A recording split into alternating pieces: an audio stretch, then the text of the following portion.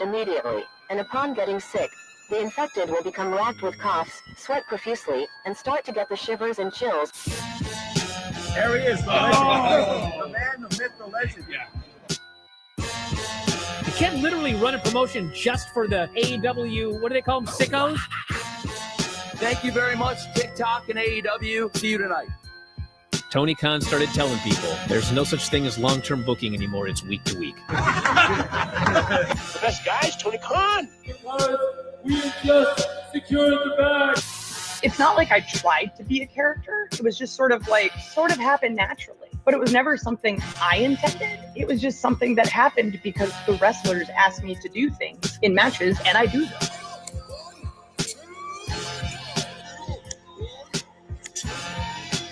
If you run a promotion just for the sickos, you're going to do 400,000 viewers eventually.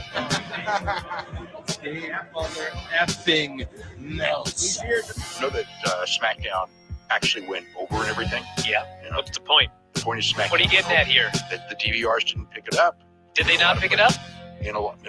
Mine didn't. Let's get into everybody's favorite moment, and it is called Dave Meltzer's Dumb Moment of the Week. What would you like to listen to in your ears? I'd like to hear the flute. Well, if you'd like to flaunt your flute, then we can find you a flautist. We just secured the bag. It doesn't help me. Okay, so complain, but I will complain. Let me have my misery. And when I heard that, I was like, what? Thank you, fuck you, bye. Boom.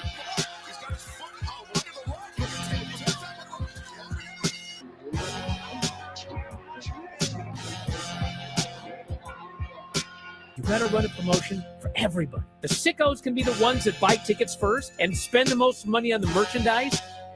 Because we just secured the bag.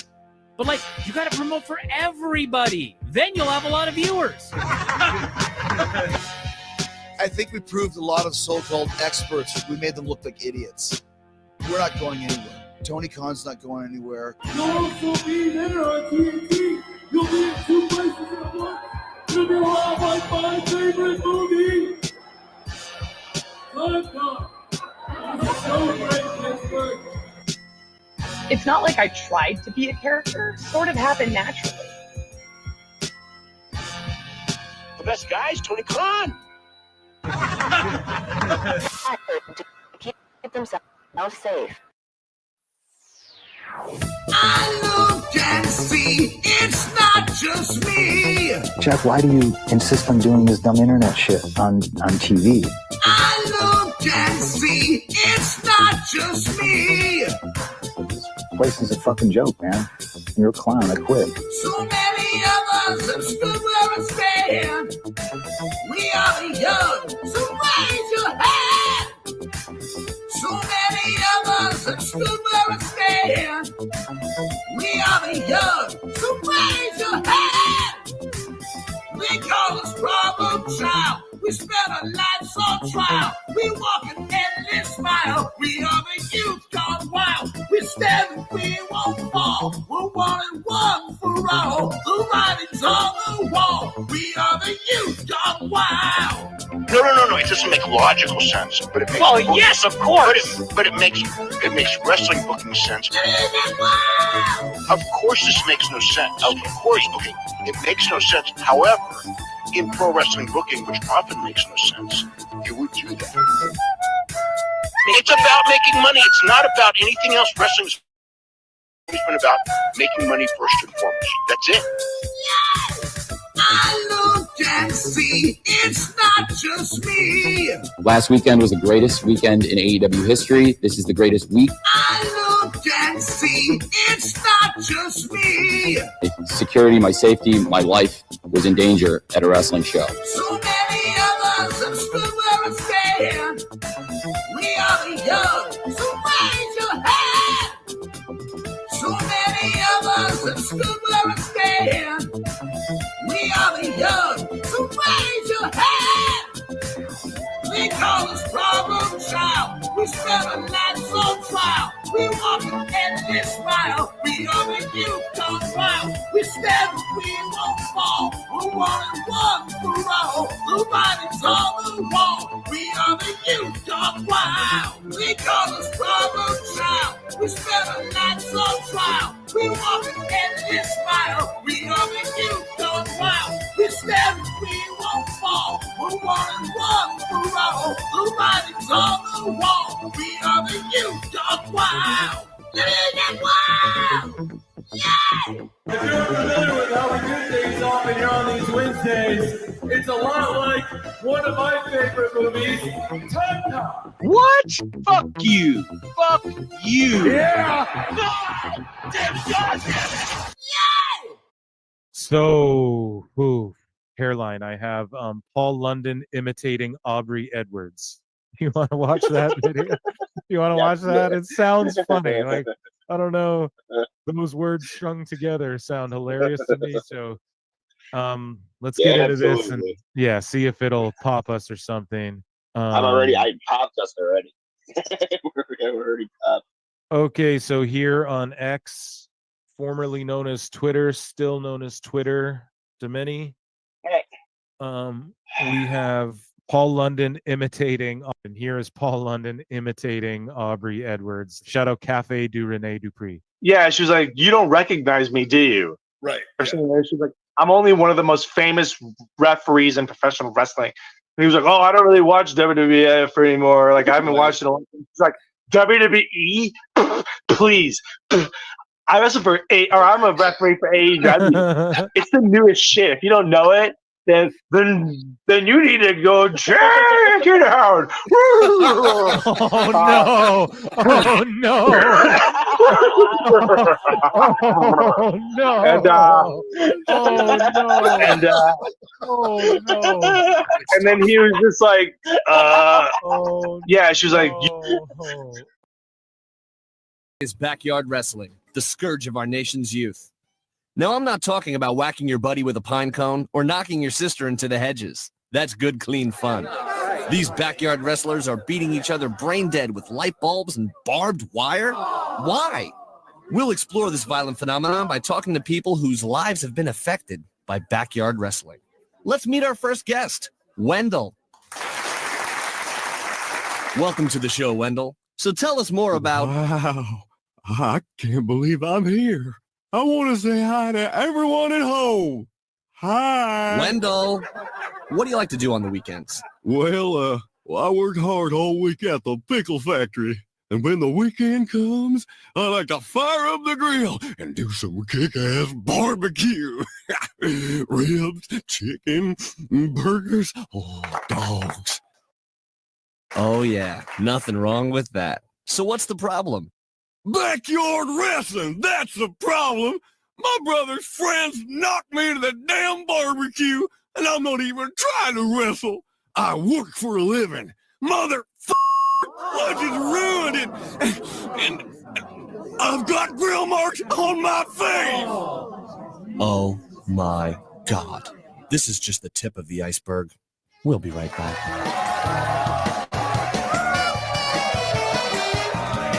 We're back. Our next...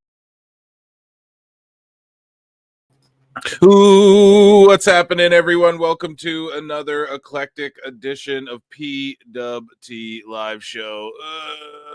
Yeah, don't have my sound ready because I'm getting things ready over here.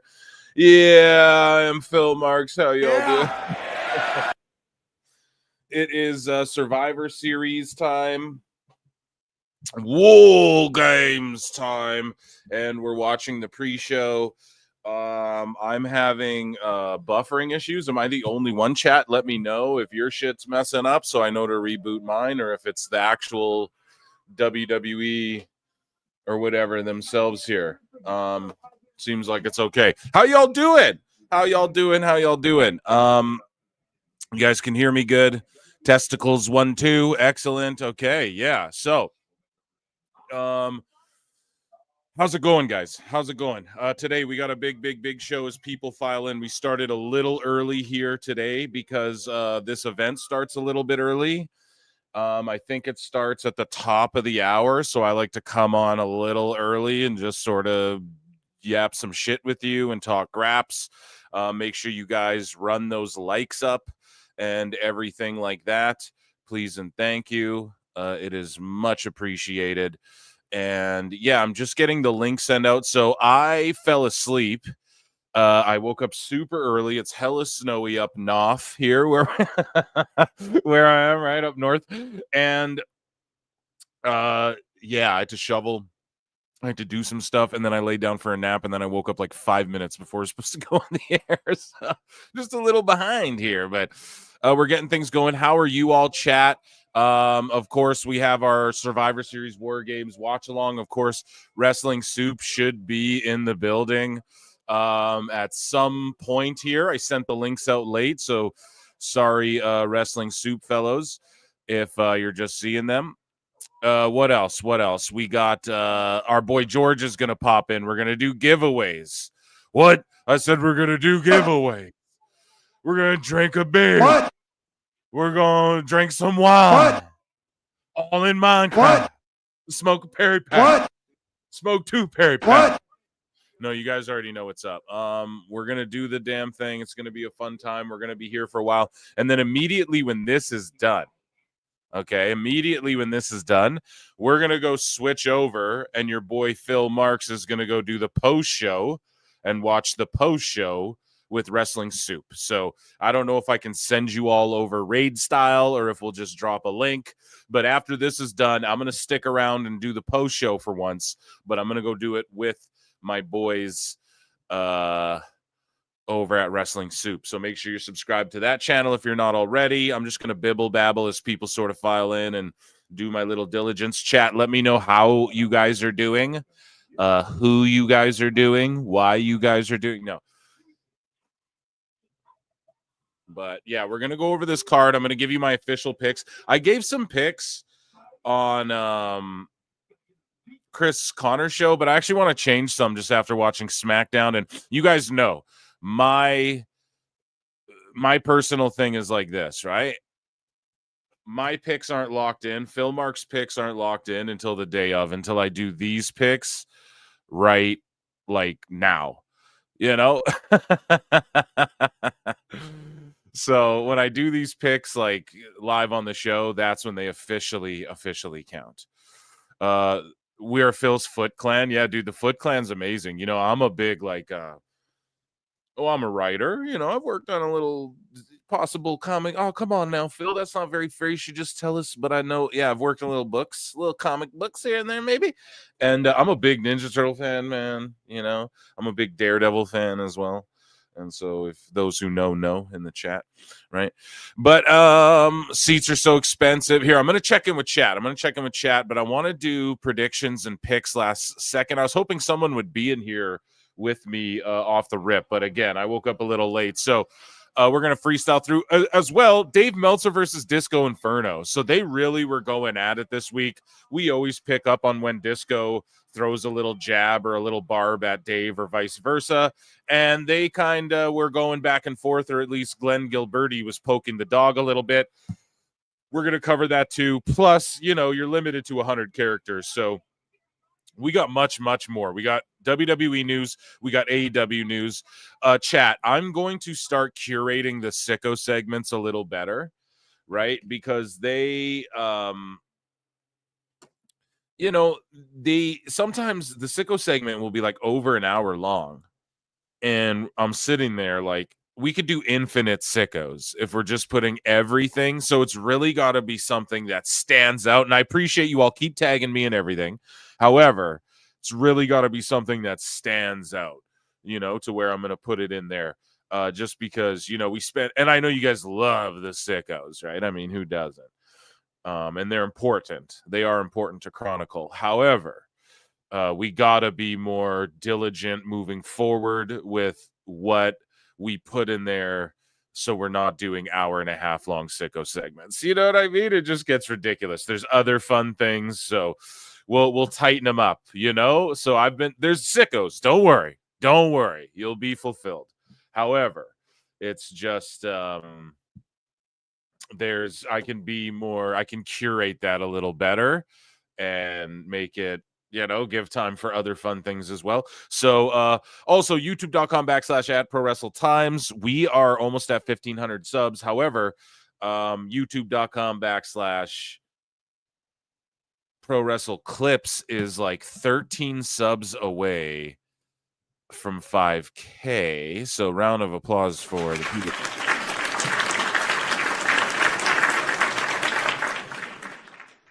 And we're almost at 5K, so why don't we run it up to 5K if we can and make this a bit of a celebration? No, guys, I want to do picks here as everyone files in. I just wanted to refresh all my shit because I was having weird how has it been though, guys? Have any of you tell me, chat? I'm going to check in with you guys. I want to read everything you guys are saying. So have you guys been watching the cage build? Have you guys been watching like the kickoff pre whatever? I woke up, it was on. So I really just caught where that mark was. He's from Vancouver and he's like he makes signs or whatever. I don't know. He remembers the last time wrestling was here, bud. So that was pretty funny. It was cute. And then Chelsea Green was there. It was all good for me. And get these. Yeah, you guys have Roku? I use Roku. You guys like Roku? I don't know. So Matt Camp is the biggest sicko. He said the best thing in wrestling right now is the CC and AEW, even better than Punk Roman. Yeah, he's just a goober who's like anti WWE. We figured that goof out. Hope we get a special guest tonight. And a Rock. Me too, dude. Who's Matt Camp? Yeah, PWT. What up? What up, Lincoln? Hail chat. Hail Moose Knuckle. Phil's foot is more entertaining than the Continental Classic. Yeah, dude, 100%. It would draw a bigger rating. Mr. Hawk, hello, Ken. I love Jericho singing. Hey, Ken, I'm just trying to check in with everyone. Sup, Chris. Lucy Moody, fun fact, Trump has promised to lift the ban on horse meat sales in the U.S. Uh-oh, Alistair Overeem. Look out, UFC. We're going to get some juicy dudes, man. NAC1 SDK, I'm so glad Survivor Series is here in Vancouver and I can't make it. Oh, it's okay, bro. But I wanted to go too, man. But it's like life happens, man. Some of us have bebes, some of us are like, fuck the ticket price, and either way, all valid reasons. Goddess Nikki P's up in here, my right-hand man. No Chris Connors. There will be if we don't get to 100 likes today. No, I'm just teasing, guys.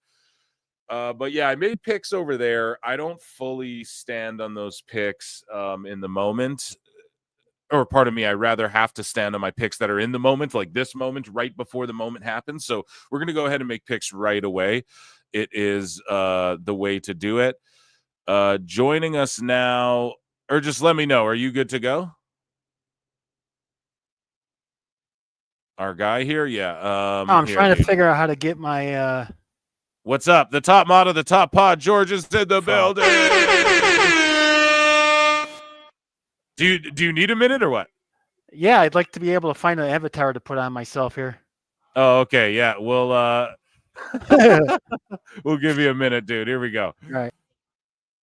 All right. George is doing his thing. He's gonna come hang out tonight. He's gonna sort of executive produce / slash hang out with us here for the whole giveaway thing. And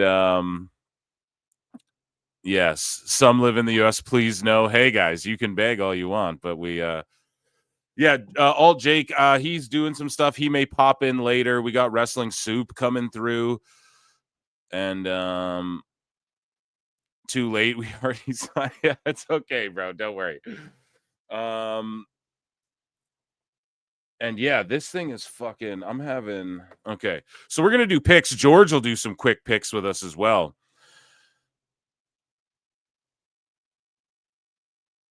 And yeah, whenever other people. Sorry, I'm having fucking man. This isn't going good for me here. I gotta reboot my whole fucking thing, I think. All right, so guys, chat, how we doing?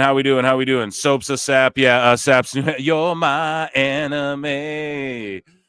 Okay, so I did a podcast with WWF Counselor. I think I'll drop it tomorrow, right? And that was a fun time with him and Alt Jake. We did a pod, and we just did like an hour-long sicko segment, and then there's more sickos for today, and that's what made me. It sort of dawned on me. I was like, dude, I gotta curate this. Because if I could do an hour 10 podcast on just sickos, and then I can do a fucking, like half hour, however long this is gonna be today on sickos, it's too much sickos. That's way too much. We're all gonna turn into moose knuckles over here. You know what I mean? Not that that's a horrendously bad thing or anything like that.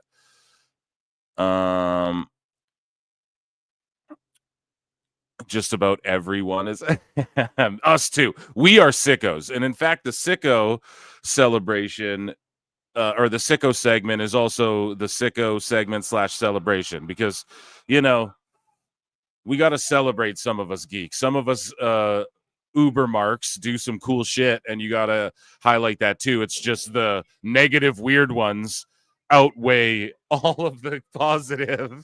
For every one good, like, look at Cody Rhodes pulled this kid in the ring and danced with him. For every one of those, you get literally 1 million AEW weirdos like harassing Vanessa Hudgens or whatever. So yeah, top mod of the top mod. I love how George's name is switched to. Here we just George is popping in here too. Doing some behind the scenes stuff here as we talk. So I'm gonna put a poll in the chat as well right away, and because we only got, or no, I guess it's not fair if there's 5. I gotta leave one out. However, we are gonna make picks.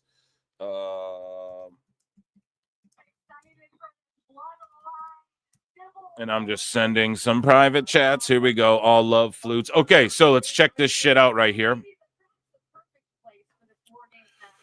I love that like all the names in chat are green as well. It's like amazing. You guys are all members. It's incredible. I love it.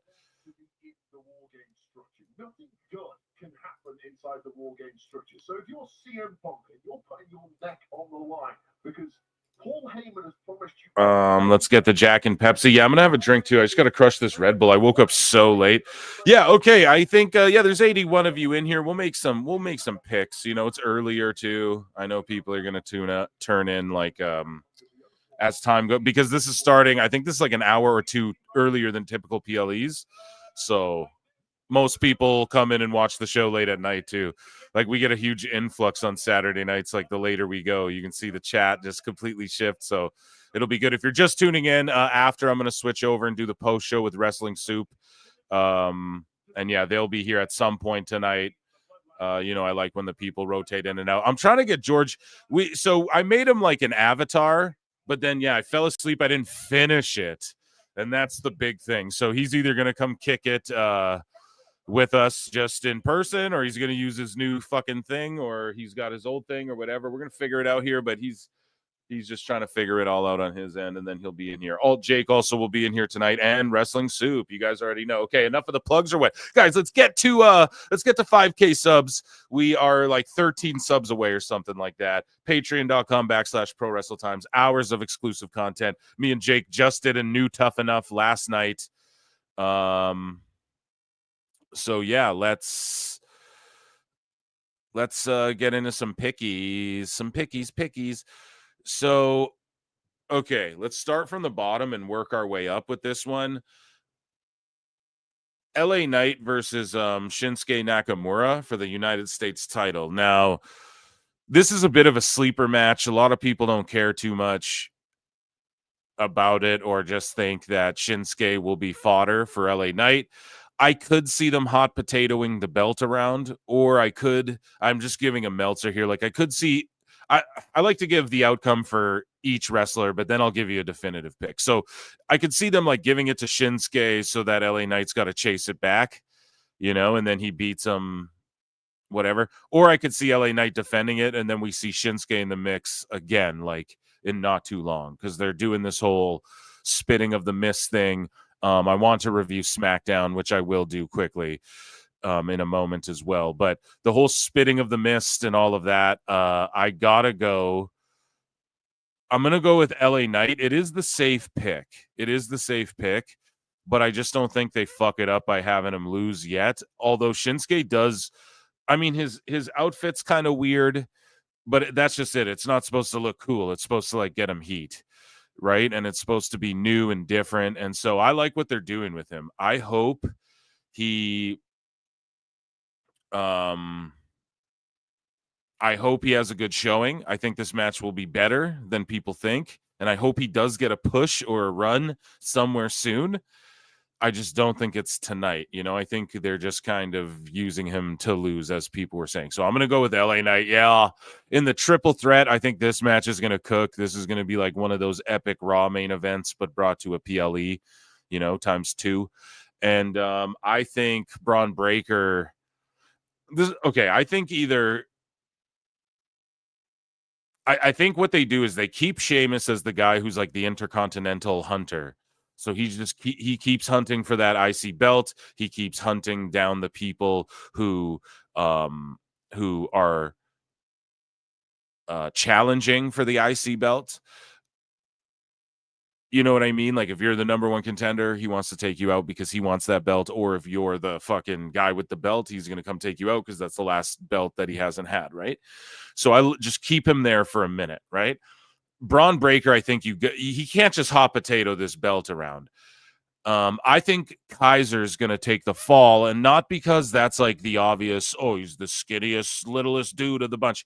It's not because that. It's because we need him to lose and Gunther to win to keep separating them. Like we see that there's, you know, it's a reason for Gunther to be like, you know, I won my match. Why didn't you? Or whatever, you know? And I think we're going to see Priest and someone take on Balor and JD for those tag belts. Like, I think their plan is to have Finn and Priest sort of be the main characters in like a tag title feud, you know, with a couple other people. And then I don't know if they think that elevates the tag belts. I'm not sure. Obviously JD and then whoever. I'm voting Bad Bunny or whatever. I think Finn gets involved with this somehow, some way, and then Gunther retains, and then Ludwig loses, like takes the pin, but then he says to Gunther on Raw, like, well, at least, you know, whatever, at least I didn't need help from like anyone's help or whatever to whatever the fuck, something like that. We're going to see more like separation between those two. And then we're going to see the Judgment Day, Damian Priest story sort of progress a little bit. Women's War Games. So, I'm going with Breaker. I'm going with Gunther, obviously, by my answer. Women's War Games. I'm going with, so before SmackDown, and before I saw that sit down with Punk and Roman, I sort of, and I pulled a dummy here. A lot of people did. We were all quick to jump that gun. You know what I mean? Dummy, yeah. So, you know, how do I say this? Before last night, I was for sure leaning like the Floodline's got to win still, right? But the fact that it's Punk and there's this whole one favor thing, they have the Bloodline, the OG Bloodline has to win. And then I think as the heels are leaving, The Rock could come out and be like, I'm with these guys officially. And then even if we don't see The Rock on Raw the next day, and I know a lot of people are like, are we going to see The Rock? I don't want to be a mark and just, oh, this is going to be the greatest. Like a lot of people think this Survivor Series is going to be packed like a SummerSlam or something. I don't think it's going to be that. But if we do see The Rock, I wouldn't be shocked. And I would definitely welcome it, obviously. However, if it doesn't happen, I'm not going to be upset either. But I think the OG Bloodline win. And I say that because I think the bad girls, what you gonna do? What you gonna do when they come for you? No, I just think that the women's, they did a good job of conveying, okay, when I review SmackDown, which I'll do in like just a moment, you know, that opening segment with all the women was so cringe and bad. I just couldn't even. But they did do one thing good in that whole thing, is they conveyed the message that, like, yo, the baby faces, you guys have more problems than we do. Like, hey, everyone's wondering, like, why me and Liv are teaming up. We just fought over that diamond belt, bro. Like, it was just business. Like, you guys all were jumping each other. Bailey and Damage Control terrorized everybody for 2 years or a year or whatever. Hey, Bailey, they just jumped you out of Damage Control, and you guys are talking about us. Like, so I like that, because we sort of talked about that on the show. The women's roster listens to PWT. Confirmed. I'm just joking. So I'm going to say the heel ladies are going to win, actually. And if Tiffy moonsaults, everyone's like, EO's going to do something crazy. Maybe, like, I don't even need her to. I said it before. She's done so much crazy shit.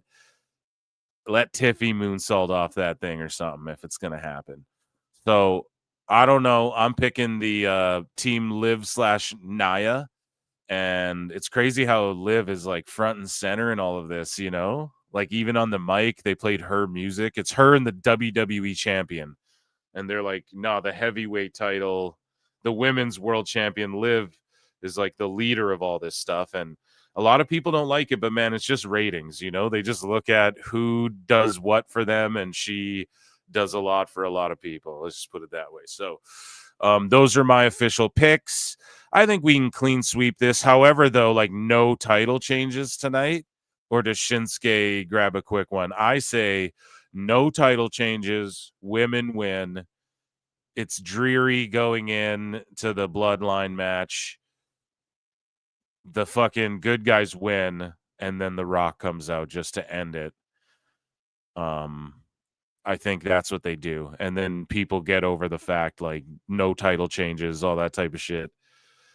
Because people find stuff to complain about, man. Like, no title changes is a thing people complain about. Okay, joining us on the show here is Georgie Porgy. Georgie Wargy. Oh, come on now, Eric. Come on now, Phil. That's not very fair.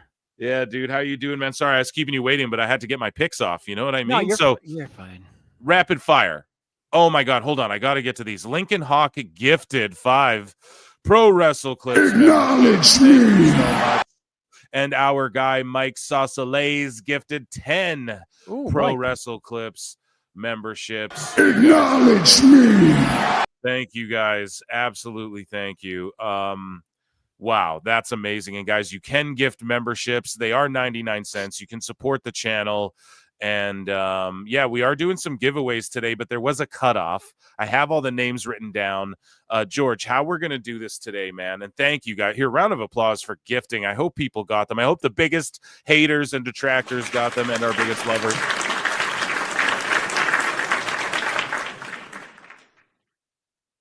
But so how we're going to do this is, at some point we're going to draw a random name, okay? And it's going to be for a t-shirt. We're going to do the t-shirt draw first, so a pro wrestling t-shirt of their choice, right, George? Correct.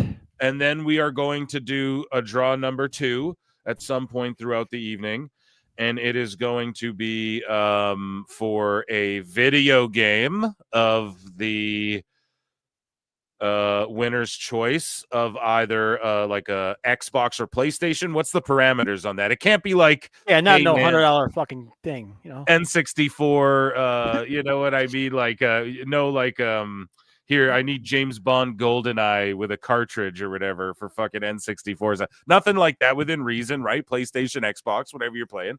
And yeah, I figured like $70, $65, whatever they run. So no deluxe edition, just a straight up edition. You know what I mean? Let's be within reason here, folks. And then the final winner will draw, like, near the main event, probably will get a PlayStation 5 or a Xbox, whatever the fuck the equivalent of the PlayStation 5 is, right? So that's like a Series X or whatever it's called, Series S. Yeah, whatever's out now. I have no idea. Yeah, whatever's out right now.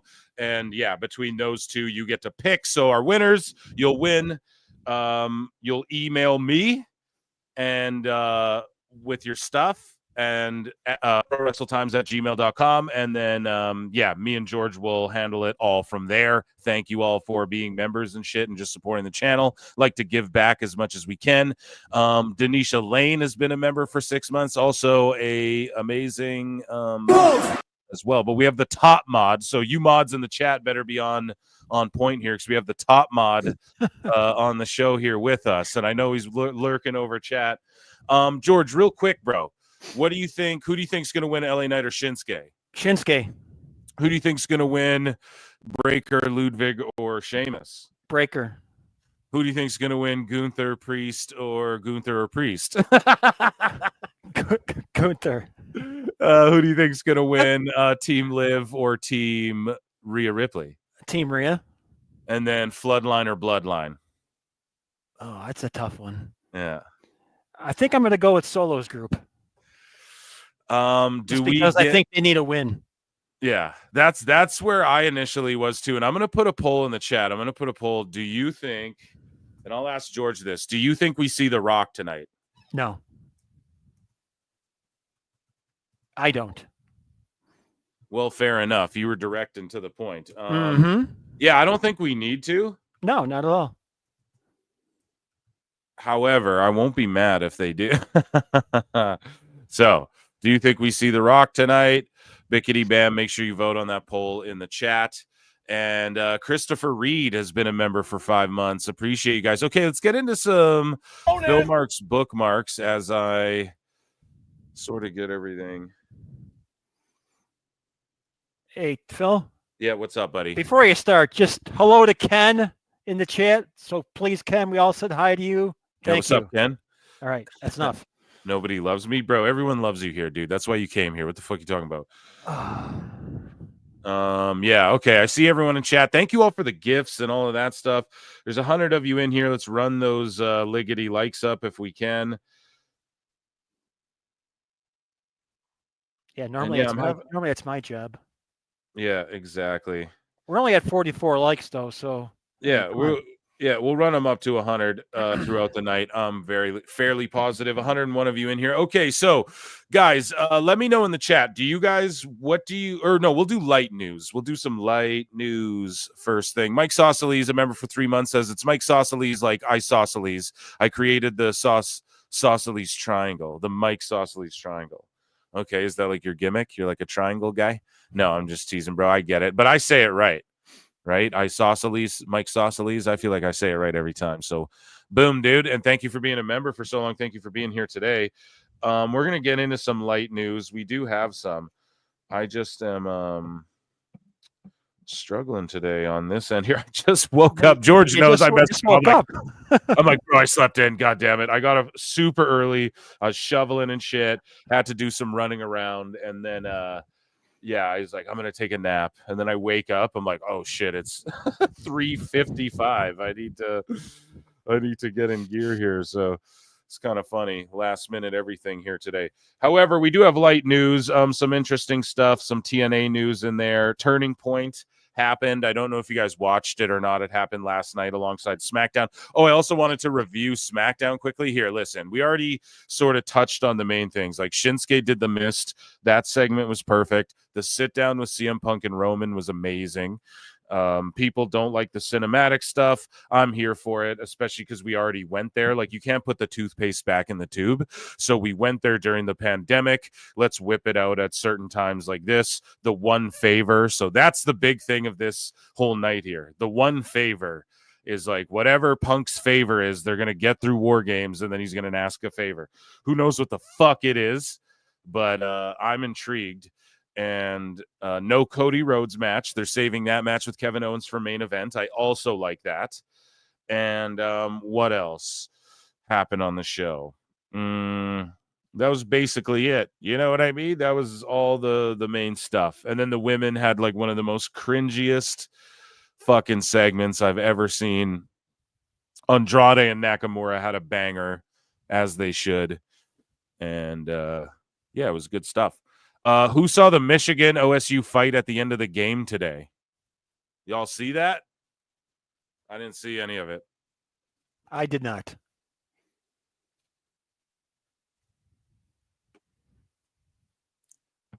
Oh, sounds like a good time though. Sorry guys, I'm chugging some Red Bull. You know, in hockey, like motherfuckers fight all the time. So it's not like a new when it happens in football and everyone's like, "Oh my god," I'm like, "Whatever." Well, football fights and hockey fights are two different things. Oh, absolutely. I agree. There's no comparison. Yeah. But yeah, that's why hockey's the baddest at shit. You are correct, sir. Yeah, I love it.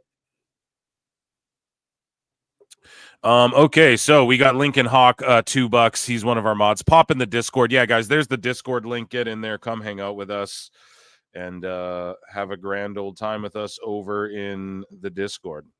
Lincoln's the best. Yeah, he is the top mod of the Discord, which I appreciate. He's up in there all the time. And yeah, we just I don't know. If you guys like this chat, come hang out in the Discord with us. Okay, so let's get into some light news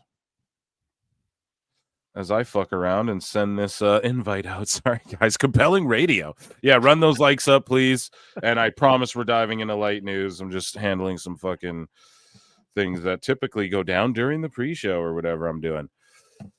Is there any soda water on hand, Phil? Plenty. Oh, dude, you know it. Yeah, I got a couple brew ha-has. I got a bottle of red wine as well. I was feeling a little whiny, but I don't know. We're gonna check it out. And Pliny and Pixel Heart, you can't make me, Lincoln, for $5. Okay, here we go. Plinian's here. Good to see you here too, buddy. And yeah, we're gonna get things underway here. I swear. Okay, I'm just having a problem pulling up Survivor Series itself. We're still in the kickoff show, right? Yeah, Rigo's on right now, actually. Jesus Christ. See, that's what I mean. I'm missing stuff because I'm fucking around over here. Sorry, guys. Chat, I promise we're going to get on point here. We're hanging out for like 5 hours today, something like this. You know? I don't have the audio on the TV because I interfere with me talking, but he's on TV. Okay. Giving a compelling interview from what I can tell. That's good. That's good. Yeah, I'm going to get mine going here. And you're going to have to let me know where you're at because I don't want to be ahead or behind you. Yeah, I'm the only one allowed to spoil stuff, chat. Anyone else who spoils stuff, you're out of here. No. You guys, yeah. We're all on different different times with that and everything. So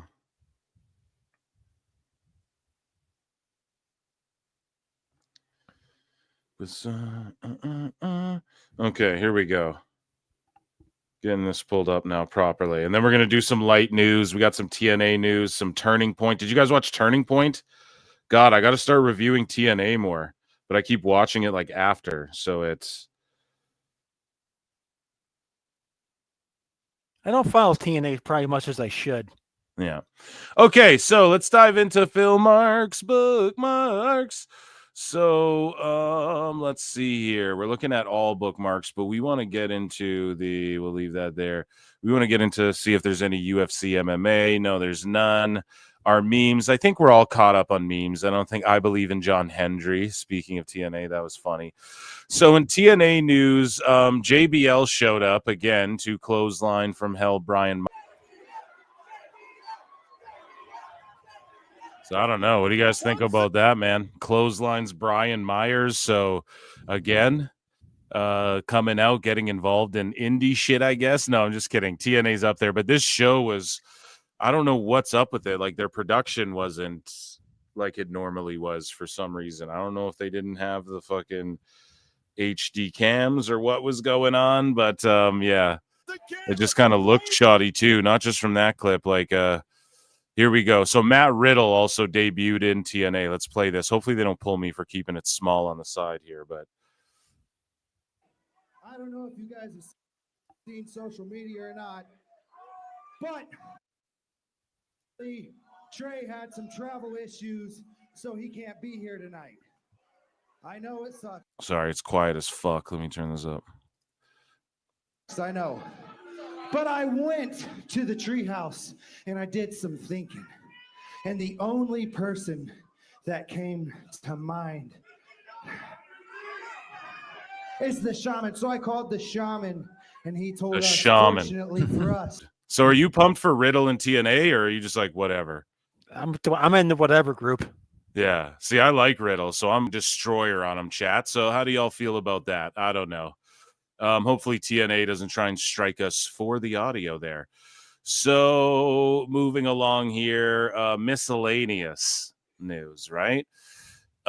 We have a couple things. So SGW, Soft Ground Wrestling Uganda, they're still claiming that, you know, Cody Rhodes is getting them a ring, you know, the long-awaited ring from WWE champion American Nightmare Rhodes a few weeks from now. We kindly need everyone's support to raise funds to construct a warehouse store where we shall keep it from bad weather. But, like, they're not getting a ring from, like, my understanding. So I don't know. Counselor's saying they're still scamming. I don't know what's up with this. But, yeah, like, Cody Rhodes and a bunch of these people, like, haven't even acknowledged them in so long because...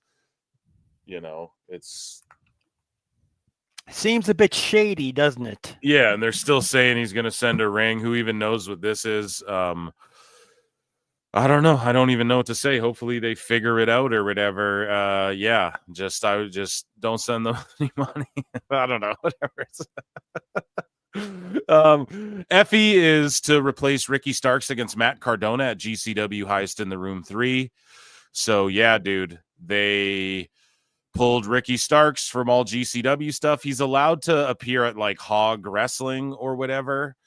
And Tony Khan hasn't pulled him off of any of those shows, but it's only a matter of time, right? And I don't know. A lot of these sickos, we'll read it in a bit, but some of these sickos are like, oh, Tony Khan could do the funniest thing and just pull Ricky off of these shows too. But I don't know. People have shown their true colors with this Ricky thing, right? A lot of people didn't keep the same energy at all. So I don't know. Shout out Effie for causing all this bullshit somehow. I have this clip here. The history of pro wrestling from around the world. Jesse Barr and Jim Cornette versus Sweet Brown Sugar and Real Jimmy Hart. Now, this is like, I don't know. I'm going to play some of this, right? Here, I'll skip it to near the end here. But I'm going to play like a minute of this. Jim Cornette's in here. I don't know. This is his first ever wrestling match. And I just saw this online and wanted to bring it to the show. I'll play like the last minute or two of it. Well, it was short, but sweet.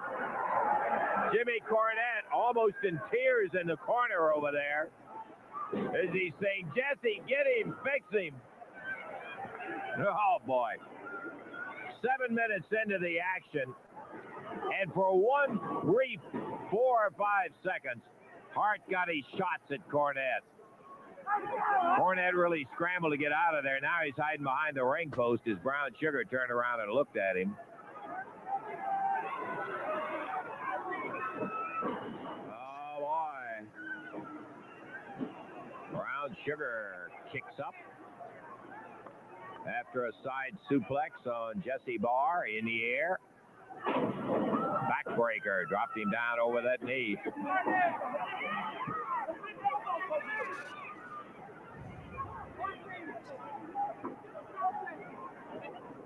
Are you into this sort of thing or what? Boy, the crowd's dead. Yeah, dude. I was gonna say, for all that shit Jim be talking. No, I'm just joking. Yeah, this is not. There's no heat in this match at all. Down one more time. Brown Sugar up on the turnbuckle. Fly with a big elbow. Could be it. One. Jimmy Cornette jumped in and hard right over the top. Now Sweet Brown has a hold of Cornette. Cornette wiggling, squirming, and comes out of the ring. He's heading to the dressing room. There goes Hart. And in the ring, Jesse Barr with a pin on Brown Sugar. So, my friends, there it is. Barr and Cornette will have the victory. And the winners, Barr and Cornette. Okay, fair enough. So, I don't know. I thought I'd bring it to the show, man. It's corny. Here we go. Here's a comedy spot from wrestling in 1960 in black and white. Here's a little comedy spot. Let me know if you guys like this or if it's too much.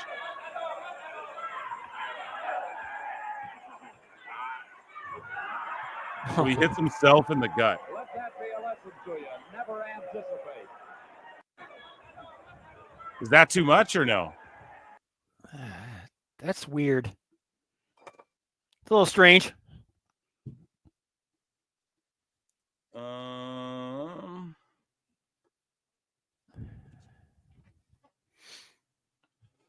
Let's see this here. So here's Vader just beating the shit out of everyone with moonsaults. We watched it last show. We just watched a bunch of Vader, and I just wanted to bring it. This is just light news, just some warm-up fun stuff before we get into the fun, dirty stuff. Here we go. Oh, goodness!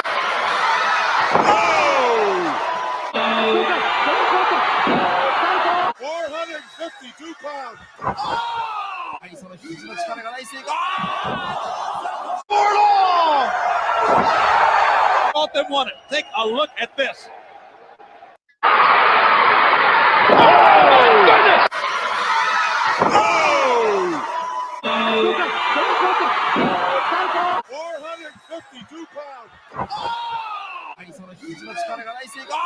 Dude, one of the baddest ass motherfuckers ever, in my opinion. Yeah, let's keep watching these two. I guess we went through them. Yeah, my bad. Here we go. Sorry, I'm just handling some shit. Okay, so we're good to go, guys. Round of applause for light news, and then we'll get into. You guys, let me know in the chat. Do you guys want WWE or AEW news first? Round of applause for light news. George, what do you want? WWE news or AEW first?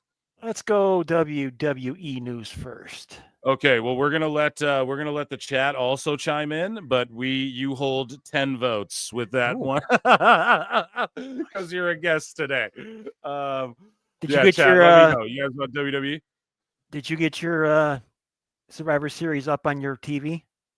Yeah, everything is going good here, and the show starts in like 5 minutes. They're just going through the moments right now, right? Yeah, I'm on Survivor Series. Number one moment: dead man walks for the first time. Same here. Same okay, here. good. Yeah, and now I'm listening to Jackie Redmond talk. So here we go. I might be a little bit ahead of you, but You're very little. You're about 10 seconds ahead of me. Awesome. Okay, there we go. That's perfect then. And here, let me just check some DMs off screen here, chat. I know it's been a shit show. Usually I'm more prepared, but I'm happy you're all rocking with us here today. Right now coming in, I'll send over. Okay. So, yeah, we got some Wrestling Soup Boys popping in a bit here. And Jesus, this guy. And then we got Awful sending me a voice message. It's like, okay, am I supposed to play this on the air or are we? Impeccable timing. Yeah, it's like, all right, are we supposed to play this on the air? Okay, so chat's letting me know. Do we want WWE news? WWE news? Yeah, let's do WWE news. Let's get into the WWE news. So we'll leave the card right there. The GOAT, Michael Cole's making his way out. So, see, we got quite a bit in the WWE news. So let's remember this photograph, especially for tonight. Right? A family. Okay. Moving along here. So Jade Cargill said to be out of action past the Royal Rumble in February 2025. WWE are considering alternative plans for the WWE Women's Tag Team Championship, including potentially stripping Cargill and Belair of the titles, which they should have already done. And per WrestleVotes, so who knows if that's legit or not. However, yeah, Jade looking to be out of action past the Rumble. I don't know. I could see them just capping and saying that so that she shows up at the Rumble and everyone's surprised or whatever. I don't know. She could be filming something. We don't really. Who knows how legit any of the injury claims are? We will see. But apparently she's going to be gone for a while. And I think as soon as it happened, they should have stripped Bianca and Jade. It just doesn't really make sense. Like, we know she's going to be out for a significant amount of time. So John Cena has been confirmed to appear at next year's WWE Elimination Chamber. So we know he'll be in the Royal Rumble. We know he'll be at WrestleMania. The next so he'll be at the next Mania, he'll be at the Rumble and then Chamber, and then he'll be on the Raw and Netflix. So boom, a lot of John Cena. If you like Cena, the last time is now. Make sure you go and check him out. Obafemi has not been backstage at NXT taping since the Halloween Havoc event in October. And yeah, he's pretty much called up. I think they're just possibly waiting for the Rumble. Who knows? Hopefully they stick him with like a mouthpiece. Not that he can't talk, but I just feel like a guy like this, you want to just keep, it's like Umaga, just keep as much mystique around him as possible. And but yeah, even if he just comes in himself and he's a destroyer, you already have Braun being a destroyer though, so where does Obafemi fit into all that? I don't know. I have faith they'll figure it out and they'll book him correctly, but yeah, by all accounts he's headed to the main roster. So, George, are you overly familiar with Obafemi? Are you a big fan of Obafemi? He's big on X. I mean, yeah.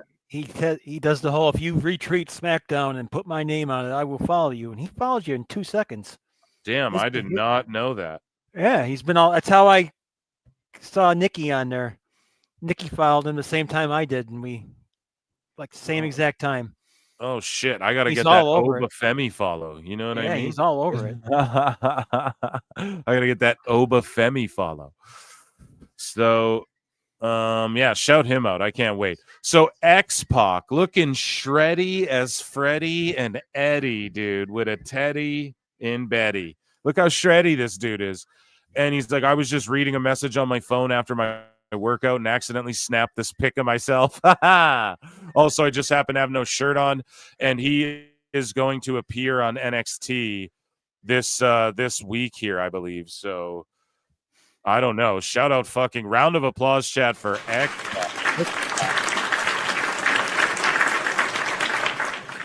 Six-Pac with the six-pack.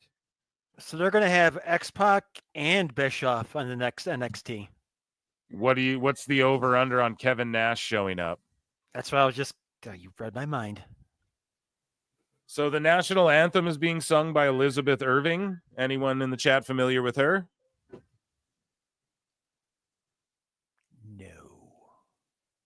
Is she a Canuck? Probably not, because she's singing the American national anthem. Not that. Oh yeah, I guess. Duh, they're in Canada, so yeah. They're making them sing the American one first. That's weird. It's hockey. It's like hockey, I guess. But here's the thing: in hockey, when 2 Canadian teams play, you just sing the fucking Canadian national anthem. Or if 2 American teams play, but if it's American Canadian, you do both. But here's the thing with wrestling, and same with like UFC. Okay. There's a Japanese guy wrestling tonight. Do we sing his national anthem too or whatever? You know what I mean? Like, I get it. It's a North American based promotion. So you're going to, I mean, that's your home. You're going to do those 2 anthems. I'm down. But it's just like, it's just weird to pick War Games. Like, when have they ever sung the anthem at War Games and shit? No? Like, you go to Elimination Chamber, they're not singing the fucking anthem. They just get to the event. So it's kind of weird that it's like, is this a SummerSlam or what? Like, SummerSlam, you sing the national anthem. WrestleMania, okay, makes sense. For this, it's kind of like, okay, I don't even think they sing the national anthem at the fucking Royal Rumble. So, yeah, this is something new. Yeah. Which is cool. It gives it the sports vibe, but even UFC, like, they kind of cringe out at the national anthem stuff because it's like, okay, we got people from Brazil fighting. Do we all start singing in Portuguese or what? Like, what do we do? So, yeah, it is just a little weird, but they're doing the Canadian national anthem second, so I will sing it as well. Hands over our hearts. Can you sing it in French, the French parts, or no? Yes, I can. Oh, yeah, very nice. I love that. I could. I'm not going to do it. I'll sing Jericho in 1 second. I'll start singing Taylor Swift right now. But I'm not. When I was growing up watching Hockey Night in Canada, I used to get a love when the guy spoke French in the middle of the national anthem. Guard for the A. Put your hands over your hearts, buds. Oh, you're killing me. No. Yeah, I could sing it all in French, bro. It's pretty cringe. I know, you guys. Yeah, okay. That was awesome, though. She was great. Okay, so Sean Waltman, though, looking shreddy as Eddie. So WWE is preventing Christian Cage from trademarking Captain Charisma. This is per the Wrestling Observer newsletter. George, what do you think about this? Do you give a fuck when people, like, if Hologram left AEW and they're like, you can't be Hologram? I mean, it's whack. I don't like it. Like, if I wouldn't do that to people. But if I was like in competition with other companies, like, yeah, I would do that to people though. Like if it's my IP, like you can't just go be the Undertaker anywhere, right? Exactly. So yeah, so like I'm not mad when WWE does this, just like I'm not mad when fucking AEW does this or will do this. However, Tony did say he wasn't gonna do shit like this, is the only thing. So he lied. Yeah, he lied like he did, like he always does, because he's a goddamn liar. We have great Tony Khan stuff as well. Tell us what you know, you goddamn liar! We have great Tony Khan stuff as well. Even if they let Christian Cage call himself Captain Charisma, would it make a damn bit of difference? Well, why would he even do it? Like, what is the point of being Thank Captain you. Charisma in AEW? But also, he might just want to own his own shit. Yeah, now which ain't gonna happen. Right, but like, but I'm okay with like dudes wanting to own their own shit too. Like, I'm okay with like Macho Man owned Macho Man, Hulk Hogan owned Hulk Hogan, right, to a degree. So I fucking am okay with guys owning their stuff too. But if you started it in WWE and that's just how they sort of did things, like WWE's not making or they're not making people, they're not keeping their names from people now. Like Triple H sort of stopped doing that, but yeah, you can't be mad at it either way. So again, the Freakazoids, though, they want to get mad about this. Oh, WWE's disgusting. Of course they would, but it's like, if Hologram left and they didn't let him be Hologram, you wouldn't keep the same energy. We know that about these sickos. But yeah, shout out WWE, I guess, protecting their IP. So WWE, so here's what Dave had to say. So this is like a Meltzer dumb moment sort of in WWE news, right? But he goes, WWE talent are reportedly, expected to be making, more appearances in, the indies over, the next year. And it's like, bro, what makes you say that, Dave? The fact that fucking we already all know that because they told everyone that? It's crazy. They're expected to make more. Yeah. Yeah, we know, buddy. Everyone's already known that over the next year. Oh, you mean like how they've been doing all of this year or for the whole, So Dave always just saying dumb shit. And, but yeah, I guess they're making more indie dates, guys. Hot news in case you guys didn't know. Wouldn't that make sense with the WWE ID program? Yeah, exactly. Yeah, okay. George was about to take it back to the WWF days. I was going back there. Let's go.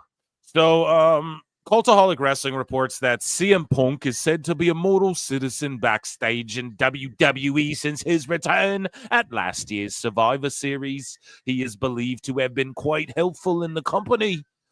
And then our guy Raj Giri from Gigantic Pop says, kind of weird that during this this Society Reviews person actually responds to this and says, the bar is so low for CM Punk. People are celebrating the fact that he hasn't gotten in a backstage fight in 1 year.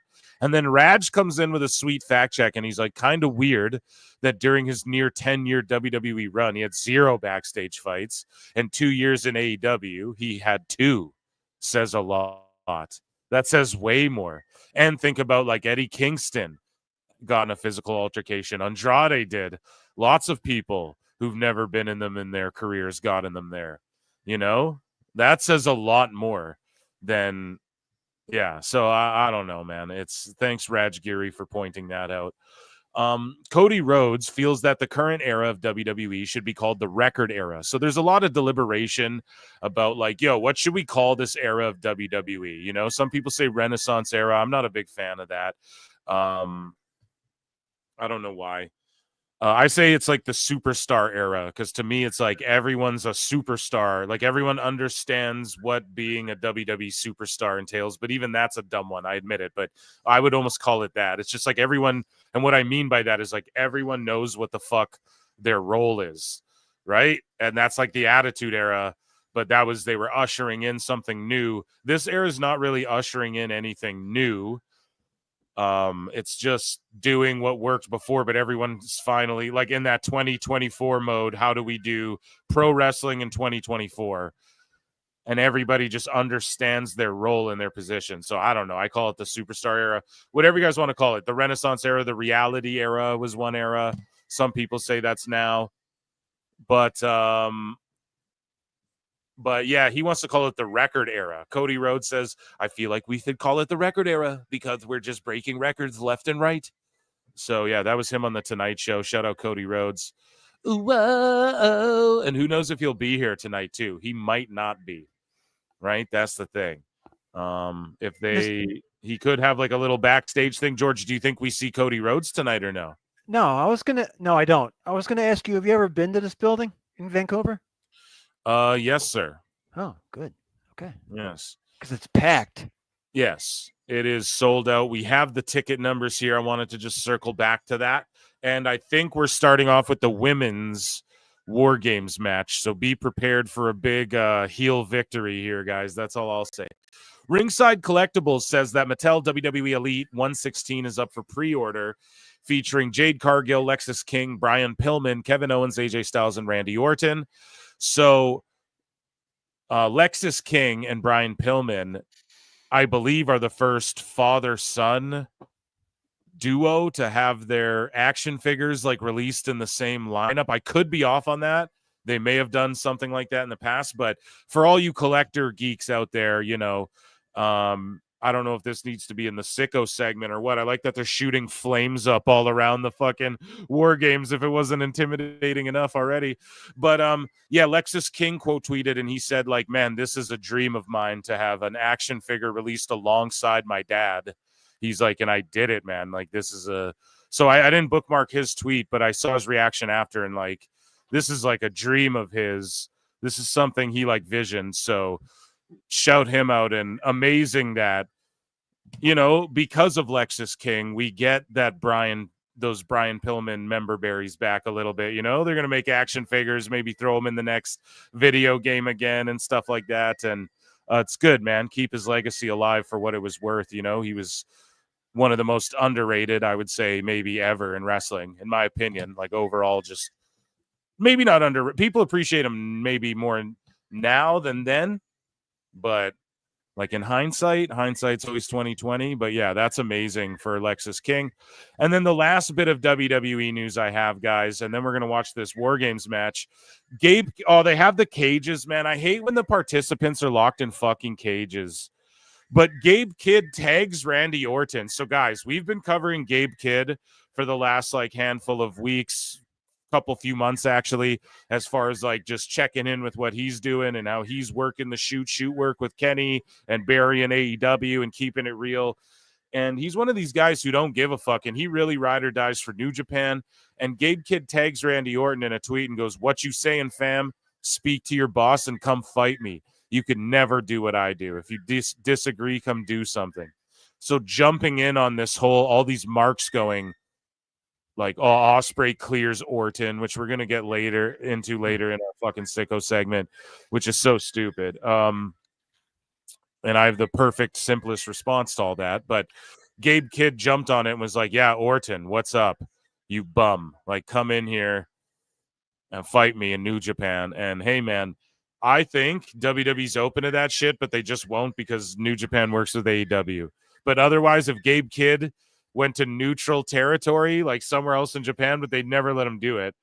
But if he did, I think they'd let it happen. Like if they went to Noah or All Japan or some shit, but can't really be doing that. So shout out Gabe Kidd for trying to make something happen. And imagine Orton, and he'd lay down for Orton. So imagine Orton's going to fucking New Japan and laying some RKOs, dude. I would be so into that. And it's that era, dude. If we're ever going to see stuff like that happen, Triple H and Nick Khan are going to be the guys who let it happen. So, yeah, shout them out for that. And then, yeah, we have just the tickets here for War Games. Rogers Arena, Vancouver, and tickets distributed 16,796. The last update was 2 days ago, so this bitch is sold out for sure. With walk-ups and all that. If they want to play that game for AEW, then, this shit's sold out. And then 17,288 is the current setup.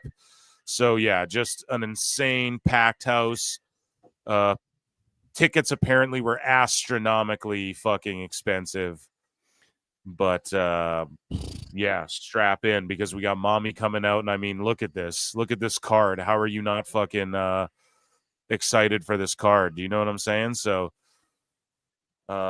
Phil? Did you see where the talent's even having trouble getting complimentary tickets for their families and stuff? Yeah, they changed their policy according to Dave Meltzer. Like they changed their whole like comp policy now because exactly the tickets are in such high demand that even the talent can't always like you can't just get 10 tickets for your whole family anymore. You know what I mean? Which is not a bad thing. It sucks a little bit, but as a talent, as someone who makes money, the more the company makes money, the more money I'm making. And yes, there's the guarantee, but it's a matter of like how Mason Mansour described like the whole bucket overflow thing too. Like if they're doing these big houses and they give people like bonuses, like it's hard to explain. Watch Mason Mansour on Maven with Maven Huffman. They break down how these folk get paid.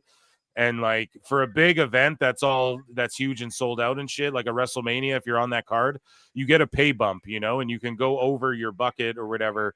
I don't know. They explain it better than I can, but yeah, I mean, you want the company to do well because you get paid more. Fuck, I'm cool if grandma and mama and fucking, you know, Uncle Joe and everyone can't show up to every show anymore, you know? Bailey starts things off. Yep, Bailey's starting things off. Chat, I'm going to end this poll in the chat. Oh, look at that building, dude. So let's see what the pollers say. 64% of you said yes, we are seeing The Rock tonight. So let's see. And I'm going to put a new poll in the chat. Who do you think will win this women's War Games match?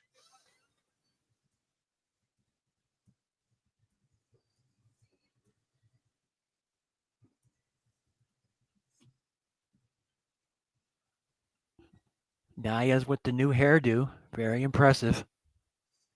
Okay, so we're going to go team. How do I do this? I'll just go team.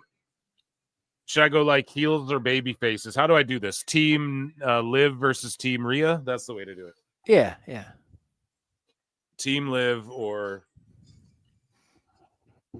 Team Rhea. And we'll start the poll. You guys vote. Let me know. Are we at 100 likes yet, Chad? If we're not, okay. So we're not at 100 likes. I know there's like roughly about 100 people watching. So I won't hold you guys your feet to that fire quite yet until we get well over 100 tuned in. But guys, I do have a special guest named Chris, possibly waiting in the wings. Get your votes in. And yeah, by the end of this match, hopefully I stop the poll on time. Speaking of on time, Tiffy time's always on time. How happy is Candice LeRae? Well, she's sad that her fucking best friend got fired, but she's happy that she's got a gig in this big match and is, you know, at least in the conversation, bro. That's for sure. How she popped into all this is amazing. All of a sudden, she's on the whatever. It's amazing. Yeah, to me. It is what it is. You know what I mean? Guys, please, like, yeah, because that's the thing. I know there's some haters who just don't like run it up to 100. I won't ask anymore, even if fucking 300 of you come in here. And or else I got a Chris,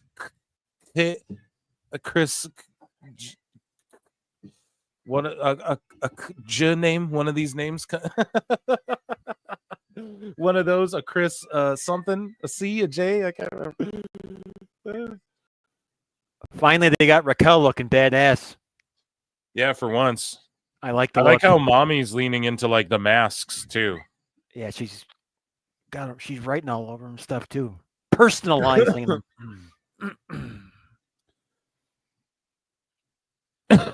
Pardon me. Team Rhea has the experience in the War Games matches today. So 18 total. I love that they do this. This is that's why I did that. Yeah. Sports-based fucking wrestling right here, folks. Team Rhea, their members have 18 War Game appearances amongst them. Team Liv has 9, right? So their Team Rhea has double the fucking War Games experience than this other team. That's how you give us stats before matches and make it sports-based. And, sports analytics, this will be great. We're going to bring stats in and statisticians and time cop.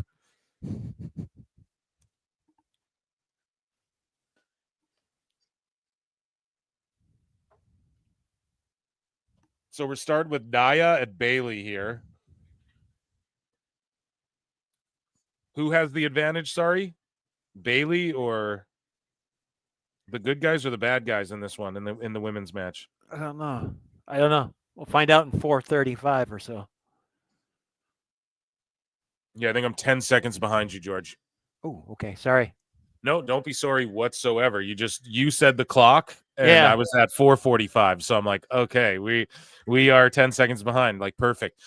Chat, hit the like, hit the subscribe, all that. Make sure you vote in the poll, though. Let me know who you guys think are going to win, and we're going to get into some AEW news following this match here. We're going to watch this closely, though. And yeah, good girls have the advantage. Okay, thank you, chat, for that. Thank you, Anthony J. Thank you, Tom Reed, for that. Because and that makes sense. Then you start with Nia, so then when they 2-on-1 her, it's not like she's still the big, the good guys don't look stupid, like double teaming against a heel. Because a lot of people say that, like, you have to give the heels the advantage in a War Games. I disagree, and this is why I disagree. When the next babyface comes in, Nia can beat the shit out of them both enough to where, I don't know, she should just be beating Bailey's ass down. And then when the next girl comes in, it's like Nia's sort of fending them both off. You see, they just did that pro football thing at the bottom of the screen with the announcers. Yep. Okay.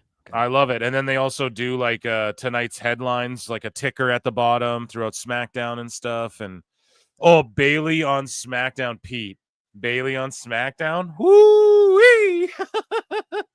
Her outfit, dude. My word, she is cringe as fuck on the mic and when she's baby facing, but oh my word, she was thick.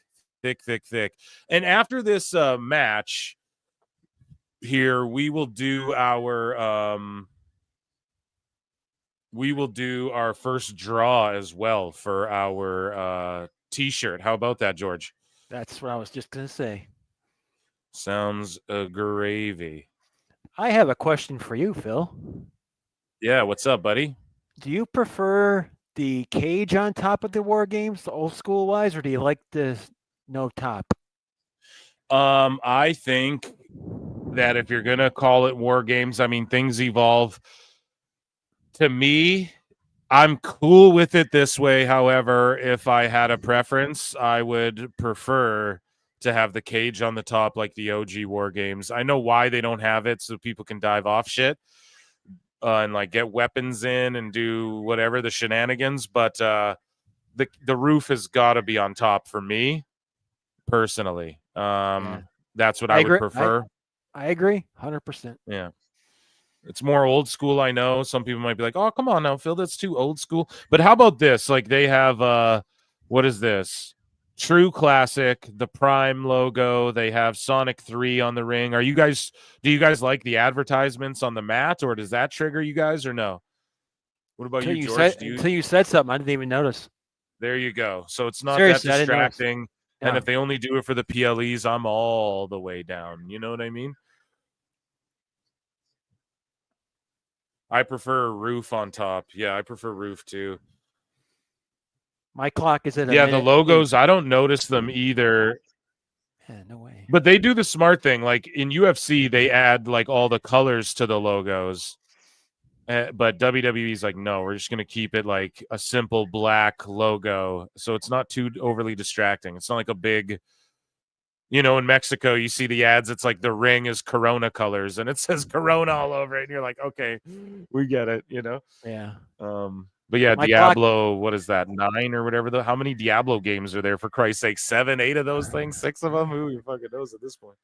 Maybe someone will pick one later. Yeah. My clock was at 30. I'm at 38, so I'm like 8 seconds behind you, bruv. Gotcha. So here, I need to get a random name picker, okay? That's what we're going to literally use when we do this draw, guys. So, yeah, and I'm going to enter these names.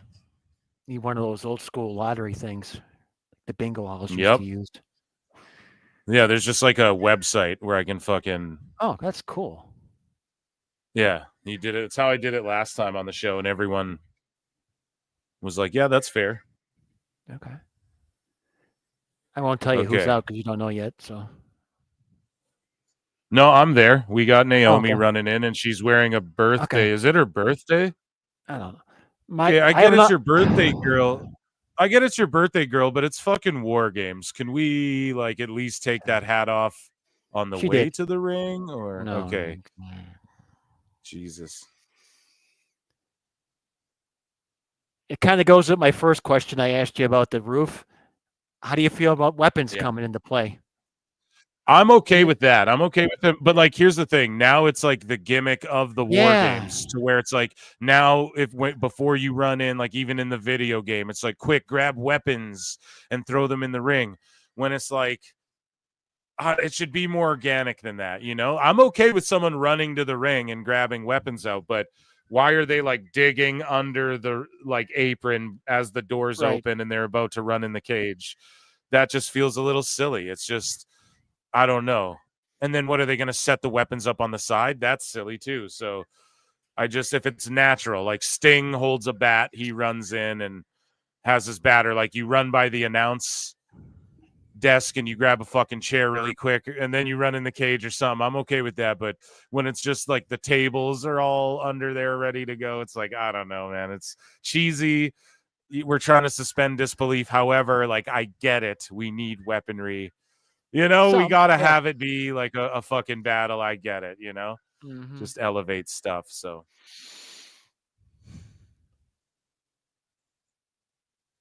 So here we go. Naomi with the K. Here we're going to call this. Okay, King. So, yeah, it's just basically what I was saying. Naya's just beating the shit out of Naomi and Bailey. By God, it's a toilet seat. It's a toilet seat in the ring. I know. By God, it's a toilet seat, King. Thank you. Fucking toilet seat. So after this match, yeah, we're going to draw our winners. So make sure you guys are tuned in and locked in for that. Here we go. A big butt bounce on the toilet. No, she's getting her ass beat with a cane. Bailey's beating Nia down with a cane. By God, Kane. It's Kane. Kane with a cane. By God.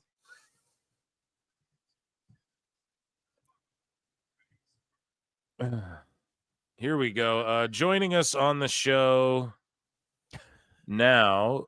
Oh, hold on. We get a stink face but like a twerk stink face from Trinity Fatu.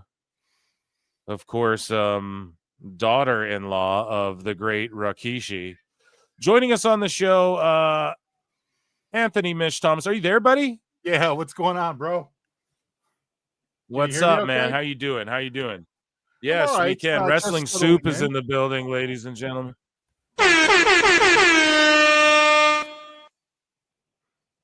Wrestling Soup is here, bro. How you doing, Mish? I'm good, man.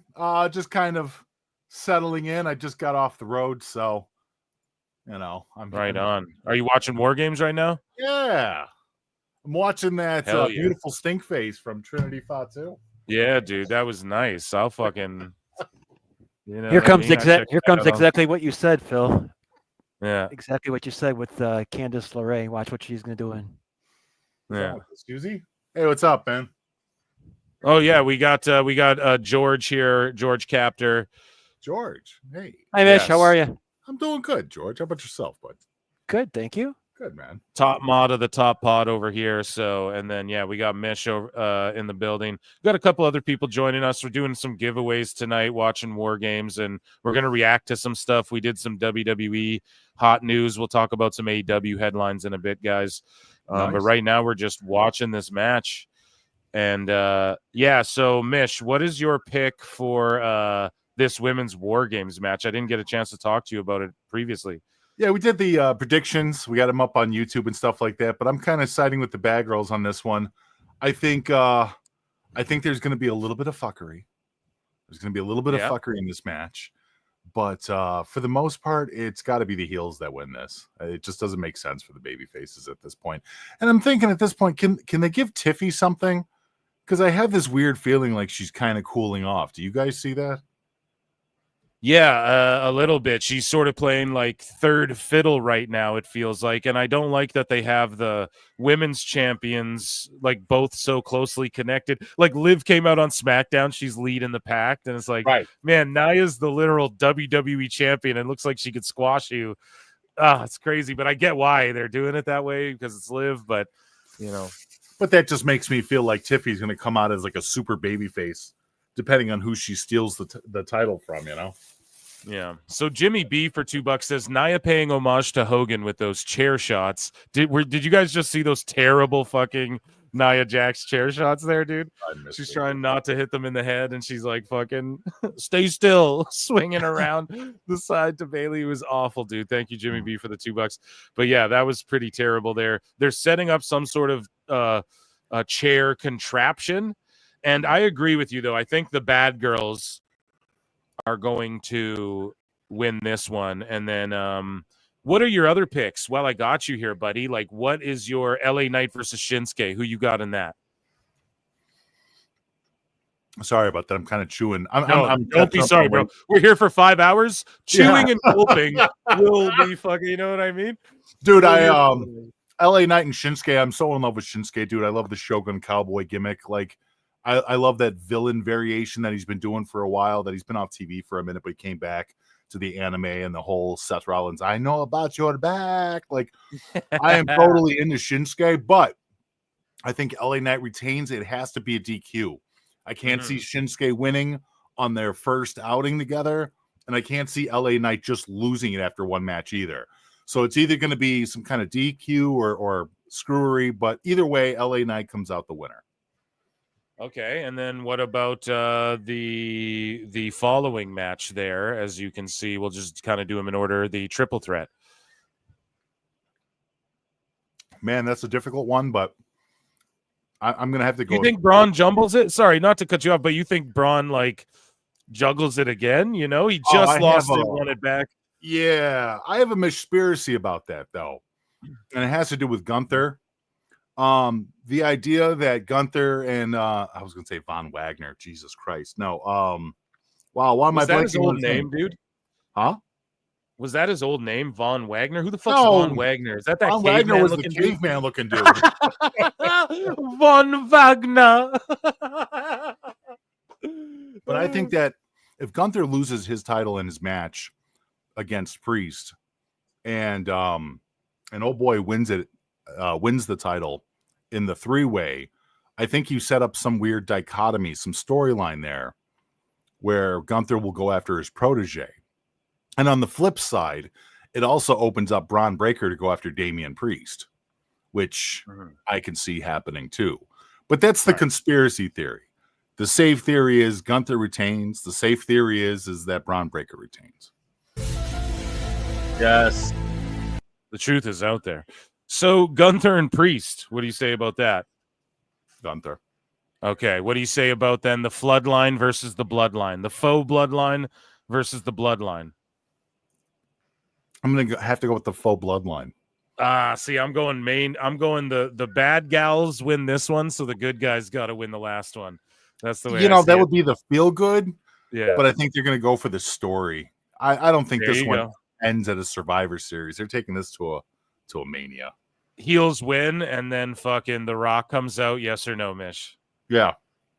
The Rock in Vancouver. That's the thing. They film everything in Vancouver, y'all. So all I'm saying is, like, if he's floating around these movie sets and whatever, it only makes sense he'd show up here. And I'm not even talking shit. You know what I mean? They film everything in Vancouver, dude. So at least a bit of everything you've ever watched likely has been filmed in fucking Vancouver.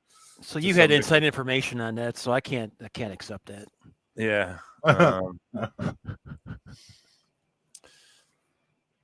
Yeah, both of his movies are doing pretty well, huh? Well, here's the thing. Is fucking Red One doing good? Like, I heard it bombed at the box office, but like it's kicking ass on like streaming or whatever. I don't even know if it's on streaming. All the critics are like, no, Red One's a good movie. Husey came on, he said it's a solid movie.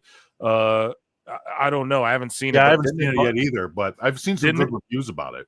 Yeah, because that's what like it seems like one of those movies that people are like, okay, you should have just put it on Netflix. Like, I'm not willing to go spend $100 at the fucking theater because Lord knows how expensive the theaters are these days. So it's like people are sort of like, I'm not going to spend all that money at the theater for this, but if you put it on streaming or I get a chance to watch it, I'll likely enjoy it. You know, it seems like one of those movies. It's a shame the DVD market's like dead because those are the movies that maybe they messed up at the box office, but then afterwards the DVD sales would like make up for that. You know, you might even get a sequel out of it or something. But yeah, but I don't know. I find that kind of a funny insult. Like maybe it should just be on Netflix. Like at this point, it's like there are some really good movies and shows on Netflix. So I don't know if that's even an insult anymore. No, I don't think it is at all, man. I think being on streaming is a good thing at this point. You know, like Apple TV, man. Some of these. Like Apple TV or like Prime, they'll just drop shows that are complete bangers that have zero marketing. Like no one knows about them, and you're just like, I'll turn this on, and it's so good. You're like, dude, if this was 10 years ago, this show would be talked about like fucking Breaking Bad, you know? Yep. I can't like think of one in particular, but you all know everyone has that one. Are you watching Metal was great? Fallout was great. Right there, I thought they both got almost no coverage. Fallout had some weird. Amazon did like some weird gamers convention for the Fallout TV show, right? Which was like on top of somebody's roof in California, and that was it. Like that was their big meeting or their big marketing moment. But yeah, I thought Fallout was fantastic. But then they spend what was it like $500 million on Lord of the Rings? So yeah. There's that. What you guys watching Cobra Kai or what? So sorry, we just saw like a top row blockbuster double team. I don't know, man. This women's war games ain't like fully roping me in. I'm not like feeling the heat of it or anything. It's just sort of it should have just been a traditional 5 versus 5. It doesn't need all this like these women trying to end each other's careers and doing all these spots. Like it just doesn't warrant it, the build up to it. So we're seeing that in the match now too, you know. It's just like very light chair shots. Why? Like just put them 5-on-5 elimination style and tell a story that way. Like, oh, she pinned her. This girl got hurt. You know, oh, she fucked her over and now, you know, whatever. So that would have been way better than this, I feel like. But unfortunately, Plenty and Pixel Art for $5 has this to say. He says, this feels backwards. Why are the heels always winning the even exchanges? Isn't it normally the other way around? Yes, that's why the heels cheat to win. Yes, and that's the whole thing too. Like they started with the heel with Nia being 2-on-1, and we talked about it a bit ago. You know, people say that like you cannot book a War Games unless the heels have the advantage. So they started this with a babyface advantage. They put Nia in there so it works, a giant versus 2 regular sized people. However, it yeah, you're exactly right. It doesn't have to. There's no absolutes, especially not in pro wrestling, especially not in 2024, right? It's like the never say never or whatever, right? Nothing's for sure, but other than Io Sky's going to do some crazy shit at work, yes, because I don't know what the fuck is going on. Yeah, it's coming. She's got a purple and yellow trash can tied around her neck, and she's going to climb to the top of the cage. She does not need to do this. However, this is why we love her. But yeah, Plinian, I mean, yes, you're right. Psychology, this is backwards, but you got to do it, I feel, because they know they have to end with the OG bloodline winning this, no? Because Punk has to help them to get his favor from Heyman. Or no? Is the favor not a factor? What say you, Mish? Honestly, I don't even know how that's going to break down. I'm kind of thinking that somebody gets injured in the first few minutes and then breaks that 5-on-5 back down to a 4-on-5. I don't know if it's going to be like a Jimmy or Sammy, but I think that's going to change the entire dynamic of the match if one of the OTC gets taken out fast. Okay, what the fuck is going on with this whole setup here? I don't know. It feels forced, dude. Usually Io Sky does that stuff when there's a bunch of people around. So I don't know. It's just yeah, this match has been a fucking C- so far, guys. I'm so sorry we had to start War Games this way. Should I get a drink? I should probably drink a beer or something, right, guys? Yeah. So Mish, tell the good folks what you got going on, or just talk to the good people while I go get a drink. Yeah, how about that? All right. I mean, Wrestling Soup, WrestlingSoup.com every Thursday, every post show. We'll be doing a post show with Phil, myself, Joey Numbers, and Andrew Carlick from Falls Count Radio after this. And yeah, I don't know. We're walking right into War Games. And I'm a little late. I'm a little late to the party. Is there anything that I missed? Not much.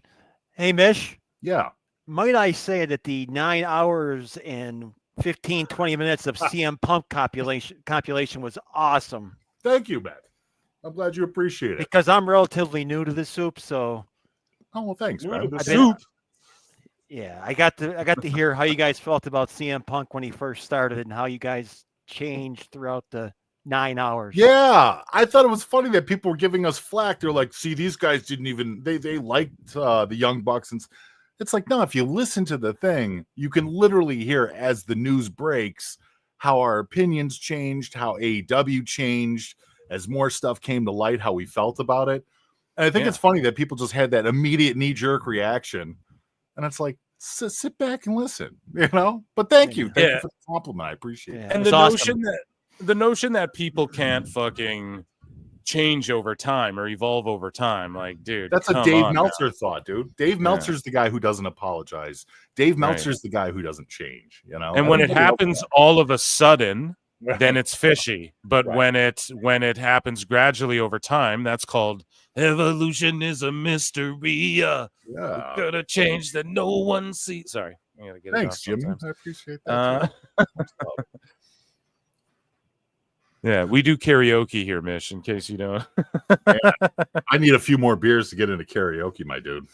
Yeah, dude. We might have to put some fucking War Pigs on and get that yellow fucking tick on YouTube tonight because we're just having fun, you know? But yeah, and then after this, we're gonna do the Wrestling Soup post show over with you as well, right? So yeah. Okay, so just so everyone in chat knows, I don't know how to send them over, or I'm a fucking complete noob, but It's on we'll get Discord. everyone. Yeah, so we'll get everyone over to Discord, and I'll be over there doing the post show with those cats. So everyone listening now, make sure you stay locked in. After this match, I have the random name picker with all of the names in there. Of course, our tribal chief members get 5. Our superstar members get 3. Our jobber members get 1. And we're going to draw for a t-shirt and nice. a wrestling t-shirt. Yeah, and we're going to do 3 draws throughout the night for the PWT universe. So make sure you're tapped in for that as well, because that will be awesome. We've done giveaways before. I actually have Sorry, what's prizes to give away. I have prizes to give away, but I haven't thought of a good thing to give them away. What I have is 4 Vince McMahon Funko Pops. And Oh shit! Yeah, a Funko Pop. Hey, You'd those be might surprised. be worth something in the future. I know the joke is the heads are big, but you'd be surprised what those things can fit into, man. Especially at altitude. They just slide right in. Oh, I'm sorry. I didn't mean to text that. Was my voice to text on? Yeah. I'm convinced those texts were all voice to text. That's what I want to believe. Not with the right? way they were spelled. No way. I'm teasing. Yeah. I know. I'm teasing, bro. I just want to believe that's him talking. Yeah. Right, and then you're going to take this dick and then I'm going to pass it over that way like a blunt, pal. Yeah. Phil, I'll be right like back. one of the I have most- to use the men's room. For sure, dude. Here. I can, yeah.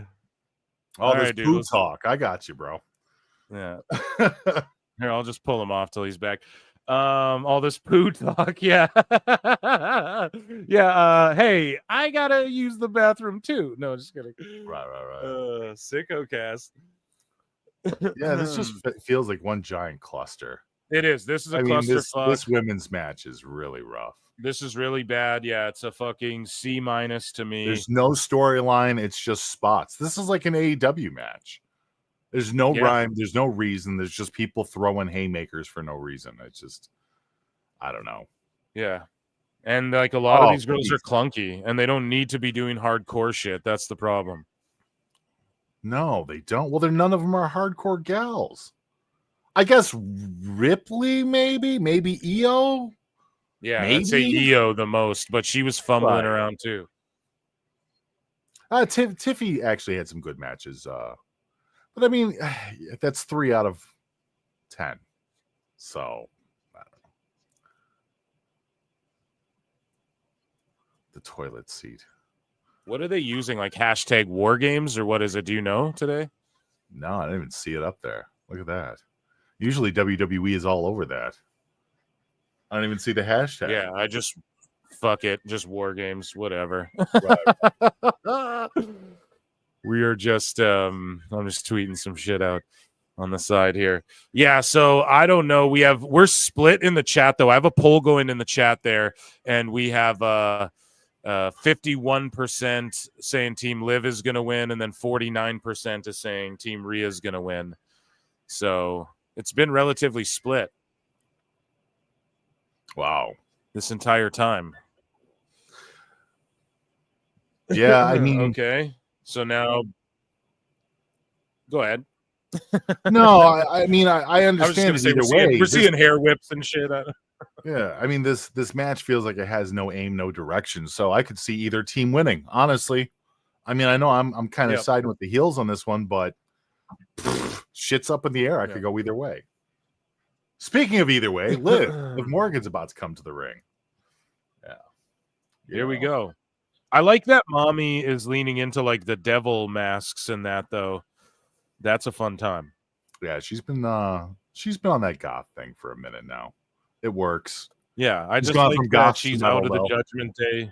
Yeah, she looks and like she's like out of the Judgment Day, right? Doing like her own schemes now and shit, like her own gear. All right, come on, that's funny as hell. So instead of getting in the ring, Liv turn around. Oh, okay, never mind. I thought you just turned around and just. I think I'm like 10 seconds behind you, but okay. But don't worry, you keep going. You keep going. I'm just saying, like, I think I'm like 10 because as you were saying that, Liv was just like guessing whether to go, you know? Oh yeah. So, yeah, she's like bolting. I'm like 10 seconds behind you, I think, but yeah. Yeah, that was so like does someone replace her, Mish, or what happens, do you think? Who just comes back with a baseball bat? Yeah, exactly. Like Sting. Oh, here we got George back. I'm 10 seconds ahead. Come on. When all else fails, run back and get a bat. Yeah. Oh, yeah, because you're 10 seconds ahead. Yeah, you got it. Moose Knuckle says Rhea's got a demon crotch. Does Bro, she? I'd let her. I haven't been. I'd let her yet. succubus me anytime, dude. Oh, she sure does. Look at quick eyes on Moose Knuckle in the chat. No, don't give him any attention. He doesn't need any more than he gets. Yeah, he'll start asking you for feet pics, dude. A guy named Moose Knuckle wants feet pics. Yeah, his profile picture's Cartman, bro. He's goated. He's goated in this chat. It's evil, dude. Here we go. So it's just like Rhea, just run at this bitch and knock her down. Okay, she's taking the face mask off. I'm a bit behind you for sure. She has like a painted scar. Okay, they're brawling. She's just gonna riptide her. Naya's in this, knocks her down, beating her ass down. Oh, come on, King. I will say Ripley is taking those baseball bat shots like a champ. Yeah. That's how you're supposed to use a baseball bat, not at the end of it. Right. Oh no, yeah, she's taking that full brunt. Wow. Yeah. That is amazing. That's okay. obviously Finally, we have some drama and some heat in this match, though, between Liv and Rhea. So I'm back in. Mask on, fucking mask off. Yeah, dude. Let's go. Shout out Future, dude. What would a War Games match without some handcuffs? Oh, handcuffs. Yeah. BDSM, baby. There you go. Yeah. I've got a picture of someone's butt on my screen. Oh, Liv? Yeah, no, I got that too. Okay, good. If they were Tiffies, they'd be. If they were Tiffies, they'd be like pink, fluffy, foo-foo fucking handcuffs.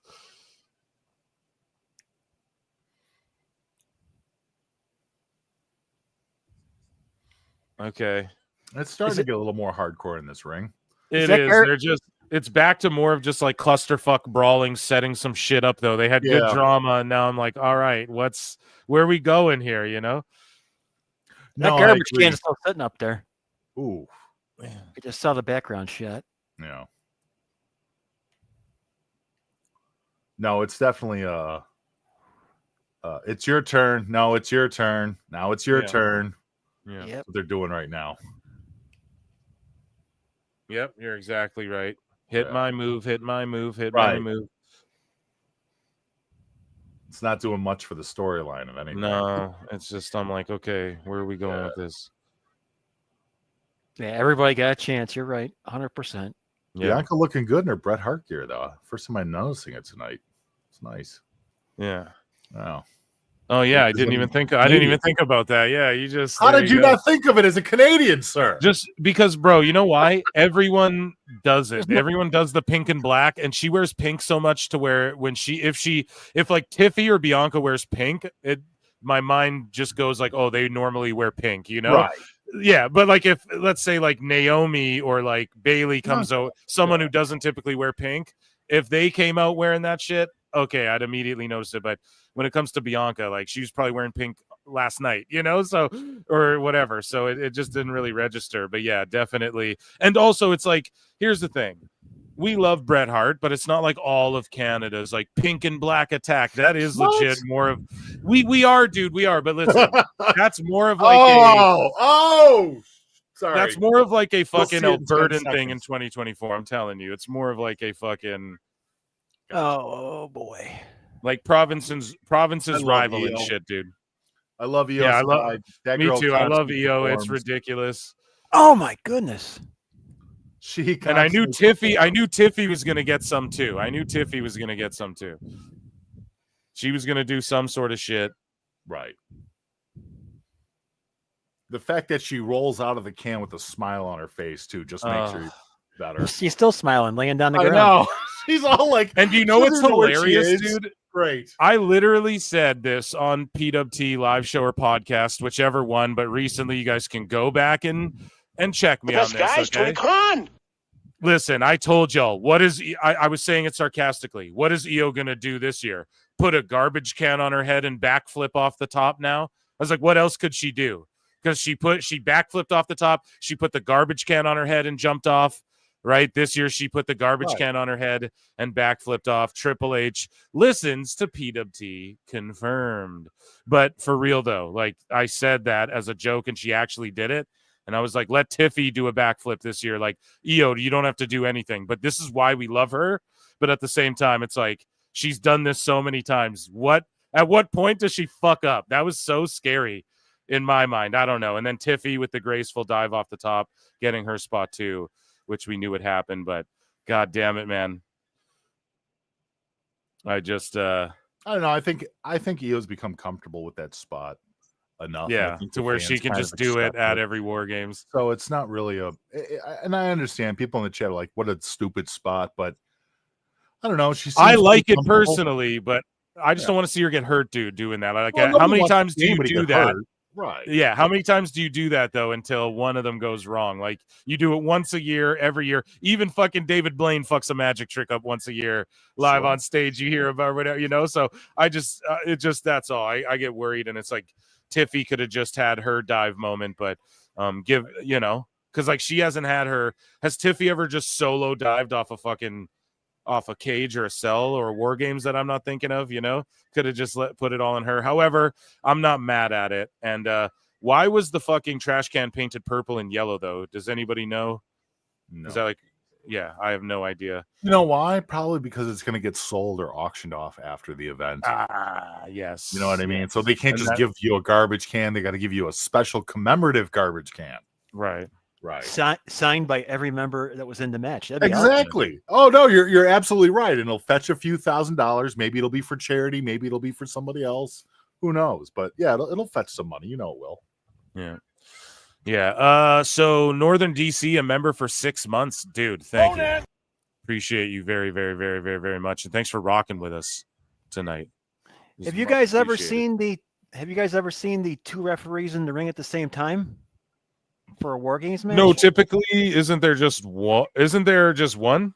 Yeah, but there's one on each side. There's one on each side, which I've never seen for before. everything there, George. Cage matches, I know that they used to have one on the outside, so when somebody's feet hit the ground, but not usually for War Games. You Ain't Hype says purple and gold to match her outfit. Is it whose outfit? Is Io. Size? Is it think well, it it's matched at purple. Is all, it gold but as maybe I'm well? wrong. Like, yeah, I don't know. It's maybe I'm wrong. like green and purple and yeah. I don't know. Yeah, it's not matching Io's outfit, so I don't know what they mean by that. It was matching my outfit earlier, but You change outfits during War Games matches? I'd like to think I'm. For every entrant, he has a different fucking shirt. That's awesome. That's what we need. We need podcaster entrances. Yes. Okay. I think I'm a bit behind you guys, but You don't have to be behind to know we only have 80 likes. oh shit, run him up to a hundo. Run him up to a hundo. Here we go. There's a big power bomb. Yeah, I'm a bit behind you guys. They fucked that power bomb up a bit. Yeah. It's okay though. She still hit the table. Oh, joining big us now nail. on the show is the one and only Alt J.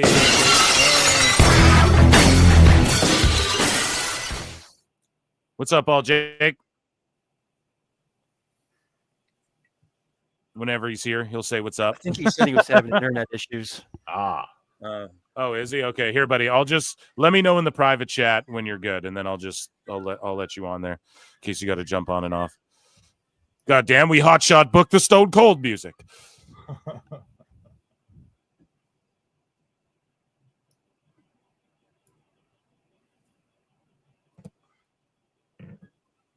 Jesus. Not much Okay, so going is that on right supposed to here. be Just cool? Rhea and Liv up on the rope. Liv's on the top rope. Looks like she might be getting ready to go through the table.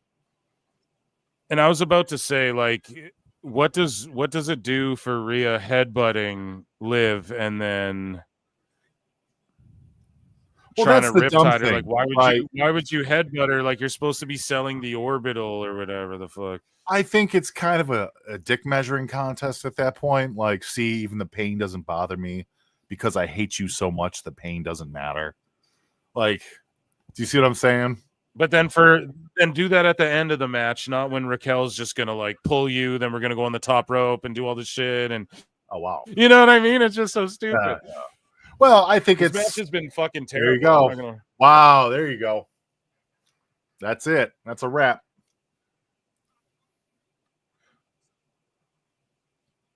And then it's like for all of this like that was the end of the 5-on-5 match. shit.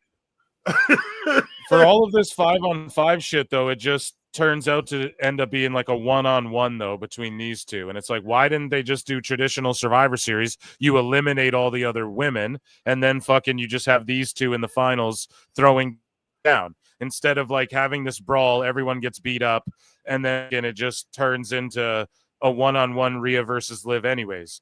Could have just eliminated everyone, traditional Survivor Series, I think saved it's all this shit for because the men, and then had fucking you're looking at it, you know, had via elimination. Rhea and Liv, just two finalists on both sides.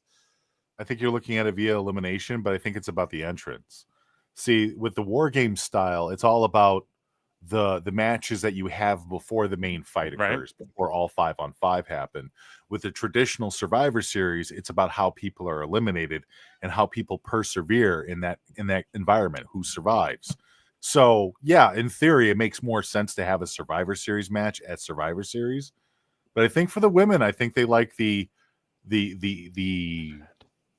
predisposed or the matches that happen before the main event, you know, of the match. So, but no, I agree with you. It was always about Ripley and Liv.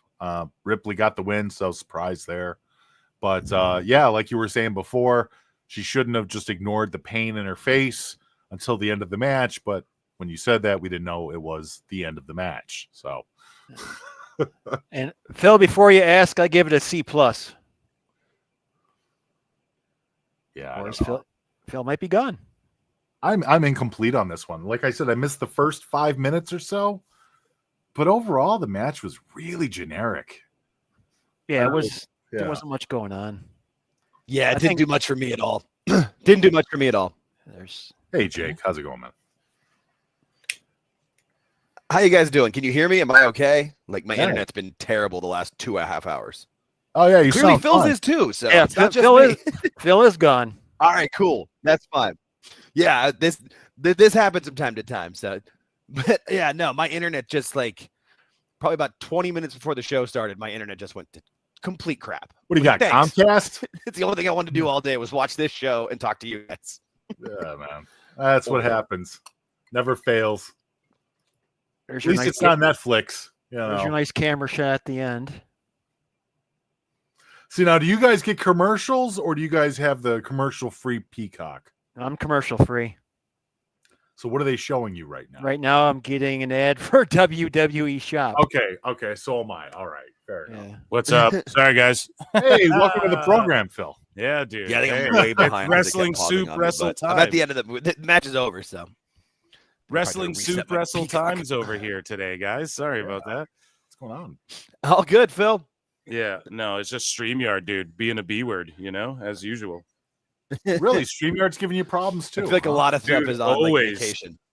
Forever, man. StreamYard gives me problems like all the time. Not to shit on them, but it's like, and they up their price. That's what I was And gonna it's say. They just raised their prices too, didn't they? Like, Yes, bro. significantly. So it's like, what the fuck? Do I got to go to Zoom or Streamlabs or what the fuck? I don't know. I'm starting to do everything in OBS. I just gotta make stages for it, but Yeah, no doubt. That's what everyone kind of says. Just use OBS, but I don't know. It's okay. It'll happen Hey, we're here for a long time here tonight, so who knows? Maybe George will just go solo tonight. Who Oh knows? God, yeah. I'm ready for that. Yeah. Okay, well, we're gonna do a what's up? Sorry. I just said solo George. Oh, solo George. Oh, sorry. We're gonna do a giveaway here, guys. It's time for a PWT giveaway. Yes, play my sounds. Let's go.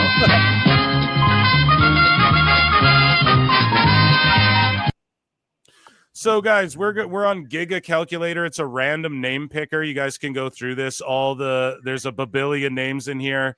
Tribal chiefs, I said it before, get 5 picks. The superstars get 3. Everyone else gets 1. You see, there's so many names. We're going to randomly pick a name. Okay, they're all in here. I double and triple checked. And this is for the shirt. So you can pick a shirt from like Pro Wrestle Tees or AEW Shop or WWEshop.com, whatever. And if you use WWE Shop, use that affiliate link below as well. Yeah, we're going to pick a name. You guys ready, chat? You guys ready? Let's do this. Let's do a little drum roll, shall we? Oh, yeah. Michigan God, gets better. StreamYard's such a bitch. I hope it's playing my goddamn sounds. Probably not. Okay, whatever, Yeah, guys. that's Fuck it. it. Let's pick a random. Here we go. Boom. Let's find your drum roll. And Who's the winner random is name? Is it working? The randomizer has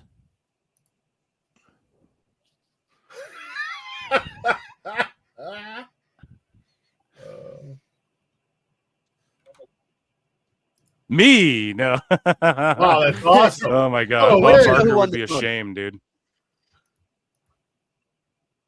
I just need to refresh this. I think it's fucking. good thing it's the shirt, not the friggin' main prizes. Because we got a shirt, a video game, and a video game console to give away. Yes, sorry, dude. Everything's not working well on my end here. As far as I'm gonna get it, I'm gonna get it. Don't worry, okay? Maybe this wasn't the right site because for some reason it can't just pick one. Maybe I put too many names in there. I don't fucking know. We'll figure. Oh, Phil's gone again, Mish. all right. Time to do some promotion for Wrestling Soup. Oh, we lost Al too. Yeah, everyone's gone. Alt Jake. Sorry, why did I call him Al? Because I saw Yeah. Alt. and Al I read it Jake. as Al. His name Al is Jake. LT Jake. Yes. LT Jake. I don't know. I'm just getting commercials right now. Peacock I'm getting LA. I'm getting What do you LA think Knight. about the Wrestle? Oh, Jesus Christ! The WWE Network going bye-byes in the car permanently on January 1st everywhere. Makes in the world. sense. The right, don't worst. it? The worst live show ever. The worst live show ever. Sorry, guys. StreamYard kicked me out that time. Yeah, it's crazy, bro. It's being such a P word for me right now. It's not fun. Sorry about that. Okay. Jesus. The worst ever. We're trying to pick a goddamn name, and here we go. Random name. Here, it should work this time, guys. Ready? Random name picker. Trees and Sky. Here we go. You guys see it there? Trees and Sky. Here we go. Email me. You are our first prize winner for the t-shirt. Email me prowrestletimes@gmail.com, and me and George will handle you from there. Okay, everyone, round of applause for our first prize winner. I love Anthony J's go-to of doing it old school and putting a name in a hat. That's what I told him earlier. Yeah. Yeah, maybe we could do it that way next time, and then I don't got to rely on this bullshit. Or you could do one of those bingo wheels. They sell them at like the Dollar Trees. It's like a little wheel, and they have like all the numbers in there. You just call. What did I say, Phil? Number. That's what I said. That's what I told you. Yeah, dude. Hilarious. Fuck. Okay, hopefully no more StreamYard botches though. So it kicked you guys that time too. Not me. Kicked out LT Jake. Yes. Oh, Jesus. Well, no, I'm still here. It's just no, you were gone last. It just got being booted. weird. Yeah. Well, if it happens again, whoever's last left time, yeah. has to steer the ship, right? Traditional Survivor Series, the last man standing wins and Who gets is the control of official my channel. Who's officially sponsoring Survivor Series this year? We've got Diablo. We've got what else? I know they're sponsoring it with their own super card game or whatever. Obviously, Prime. Yeah. And then they have the there was one more. Why can't I think of it? Here we go. My personal main event. Yes. Do you like new Shinsuke? I love new Shinsuke. Oh, I love new Shinsuke. Better than half the calories. It's great. Yeah. Love them.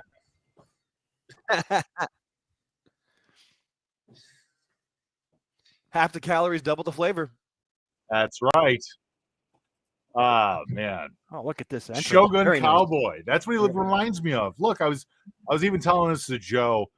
It doesn't matter how many times they try to make him a babyface or a crowd favorite.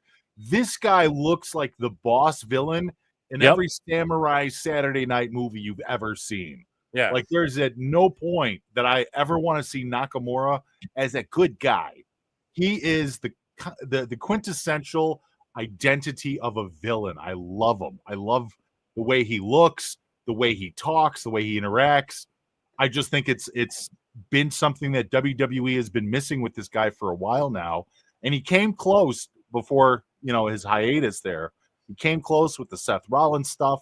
I love the little animation boards that they put when he's doing his closed captioning, when he's speaking, that they use that in order to convey what he's actually saying.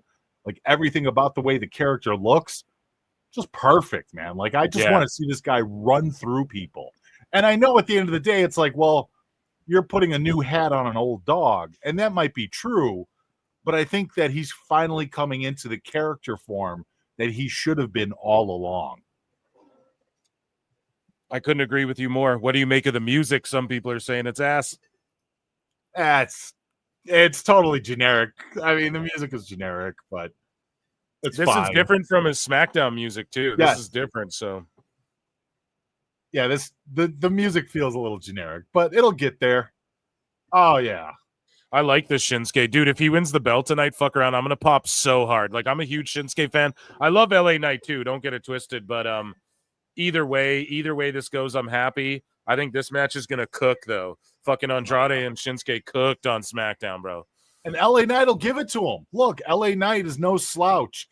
If LA Knight goes out for Shinsuke, this is gonna be a hell of a fucking match. So we're 0-1 Survivor Series picks tonight, right, guys? We're 0-1. Yeah. As far as we picked a team Live, I think. Actually, I might be 0-2. I might be 0-2. Let me ask. Rhea and them won, correct? During the pre-show, was there a Sam Roberts visitation at all? Was there Sam Roberts on the screen? No. Damn it! I'm not sure why. Okay. Well, because we kind of run this stupid DraftKings kind of bet of like which announcers will be around the round table during the pre-show. Joey said Big E would probably be there. Yes. I said we haven't seen Sam Roberts in a while. So Big E was there. Did he talk about the New Day at all? See, I didn't watch the whole thing. I caught like the last hour of it or whatever. Oh, okay. And I didn't see Big E. If I did see Big E, I didn't catch if he talked about the New Day or not. So that's my bad. Gotcha. I didn't know, or I would have kept an ear out, Mish. Goddamn, you gotta let me know these things. No, I'm just kidding. No, it's just silliness. We're expanding our predictions to announcers now. So that's amazing. I want in. New poll in the chat is who do you guys think is going to win, Shinsuke or LA Knight in this U.S. title match? Yeah, our guys out here. Yeah, LA Knight. We got to give it up to him. Yeah. Even if he loses, he'll remain over. He just stays over everywhere he is. That's the thing. Yeah, he's a fun character. Yeah. How do you dislike LA Knight? Like even if you're not a fan of him holding the championship, how do you not just enjoy the aura that the guy has? He's just out there psyching everybody up. Like he's not necessarily an old stomp and clap baby face, but he's got that vibe to him that you just want to cheer for him, Yeah, so a term that we've coined, or that, well, I mean, it's been around forever, but the boo-boo face is what we use to describe here at PWT. A lot of people, but it's the one we use in particular that means, they got boo-boo face right now. They look like they're going to do a job. Nikki P's calling out LA Knight saying he has a boo-boo face right now.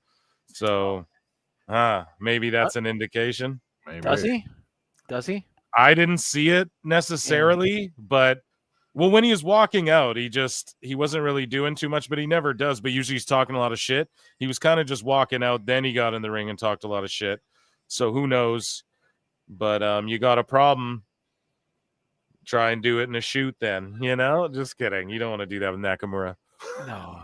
But back in the old days, man, you had a fucking problem. Don't work yourself. Do it. You shoot it out, But you don't want to do that with Nak, bro. He's a real one. These guys are squaring up. Yeah. A couple of Shinsuke's hands are vibrating. That's a new one. Does he look taller? Maybe he's got some heels on. Yeah. I'm serious. He looks taller. I like that he's I like that his attire's like different, and I saw people online shitting on it too, and it's like, bro, you're not supposed to like what he looks like right now, really. And if you do, that's bonus points. But he's a heat magnet right now. You're just supposed to hate this dude. And he's not selling merch. I mean, come on. He's like an evil Tekken character or whatever. Right. Yeah. Shogun. Yeah. Yeah. That's what he reminds me of. Like there was I forgot where I heard the term initially coined, but Shogun Cowboy. And it was a villain, and that's exactly what it reminds me. Oh, that's perfect. I love it. Yeah, I fucking love Shinsuke, dude. I love LA Knight too, though. This is like, that's why it's fun. Cool. Yeah. Either way this goes, I'm good. But like, I feel LA Knight losing would sort of make all the doubters right a bit. Like, see, his reign wasn't really shit, and they don't actually see anything in him, and whatever. Yeah. But if he loses the US, he could go on to the world title right away, Nice. Plus he's a better chaser, I think. Yeah. I think he's much better in the chase role than he is in the champion role. Right. And they have both Cody and LA Knight who fucking were doing the chase really well. Then they both got the belts, and then it's like, okay, what now with them? With both of them, sort of, it seems like. Oh shit, Sean D for 42-38. Unranked Syracuse just beat number 6 Miami 43-38. Oh, so he super chatted in the score of the fucking game. Dude, I appreciate Come on now, Eric. I appreciate that a lot. Thank you very much. So shout out Syracuse. Awesome. And Sean D, you're the man. And is this like a huge fucking upset? See, I'm not big on the college football world there. Is this like unbelievable that this just happened? Yeah, it's real big because Miami was going into the playoff, and Syracuse beating them might present a problem for the Hurricanes. Joining us as well on the show here, we got Joey Numbers.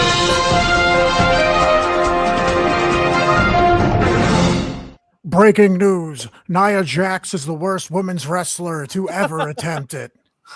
Dude, it was pretty bad. What'd you make of that women's War Games match? Joe. Joe's headphones aren't working, apparently. Oh, okay. That's fair enough. Fair enough. Listen, Sean D, thank you so much. Dude, I appreciate you so much for that. And shout out Syracuse, I believe. Or maybe you're upset right now and you just had to lash out with a super chat. But either way, thank you so much. And yeah, Joe, whenever you're good, or your headphones are fixed. What in God's name was that? What was that? I don't know, dude. What was the highlight for you? Oh, or the low light?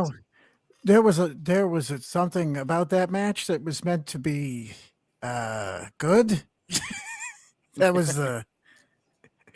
Did you like the part where they did the trash can spot that she does every single time that she's put in that position? Or did you like the part where they clumsily pretended to use the chairs even though the chairs were bigger than them? That was pretty good. Yeah, Nia swinging that chair was like uncomfortable for sure. It was a sloppy mess, Joe. It was an absolute sloppy mess through and through. Okay, this match is cooking right now, though. No, I'm enjoying this. Yeah, no, I'm totally fine with this. Shinsuke's got control of the match now. So Joe, what was your pick going in? I guess to the War Games match, and were you correct? Because I was wrong on that one. My bad. You know what it was? That it was. I had a stream pulled up to watch the show, and Brian Wright was ass blasting over it, so I couldn't hear anything. And I was like, "Oh, I forgot to deafen the fucking Discord." So I was hearing like, "You ever had a piece of chicken that tasted so good you didn't know what to do with it? That hurt." He's from the South. I'm sorry. Yeah, my prediction for this match was it to be a sloppy clusterfuck, and lo and behold, I was not disappointed. I guess you could call it that. Yeah, no, dude, this was wow. I get that they want to have the matches where they, look, the ladies are doing the same thing as the fellas. Look at that. We're really making some good choices here. We're really helping them out. But you did not have 10 women that could do this match, apparently. So don't fucking book it. Yeah. Don't do it. Like this was like half cooked to the max. And once again, Nia Jax should not be on this television show at I think she's on the best run of her like career so far, but I get lately it's been kind of whack with like her and Liv. It just seems like they need to keep them far apart, but yeah, you're not a fan of. I see people in the chat call her waterbed fridge, all of these sorts. That's very fair to call her because those are all useful. So LA Knight just hit a fucking burning hammer on Shinsuke as well, and we see a kick out as well. So it was a DDT, and then we see a burning hammer. That's like my favorite wrestling move, and we get a kick out. I don't know, man. They're giving Shinsuke's like looking like a monster here. Do you think LA Knight eventually pulls it out? Like, do you think they pull the title off LA Knight right now, Joe? Because we just got you on the show. I want your thoughts on that. Yeah, well, Mish and I had already talked about this. Right. Yeah, about the whatever you want to call it, predictions. What I thought was going to happen in this match, they did last night, which was they dropped the mist on LA Knight. I was like, oh, they're going to make this go to like some sort of a DQ or something. They're going to fuck it up. Nakamura looks like he's going to lose, and then he's going to hit him with the mist. Now it feels like because they went so heavy on that heat, that LA Knight's going to have to get like a flash pin on him to keep the feud going. You know what I mean? More than likely, that's what's going to happen. Now, that said, would I be shocked if Nakamura still won? No, because they seemingly like to have LA Knight and they cool him down, heat him up, repeat process over and over again. So it wouldn't shock me, but I'm still going to guess that they're going to have LA Knight fast roll him up and then just keep the feud going. I don't know. Mish, what do you think's going on now after seeing what happened on SmackDown? Because that was pretty much the prediction was. Yeah, no, it really was. And I'm still a fan of Shinsuke winning this, but I think I'd rather see this go more than one match. So I'm kind of hoping that LA Knight, I'll still stay to my prediction of, I'm hoping that this ends in some kind of a DQ or something where LA Knight gets the the moral victory, but not the decisive one. And I like Shinsuke as a heel. Shinsuke as the villain, chasing after LA Knight is great.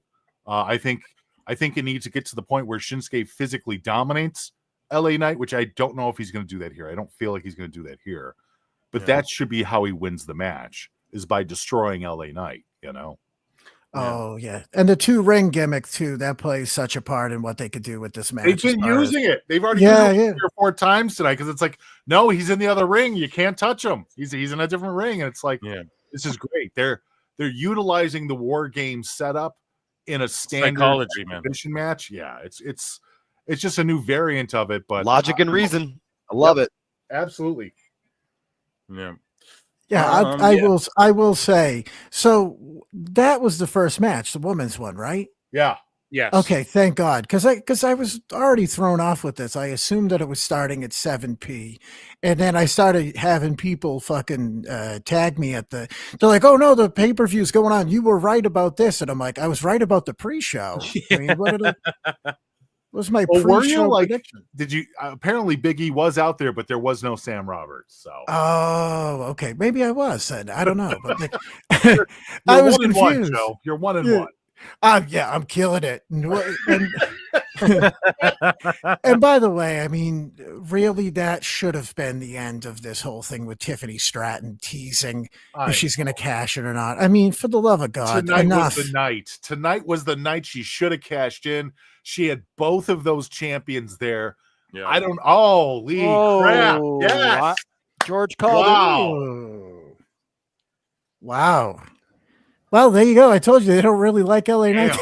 Jesus Christ, guys, this is insanity. Unexpected. What a happy time. Wow. To be Dummy. Yeah.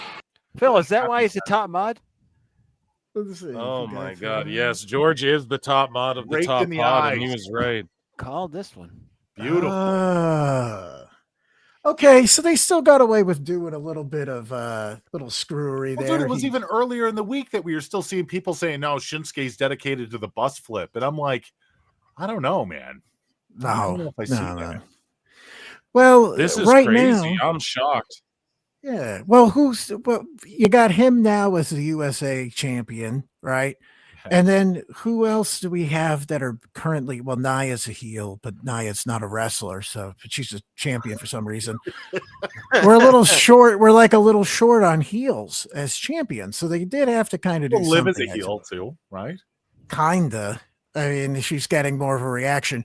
By the way, I mean, I hate going back in time, but I'm sure now there's going to be like Snickers ads and random shit to fill up time. We're going to talk about some AEW news too here in a moment. So, well, I wanted to also point out, like, Liv still, like, even the girls in that match that seem like they know what they're doing. Like, Liv hits her with the fucking the kendo stick or the bat or whatever, and then she just keeps hitting her in the tummy with it. I'm like, slow down. Like, I was really impressed with how many shots Rhea took of that baseball bat. Well, apparently, I mean, face of glass, ribs of fucking adamantium or something. Yeah, what is that all about? Yeah, I hate that kind of shit. That's AEW nonsense. Speaking of AEW, that's what we were saying. Speaking of AEW, though, nice serve up there. So we head into Phil Marks' bookmarks, and we head into the folder called AEW News. And as they do this little advertisement for True Classic, whatever that is, with Maxine, yes, with an Akira. So we have some AEW headlines that we're gonna get to. Chad, I hope you're ready. You guys like these pictures? Yeah, we talked about this already on the show. This is infamous. Well, these are just saved for a future video project I'm working on, right? It's all for scientific. So Tony Khan the other day tweets out, "Justified bald forever chance for Ricochet and Claudio Cesaro in their first match of the Gold League on Wednesday night. AEW Dynamite Live on both the East Coast and the West Coast right now. Thank you all watching AEW right now on TBS. Happy Thanksgiving Eve, everyone."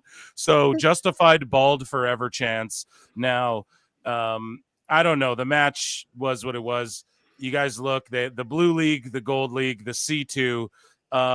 Mish, Joe, I want your guys' thoughts on the C2 just in general. And Tony also adding this new stipulation this year that the 2 finalists who can win the whole thing can both be from the same league this year all of a sudden. Can the So winner opt out of their contract? Because that would be the true. Is it feast or fired at the end? Is that is there like a shot I get out of this motherfucker? More contrived booking from a guy who doesn't even follow his own rules. Does last year's points count towards the new gold and blue leagues or whatever? I have no clue. But the problem is that what's the point of even having the leagues as well if the 2 finalists can just be from the same league? And why would he add this stipulation out of nowhere unless his plan is to have 2 people from the same league in the finals together? No. This is not fun. Is this supposed to be fun for people?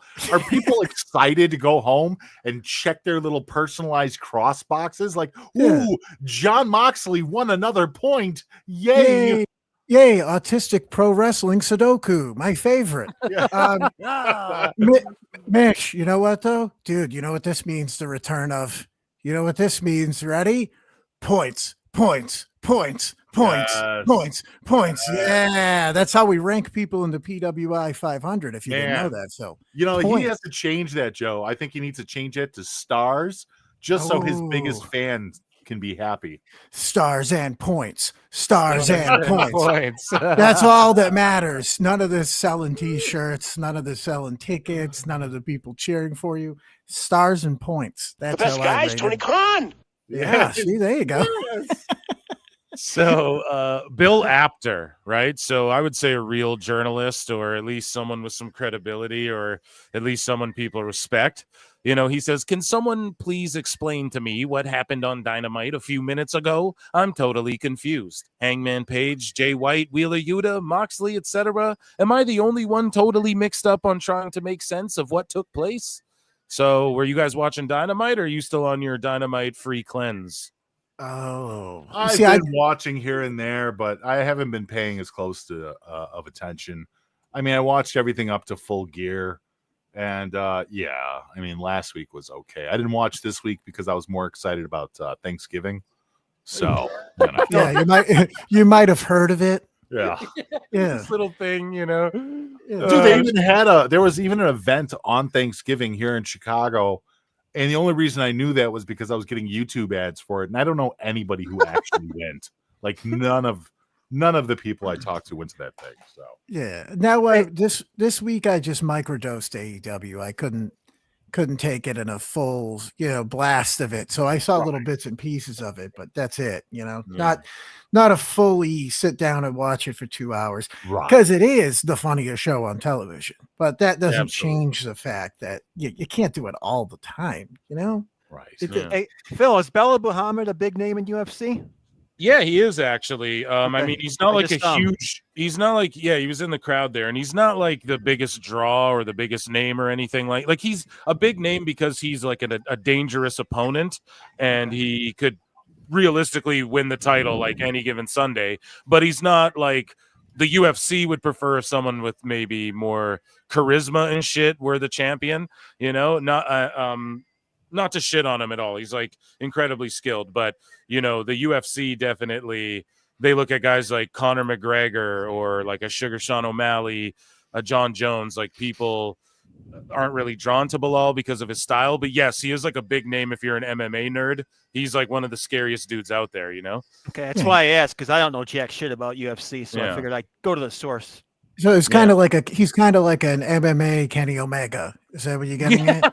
You're right. Yeah. Nice. Or like a Mercedes Monet. Did you guys get a kick out of the AJ Big Boom Big Justice Rizzler stuff? Here's Monet, the top women's heel, I guess, doing like a babyface sketch for her TikTok or whatever. To me, I thought the Rizzler stuff was the best part of the whole Full Gear pay-per-view, and it wasn't even on the pay-per-view. Or I guess it was what's his name? AJ Big Boom, right? Yeah. Is that the guys? I don't even know all their names. This kid over here is Justice. This kid here's the Rizzler. So whatever they're called, the Costco guys. I thought that was like the highlight of Full Gear. I know it's kind of old news, but what did you guys think?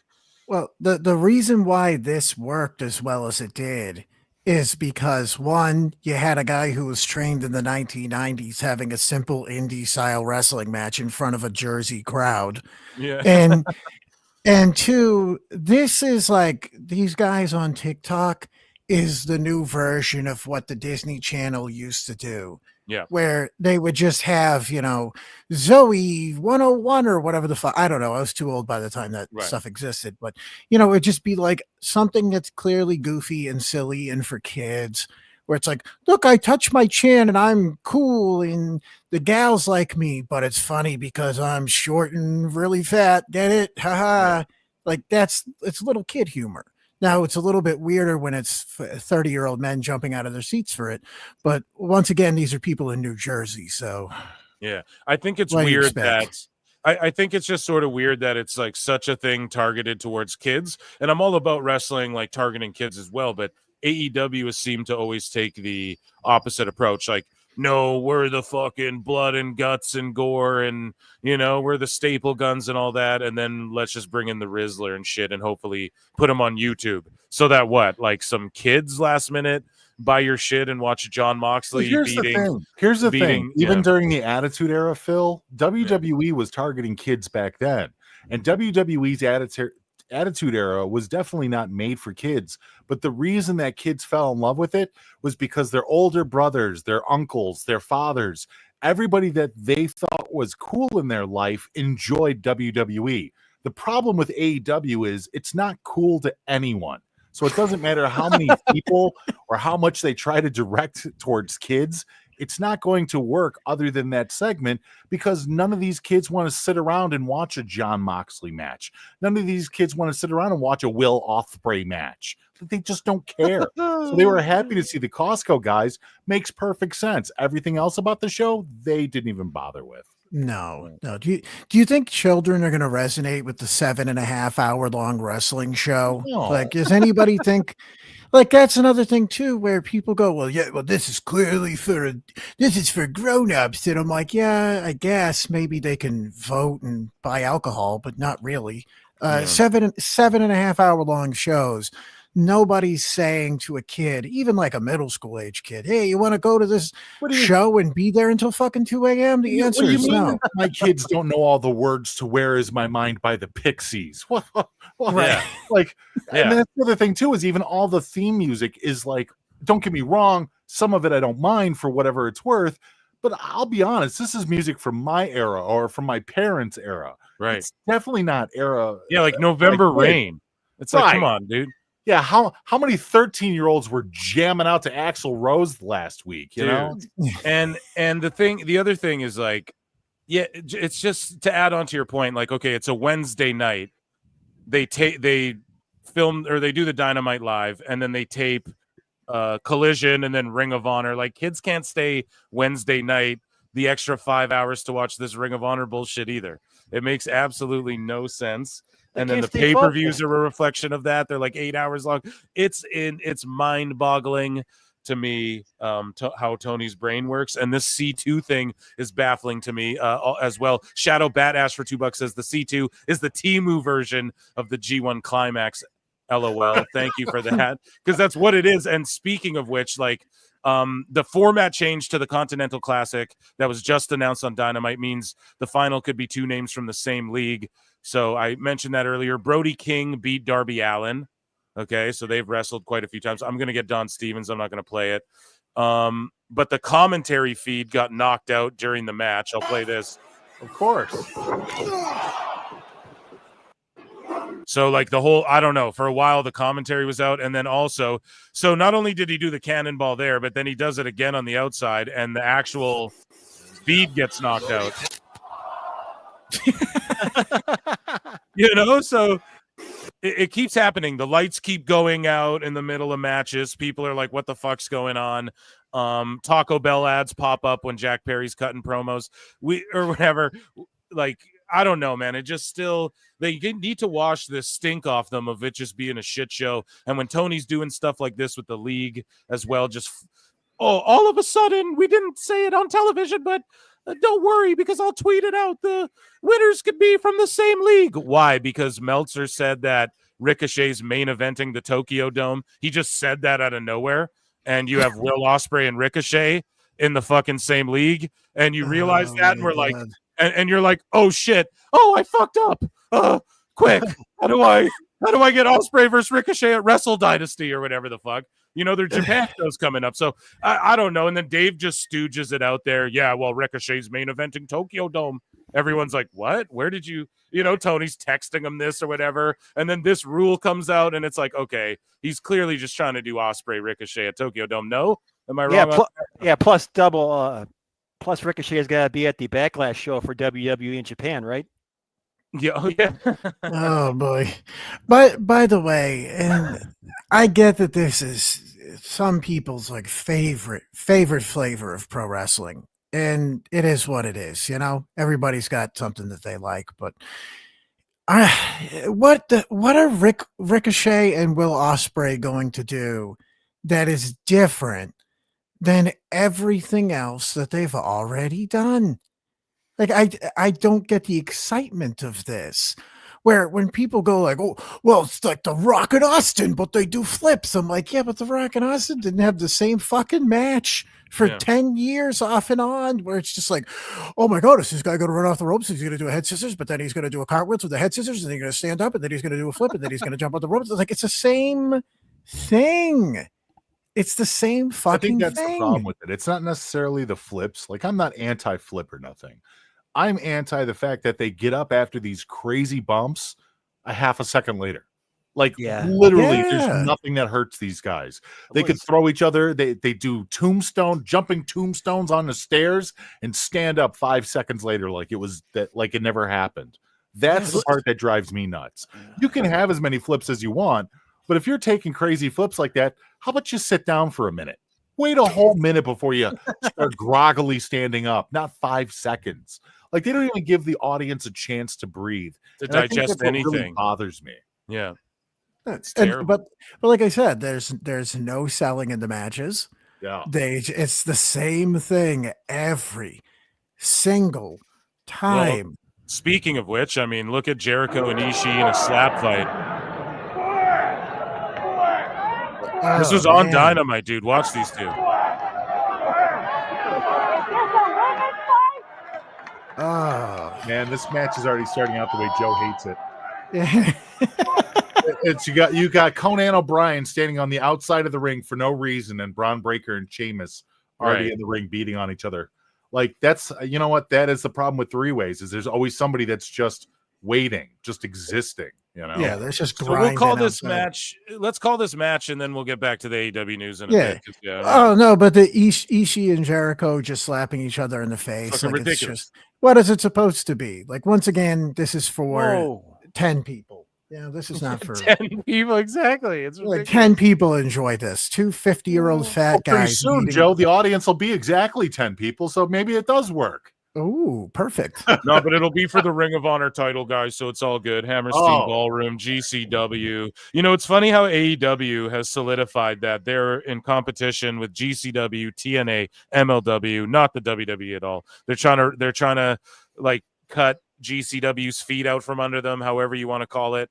Whatever you want to call it, rather. And it's just funny that Tony's solidifying, you know, what I've been saying forever, what a lot of us have been saying, like, no, AEW is more competition for a TNA and MLW, a GCW, not WWE. And now he's like trying to run the Hammerstein at the same time, takes Ricky Starks off all those shows that he had planned, this whole program with Cardona, I guess. There was multiple shows. I'm not trying to talk. It was 52 dates or whatever, but they had like a few things set up for that. And Effie just took his place. And the excuse was that, you know, Effie talked shit about Shad Khan. I don't know, man. That's all just ridiculous to me. And it's Tony McCann is born. I called it a long time ago. You know, he's just going to become a mini Vince. He idolized Vince. He idolizes old WWE and old New Japan and old ECW. He's not thinking forward or anything like that. And it's shitty, but he just solidified what we've all been saying. He looks at GCW as a threat. He looks at TNA as a threat. He looks at I'm sure MLW as a threat. It's not, whereas WWE could give a fuck less. Those are part of their ID programs. You know what I mean? So it's just levels, and again, they're just proving it. So if only he looked at his own blatant incompetence as a threat. Yeah. You know what I mean? Like, if only he looked at, man, maybe I should do something to better myself and learn something. Instead, it's like, oh no, I'm sure Brett Lauderdale. It's like, dude, I can pretty much guarantee you that Brett. Oh shit! Yeah, Brett Lauderdale is not some genius wrestling mind either. So it's not like you're competing with somebody that's that much more knowledgeable and this amazing promoter or blah blah blah, because he's doing very similar to the same exact shit that Tony did. Who's going to bleed best together? Yeah. Who's going to do the most back handsprings together? He's not doing anything fucking revolutionary. So for him to be like, that guy's a threat to me, it's like, well, you have all the means to learn more. Why don't you outlearn him? And he's like, well, that takes time and effort, and I can't just throw money at it. So fuck it. But are these three-way matches officially no DQ matches? Like all the time, yes. Okay, all the they never time. say it because it's really, I mean, there's chairs everywhere. It's just built into our brains, I think, now, Okay. George. You know what I mean? I Well, made like, that that's what mistake they a while assume, ago. but Dude, don't even feel bad about it. Like a few months ago, there was a three-way match, and I did the exact same thing. I'm like, is this a no DQ match? No, but there should be fucking. They should like throw the rules graphic up, even for a triple threat. Maybe that's too much, but UFC before every event they run down the rules quickly, and it would just it would be nice if they're like, there's no disqualification. I know the commentators probably said it at some point, but yeah, like I think this is my opinion. If let's say there's a triple threat match, and let's say you do something to disqualify yourself, you leave the match, and then the two other people get to keep going. I think that should be a rule that gets established in some wrestling. I don't know, AEW maybe. Well, come on now. That would involve people getting disqualified. Yeah, and like people getting creative and trying to do things differently that aren't overly convoluted, like TNA. Hey, I know. Let's have a battle royal where we have to throw you in the ring to lose, or like the casino, whatever. Where Tony Khan's like, yeah. The rules of that, like everyone loves that casino gauntlet, whatever match that AEW does every 2-3 months or whatever. And it's a cool concept, right? I agree. However, it's stupid because I guess the way the match ends is at the first fall. It's not elimination. It's not like once everyone's in the ring, then it's the first fall. It's just the first fall. So it's like, okay, so in kayfabe, I'm supposed to believe that Tony Khan flew out all these guys from Japan and these other federations and brought them to this pay-per-view or whatever to maybe or maybe not show up in this casino match that could end with the first 3 competitors. Dude, I'm waiting for AEW or Tony Khan to have like a 30-man battle royal, and the last 8 people of the match actually stop the match, go to 4 tables, have 4 different chess matches, and then the winners of those chess matches go into a 4-way dance in the middle of like a Hell in a Cell, and then the winner of that gets a point. So. Well, as long as they get a point for it. As long as they get a point. Tony for the gold or blue league though, where does the point? Oh, he's gonna book the reverse battle royal to end it. I will still say the 3-way match. Everyone that's not eliminated gets fired. Like the 3-way match where there's no disqualification ever. I don't understand how the heel during that match doesn't just cheat the entire time. That's what I mean. Just cheat. Why don't you just come out with like a sock full of quarters and just flip out? Because who cares? You can't get disqualified anyways. You're fine. This match has been really solid. This is great, man. They're laying it in. Falling all over. Yeah. Dude, Breaker has been on fire in this match. And so is Conan O'Brien, Von Wilder. He looks great out there. Doing the baseball slide, knocking Breaker right off the spear run. That looked beautiful. Yes. And there's been a lot of crazy spots. I'm locked in. I don't know. My eyes have been glued. I'm loving Breaker. I love Kaiser too. Yeah. He's just primed for a solo heel heel run against a babyface Gunther, maybe they won't go that far, but Kaiser's gonna go on his own eventually, and he's gonna be a solid like IC upper mid this card match guy. So far has really shown me that Von Lederhosen here actually has a real chance. Guten Tag. Yeah. We were saying Mizenhagen. That's what he was going to become. Yeah. Das Miz. I mean, that's Das Miz, Das Boot. Then my hand goes up. You all cook people. Look German Sri is like this. I came to play. I'm glad he's hanging though. He looks comfortable in this match. I came to play. Yes. Look at that. Yeah, Sheamus. It's really a fucking shame that it took Sheamus so goddamn long to figure this out. To get over with me too, dude. Like for a Yeah. long time, when they shoehorned him into the WWE title, like over a decade ago now, I want to say it took like a decade for me to go, oh, okay, I'm into Sheamus now. Is Sheamus becoming the people's champion? Really? Look what he's doing right now. I know. It's funny to Answer your imagine. question. Well, that's the same thing with at this point, Randy too. Like now, Randy Orton for years, I was like, I don't care. I'm just not a Randy guy. And now I'm like, well, Randy seems fucking cool as hell. I really love what Randy does. And it's like, and he's like, yeah, I'm pretty much done. You're like, oh. Orton or That's Osprey? That's the debate online. Orton or Osprey? That's not a debate at all. I know. Oh my god. We'll get into it. Who's debating that, Phil? Why does he have he's got a shillelagh? See, there we go. Finally. Yeah. I'm going to beat you with a magic stick. Oh, there we go. All right. I like that's it. cool. Orton versus Osprey. That's not even like comparing two comparable things. I know. Like, Come over here. Come over here. Eat the stick. Bruiser Brody or Rey Mysterio. It's like these aren't even the same things. Sure. And by the way, even Orange comparing, Cassidy or an actual orange. yeah, well, close. That's closer. Neck and neck. Shadow Badass for $5 says, if they don't improve anytime soon, I sadly see AEW close its doors in 2029 or sooner. Oh shit! We'll give you an X-Files for In 2029? All right. Time Cop. I think that AEW stays around forever because Tony will just chill. If Dixie Carter and Billy Corrigan and whoever the fuck else has owned TNA over these years has kept it alive for this long, I think AEW will last as long as TNA. I think, yeah, because Tony will just waste all, like, let's say, God forbid, I'm seriously like not wishing this or anything, but let's say Shad Khan passes away one day. What does Tony do with that money? Not spend it on wrestling? I think he still will, dude, forever. It'll just go on for eternity as long as that's a pretty fair way to describe even if it it. doesn't run as it is now, even if eventually it goes public and he's like bringing people in to help him finance it, or let's say we're maybe not public, but let's say one day it fucking it's like running small buildings and he finally realizes I have to do, like, it becomes the new Ring of Honor or whatever. Even if that's the case, I just see him keeping it alive in some form or fashion forever. No TV deal, fine. He'll buy like an old fucking network and just create AEW network. He'll just run it on YouTube if that fails. Like, I don't see him ever stopping doing this. As long as Wow. Is he going to get it? Ooh. Oh.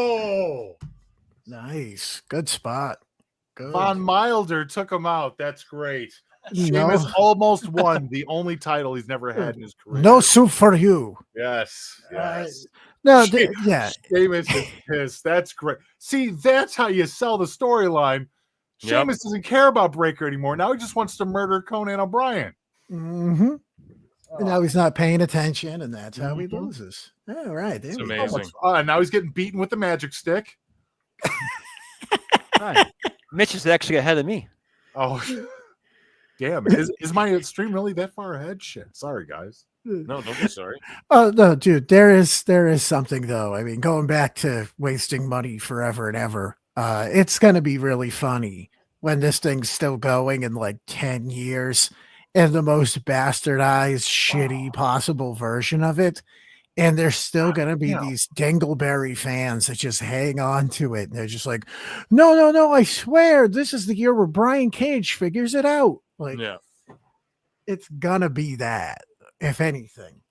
And it will be more and more of like the same bum ass scrub fucking below average guys. Because at this point, I mean, for whatever it's worth, I saw the parts with the Hurt Business on Wednesday and I'm like, oh yeah, these guys clearly are, real actual performers and know what the hell they're doing. But you compare it to everything else on the show and you're like, oh yeah. And once again, also these guys are 50. So what's in the future for them? Yeah. And what does that say? Yeah. Like they can't expect 60-year-old Bobby Lashley to just be carrying the torch for them down the line because they don't have anybody else they can do anything with. Oh, Sheamus. What? Oh. So we ended the poll in the chat. 88% think Breaker's going to win. 11% think Sheamus is going to win. And 0% said Kaiser. So there you go, guys. Wait, let's see. Is Kaiser going to? No, never mind. I don't know. This is a good back and forth, man. I'm loving it. Yeah. Not even 1% though think Kaiser. Al, what are you thinking? LT's gone. Jake. Jake, no, he dipped out. He's saying his he internet's all fucked up. Oh. Yeah, he's like, I'm out. Let's see. Breakers. Yeah, he might pop in a bit, but yeah, he's just. It's all. Oh yeah, I didn't hear him for a second. I thought he was getting drowned out. My bad. Yeah, this is a way, way, way better match. This is fantastic. Yeah. Don't get me wrong. I loved Shinsuke and LA Knight. I'm still kind of floored by that. But I know I'm floored by. I didn't I'm trying to digest that too. But yeah, no, I've been very locked into this match as well, and that's what a good three-way. I can't honestly say I've seen too many good three-ways. Wow, dude, that's what I mean. I used to hate on them, and I'm not a fan. I know it's so good, and I'm not a fan of them. But then lately, dude, and especially when Sheamus or Drew McIntyre are in a fucking triple threat or whatever, you know it's going to be good for whatever reason. Like they just figured it out. If they're together or either of those guys are in a triple threat, it typically slaps for whatever reason. So I mean, that was pretty good, but I didn't see a brain buster on the top rope. So yeah, I didn't see a Tope Suicida. No Death Valley drivers, -5 stars, guys. Yeah, I didn't see enough shooting star. No one-winged angels, -5 stars, guys. Yeah, so I'm 1 and 2 on the night as far as, I mean, I didn't pick announcers or any crazy shit like you fellas, but I, you know what I mean? I definitely picked the first 2 matches wrong, and then this one I got right, though. I think, because you can't jumble Breaker after he just, hot potatoed the belt around a little bit. I love the fact that Von Wilder there beat the ever-loving shit out of Sheamus with the shillelagh so bad that he was actually springing leaks. Yeah. Like only in wrestling does the ability to bruise like an anemic peach be seen as a positive. I'm telling you. I will say I'm a little bit worried though for Mizenhagen. That hair is not going to stay. That's not staying very long. Oh, that hair? He needs more of that. He needs some Pauly Shore in there. Yeah, that shit'll stay through a hurricane. Come on. I was gonna say he's gonna do Pauly D. Damn it. Yeah, same thing. Yeah. We's the Pauly Shore. It's t-shirt time, buddy.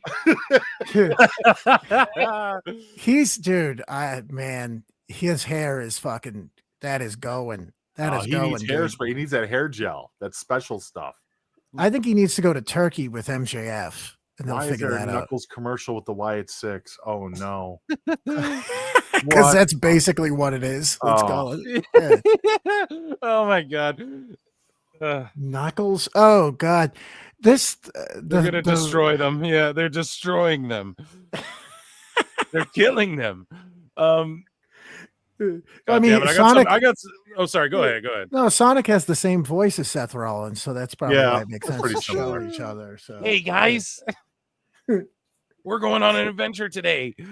So here, I got some more AEW news. GCW promoter addresses AEW star. We talked about Brett Lauderdale a little bit ago. So, Raj Giri brings this up. Is there anything in wrestling related from the last year that aged worse than this? And it's the Bucks taking their victory lap. You know, it's been brought up a lot because it's been like a year since the infamous brawl out or brawl in, whichever the fuck brawl happened, the Jack Perry incident, and then of course like the Survivor Series debut with Punk. So everyone's sort of bringing this like how AEW died after that, and yeah, they're in an empty building running laps. So lest we forget, folks, never forget.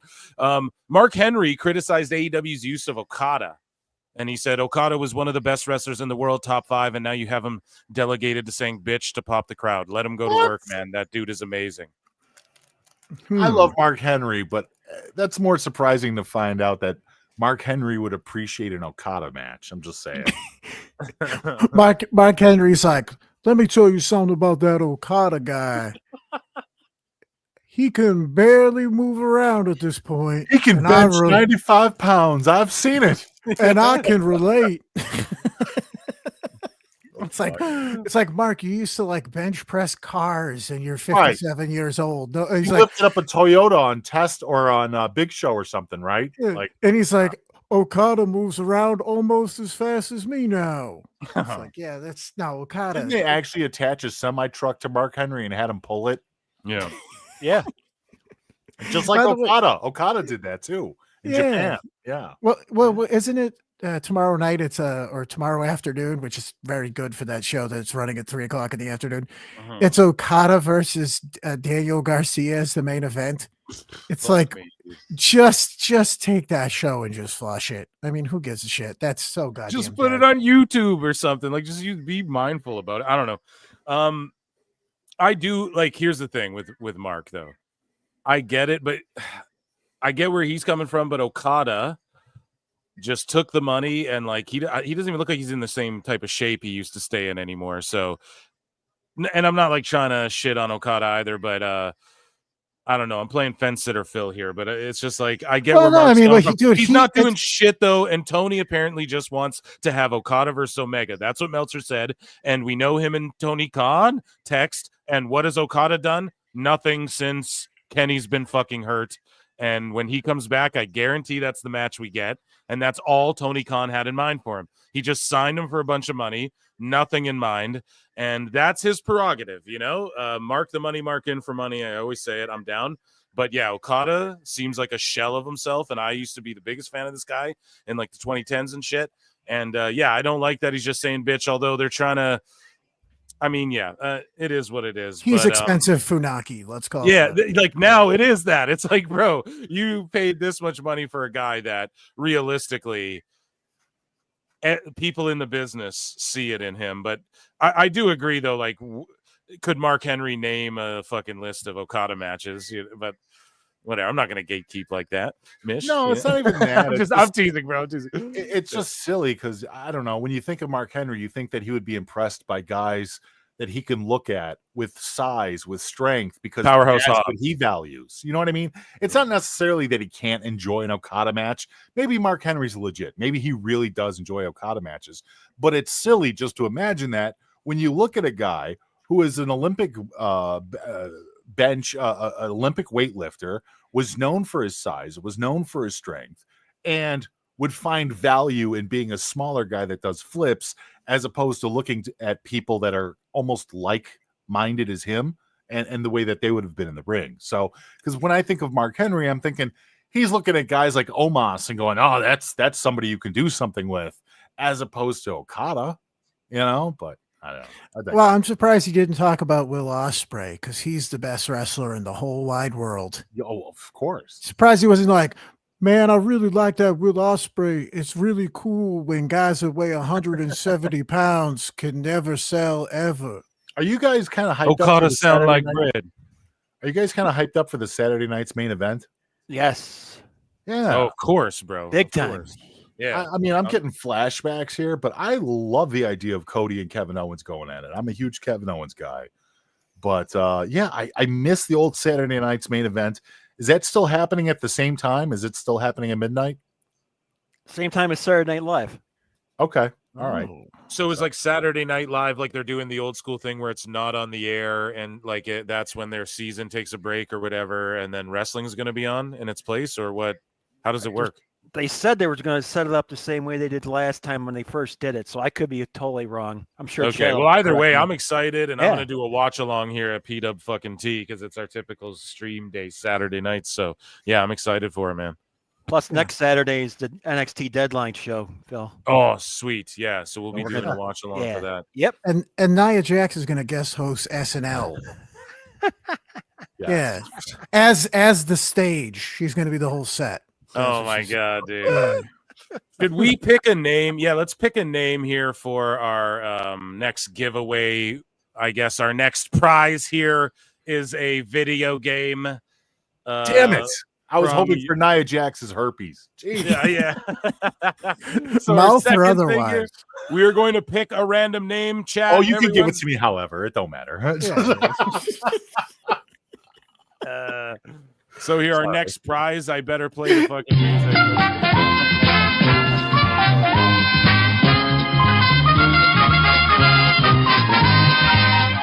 Okay, so let's pick a random one. Dane Brock Carey, you won. Dane Brock Carey, you won a video game of your fucking choice. Email me, prowrestletimes@gmail.com, and then we'll take it from there. Pick Echo the Dolphin, dude. Get Echo the Dolphin.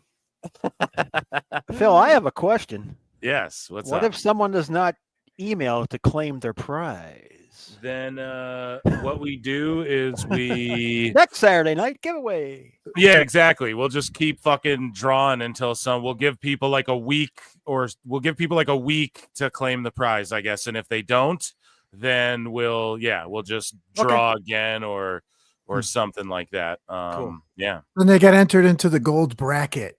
Yeah. for the- for Yeah. no And then prizes. and then if you make it through that, you entered into the blue league, and then a battle royal will happen live on Twitter. And All right, we'll cool.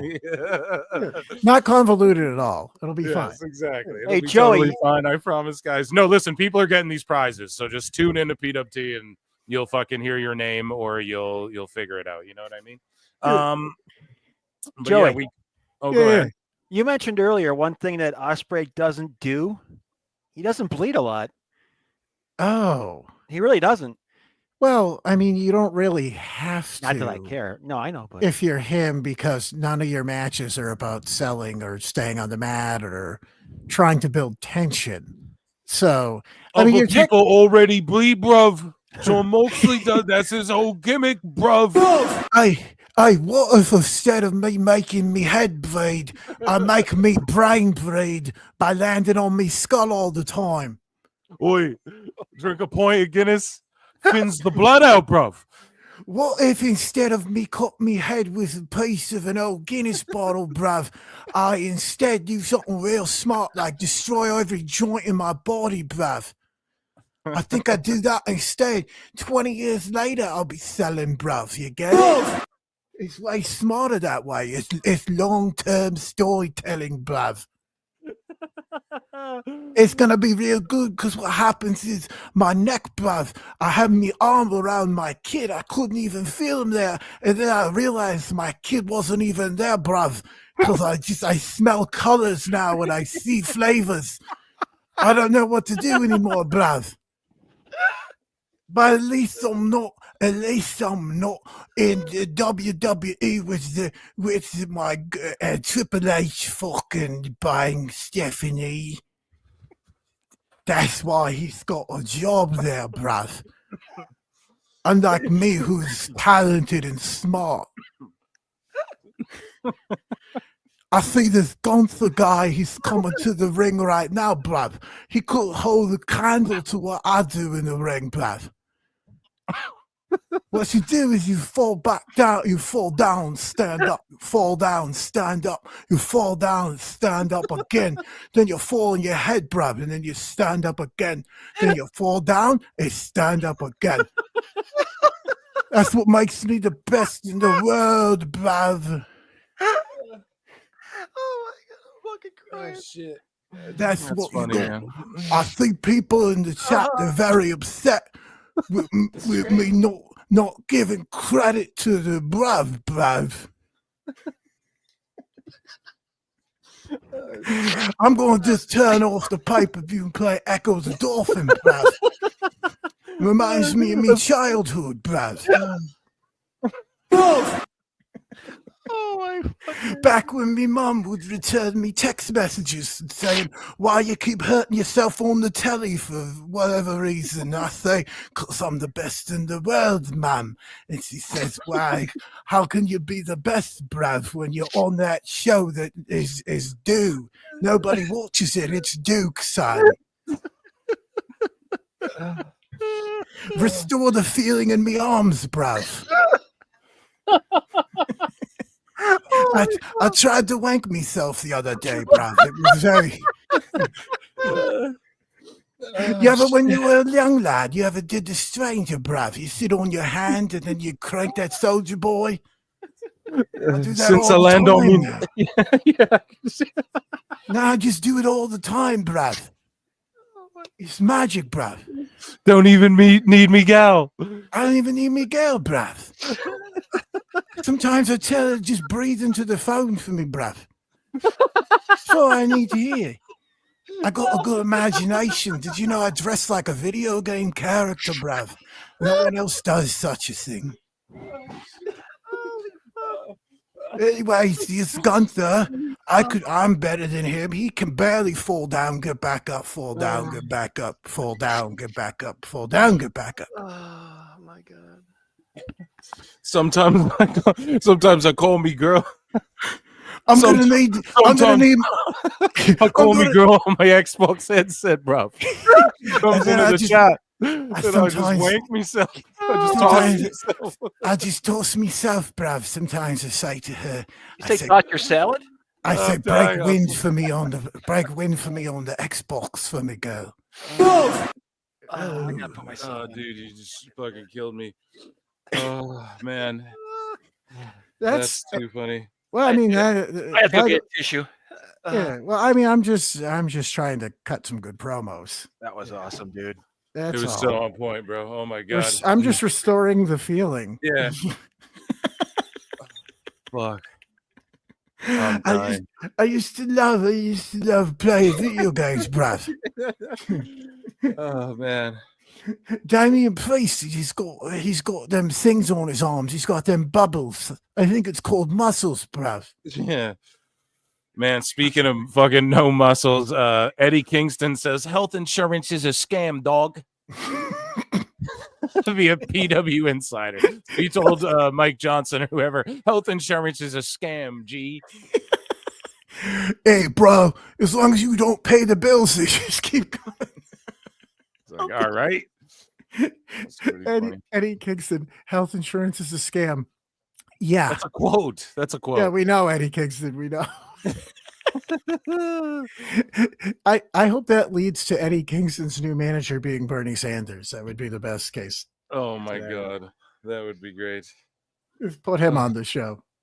A lot of arm drags and takedowns here thus far with Priest versus Gunther. Here, real quick, Eric Bischoff gets asked who he would have replace Tony Khan as head booker of AEW. He says, is there someone out there that you think, man, that guy is an untapped resource for creative? He'd be a home run as the sole booker for a promotion like AEW. Bully Ray. Okay. Oh, boy, gee whiz. I can't believe you'd say something so obvious. Conrad is like, come on now, Eric. Oh, come on now, Eric. That's not very fair to say Bully Ray would be a better booker than Tony Khan. I don't think AEW and the pro wrestling business would be as healthy, Eric, if Tony Khan wasn't booker of AEW. But while I have your attention, come on over to save with PWT.com. I did. I got them blue chews from Conrad, bruv. He put them inside of some milk duds for me, bruv. Oh, come on. Oh, come on now, Osprey. That's not very fair to insinuate that I would insert a blue chew into You drugged me, chocolate. bruv. Bruv, you drugged me, bruv. However, Osprey, while I have your attention, if you head to savewithconrad.com right now, you save 30% on chocolate blue chew, and that's a special deal only today. Bruv, my winky was harder than the rules to the G2, C2, R2, D2 Classic, bruv. Oh, come on now, Will. That's not very fair because I can't see my winky unless I pull my belly up real high. Roll Tide. He's quite literally the worst person on the internet.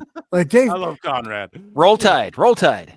Yeah, I like Conrad in the same way I like herpes. I don't know. Yeah. Well, no, I mean I'm not as big of a fan as Mish is of herpes, but no, he's the worst. He really is, because Meltzer at this point is just so sad with his orange hair, and he's like doing the Cabbage Patch and trying to fit in with the kids.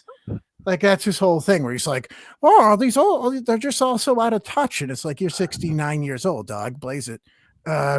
You're old. Just accept it. It's fine. But Conrad quite literally just pays to have friends, just like Tony Khan. And that's why he's, 10 times more insufferable, at least in that way. By the way, what a hard thing to ask for fucking Gunther and Damian Priest to have to follow that match, huh? I know. Well, yeah. I mean, how do you order it though? You got to put some level of importance on the world title. No, I mean they've opened PLEs with it, so it's like who really cares? I guess. Well, at least at this point, they're actually showing Gunther appearing to be pissed because for the last 2 weeks he's been like, "Ooh, spank me!" Like he's really been. Yeah. Kind of Speaking going the of other like way. spanking and 69ing and all that chat and PWT universe right now, Kenny Omega wants to take it slow before going back full time with the idea of easing into a full time schedule down the line and hoping everything holds up. So basically, he's like, I'm done. I got a few left in me. So I don't know. Shout out Omega. But damn, I really wanted him to go to WWE eventually. I know some people scoff and laugh at that. But yeah, this is Meltzer also saying this. So he could be trying to like work the storyline for Tony Khan as well. And then maybe, who knows? But I don't know. I hope everything holds up too. Because that's like not good to be saying, right now. And it just shows you, dude, that style's crazy. Well, he could probably go to the WWE and work as a dancer like Naomi. I mean, that would... they put him in some glowy shit, and yeah, he'd be close to that. I mean, I'm sorry at this point. Oh, Omega, like 5% understands how to put a match together more than your average like spot monkey guy. Like I don't get it. There's more than enough dudes that have existed from that time that do what he does better. And I don't know. I do not understand all the hype that is attached to him. After seeing the match that he had with Bryan Danielson too, where I'm just like, oh, he didn't let this become a Bryan Danielson led match. This is just a Kenny Omega match featuring Bryan Danielson. I was like, oh yeah, this guy's not capable of doing what needs to be done. Like he can't lead a match. He can't follow. It's just no thanks. Like it's just. But also at the same time, I will say he is a fantastically brilliant, low-key bullshit artist. Just to get away with being like, all right, AEW doesn't need me right now. It's like, you don't believe that, dude. Come on. Yeah. I think it's just working this whole shoot thing. Like he worked a shoot fight with Gabe Kidd as well, who's been like shitting on AEW. So I think it's all just part of this story. But you had mentioned Danielson. According to the Observer as well, Danielson could be getting stem cell treatment. The last word, which was several weeks back, is that Danielson was going to first do stem cell treatments to see if that would allow him to avoid neck surgery. Jesus, man, these guys are... You're going to put some dead babies in your neck to make you move. Trust me, bruv. I landed on mine multiple times, bruv. Yeah, sorry about that, guys. I just got back from taking a Will Ospreay. Oh, yeah. He's getting. Well, you called it a Nia Jax in the chat now. Which is it? No. Well, you know what? It started off as a Nia Jax, but once it started doing a couple of flips in the bowl, it became a Will Ospreay. It comes out thin and fast. That's right. And the other one's like, and it just doesn't sell, guys. Whatever I do, it never seems to sell in the bowl. Just laying there doing nothing. I decided to go get myself a slice of pumpkin pie. Nice. For Thanksgiving. I had a little left over. And I know, like in America, we like to eat turkey and stuffing and stuff. But Phil, I didn't ask you, how was your elk yesterday? Well, check it out, man. Our Thanksgiving is back in October. So yes, we celebrated earlier, and I don't know. I didn't eat nothing special. What did I eat yesterday? I ate a couple cheeseburgers actually. So there you go. That's pretty American of you, actually. Yeah, I know. But I am very like holiday-y, but yeah, we don't celebrate. I'm jealous though, dude. It's a way better setup in America. You get Halloween, and then you get Thanksgiving, and then you get Christmas. For us, it's like Thanksgiving, Halloween, November, nothing, and then Christmas. You know? But you also get like health insurance. So yeah. I mean, hey, here's the thing though. You still got to pay for that shit. I mean, it ain't all it's built up to be at the same time. But speaking about shit that isn't all it's built up to be, Brandon Thurston says that he sees it's taken for granted that the Continental Classic was an undisputable TV ratings winner last year for AEW, that viewers put their money where their mouth was, which was the slogan Tony Khan used. What do you guys make of this blatant shilling? Well, you see, I'm not a big maps and charts guy. Yeah. You know, because I'm American, so I don't do this shit. I don't believe in statistics. I just go with my gut, and that's how I do everything. No, come on. It's like the Continental Classic drew a big number for them. It's like, what's a big number for them? 10,000 more people, if that. Than last year. Yeah, it's year not over year. exact- It's been in the toilet too, like for in every metric. So Yeah, it's quite literally like I got 2 pickles on my sandwich, and then this year I got 3. It's not it's not like some sort of like, well, I guess it's a smashing success. It's like, well, how much was it? Like 25% more people?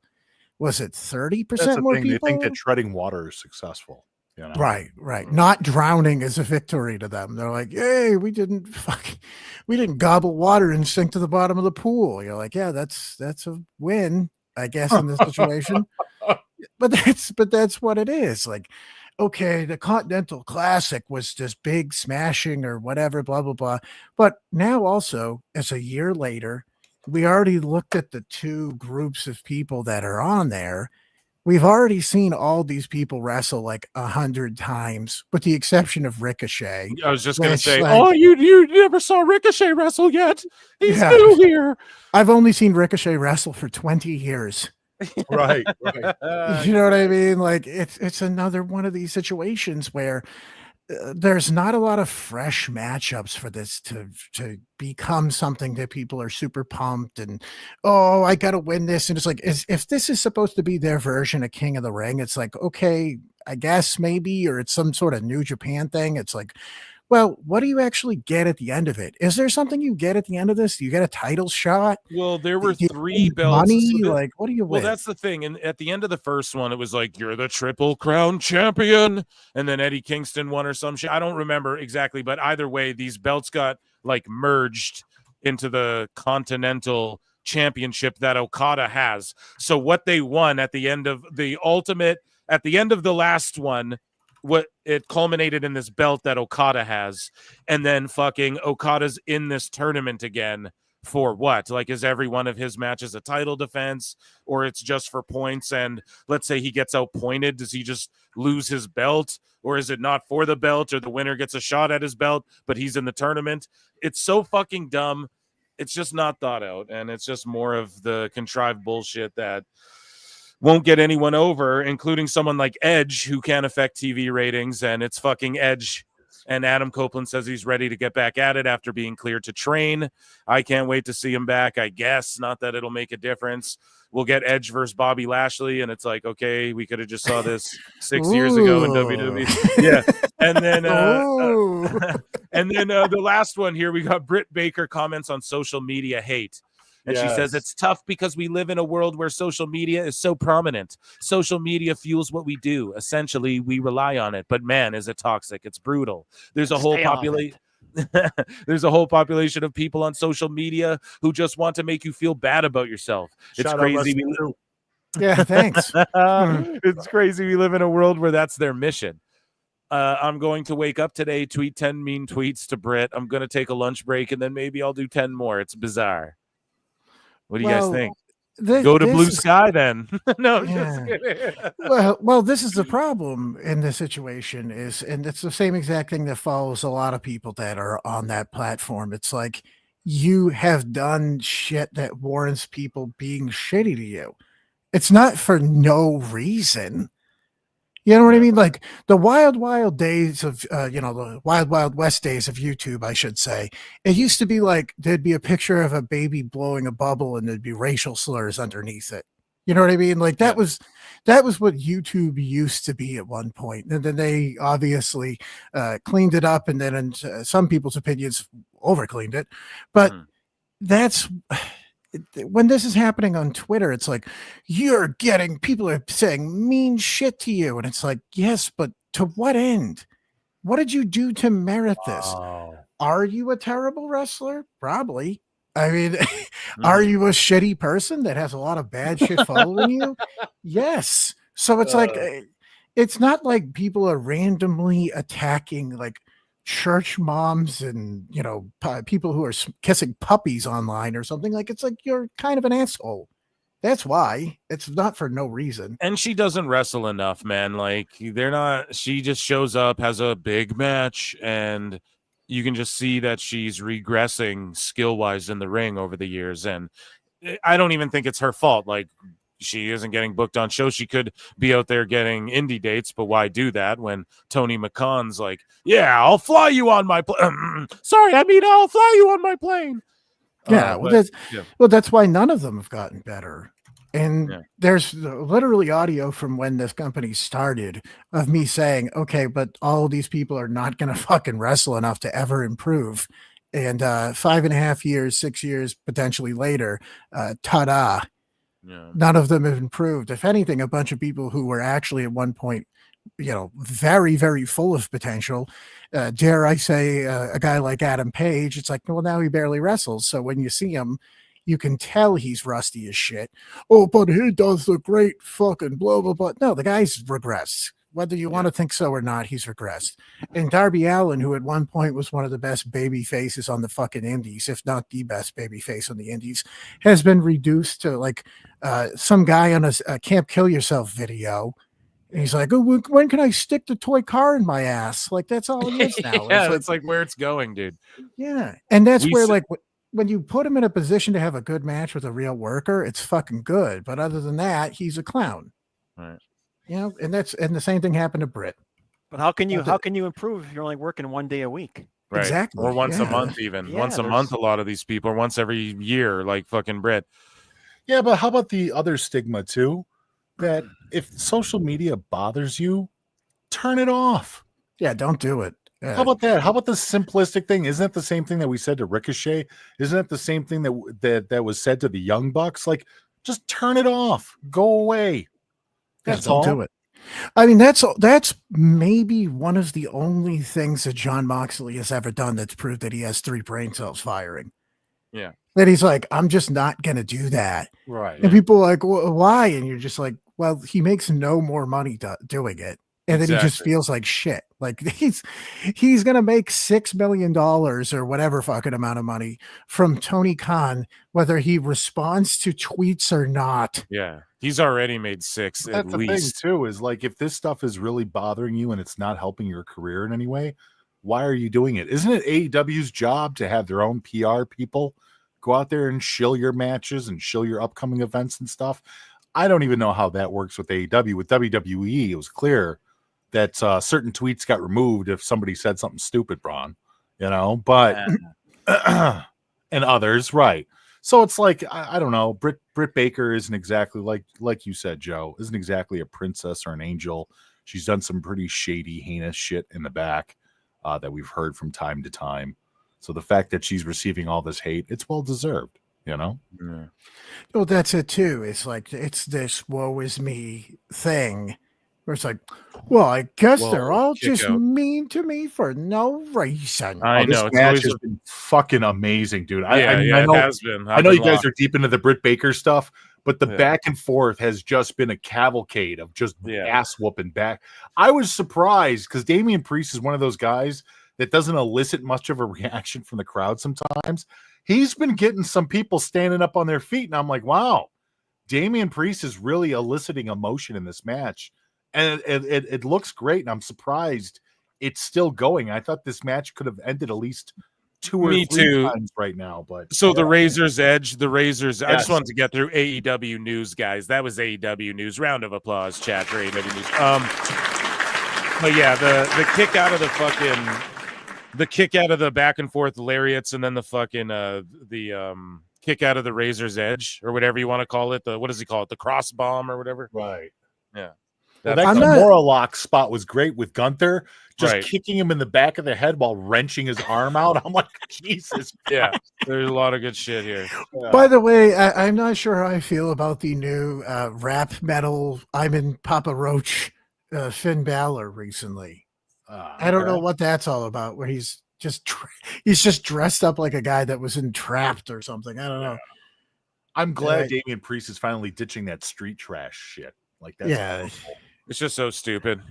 Oh, it was stupid when they first brought it up that everybody I thought knew it was a Finn meme. was running in though. Okay, I knew. Like, sorry to bring it back to that, but I knew this motherfucker was gonna interrupt in some fashion. It was quite obvious, but because I feel like Priest and Finn are gonna maybe not end their feud, but it's gonna come down to like Priest and Bad Bunny. I keep predicting, or someone feuding with Finn and JD for like the tag titles and like getting the straps off them for whatever reason, and then like Finn. God damn, dude. Yeah. Well, so I'm 2-2 tonight. I'm 2-2. So. Yep. Finn Balor. I mean, Finn and Priest is the feud, but Finn's the tag champ, so it's going to be Priest and someone else are going to fight JD and Finn for the tag titles, and then that's like one step of their. Is he bleeding out of the eye, or is that his hair placement? No, seriously, I can't tell with Damian Priest on my screen. It looks like he's bleeding out of the eye. I just need to see. No, it's his hair placement. That's his hair placement. Yeah. Oh, okay. All right. But 95% of the chat said Gunther was going to win this, and they were right. So good on you, PWT Universe. Oh, there you go. Oh, that was a good bump. Okay. Yeah, there was a few of them. I mean, it really was a well put together match.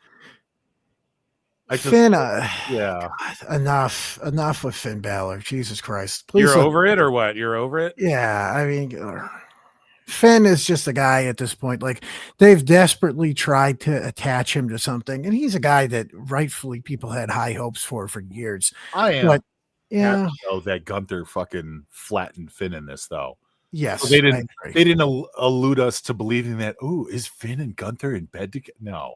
Gunther just whacked his ass. Kicked him right in the face because he's like a tweener that leans. He's starting to go more babyface, but he is a tweener. You know, I feel like both these guys are tweeners. Priest and Gunther, I feel like they're trying to present them as like Gunther's being shitty to Kaiser, but Kaiser's full on healing. Meanwhile, Gunther's been doing shit like kicking dudes like Finn right in the face and like showing Cody Rhodes respect and stuff like that. And then you have Priest who, yes, he's gone full like trying to be white meat, babyface, relate to the people, but he spent so long terrorizing everybody as a storyteller. I need more redemption. It's like when Swerve invaded Hangman's baby's crib and then they just want to present him as a babyface. No, I need him to like now save a nun from a burning church. But Gunther strikes me closer to being a Lance Storm a la Chris Benoit, right? Like he's all about the wrestling match. He's all about the machine. And I think that that's not necessarily a baby face or a tweener. I think that's still very much a heel because all he cares about is the match. All he cares about is the belt. Now, if he comes out and starts saving people, yeah, you're totally right. I'll jump on board. But until that time comes, I don't see it, man. I don't even see it as a tweener. Because even tweeners, even when Stone Cold was a tweener, he was out there saving random people that he hated. Yeah, you're right. It was the right thing. Gunther's not doing the right thing. Gunther's doing what's good for him. Okay, I got to do some housekeeping here. Listen, there is not 100 likes on the goddamn video. So we're going to announce our PS5/Xbox Your Choice winner right before the main event. But because there's not 100 likes on the video, we have someone very special joining the show, and his name is Chris Jericho. I look and see it's not just me. So many others have stood where I stand. We are the young, so raise your hand. They call us problem child. We spent our lives on trial. We walk an endless mile. We are the youth gone wild. We stand and we won't fall. We're one and one for all. The writing's on the wall. We are the youth gone wild. Let me get wild. Yay!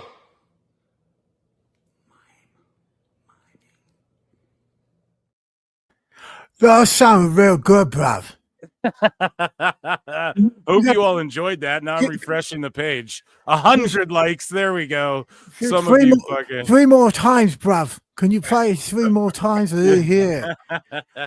Hey, you done wild, you yah. I really like the part where he goes, yeah. We are the youth gone wild. Okay, guys, listen. Drum roll. Our big winner here, our top prize winner. We're gonna pick a random name. Treason Sky again gets fucking picked. There you go. Is that not fair? Or what? I mean, can everyone only win one prize? I don't know about that. But he got a bunch of entries because I think he's like a tribal chief. Like people got fucking more entries based on whatever their membership was to like the YouTube thing, you know? So I think it's fucking, we got to call it down the line. Chat's going to be like, no, this motherfucker doesn't get it. I don't know. What, George, what say you? Do you have any input or what? Do we hit it random again? Huh? I don't know. If you hit it random again, you're going to blow this kid's mind. Yeah, dude. He's okay. We got to just use it. We got to do him. If he doesn't claim it, though, chat, hey, it's still up in the air. But yeah, he got the entries. It's fair. Trust me. All the names are in there 5 times, 3 times, 1 time. You can see it. So yeah, he won it. He won it fair and square. So yeah, round of applause for this dude. And thank you all for participating in that. And Baloney Tugboat wins best name. Yeah, exactly. That also that just wins best name. Yes. Baloney Tugboat. By the way, is this fucking main event? How long do you think it's going to take for the actual thing to? It's going to take what, 40 minutes for them to all get into the ring? It's going to be a lot of ads and everything. Walk in. I think this is going to be done before 9 o'clock, guys. No, easy. Well, it's only it's 7:30 where I'm at right now. So right. It's 8:30 Eastern, which is what the show's. Yeah, that's where I am, and it's gonna take at least 7:30 time. Oh, what's it like being in the past, guys? I don't know. It's kind of like I'm at 8:30 as well, but it's like 7:30 at the same time, and it's like my favorite movie. Time comes, guys. Tony Khan.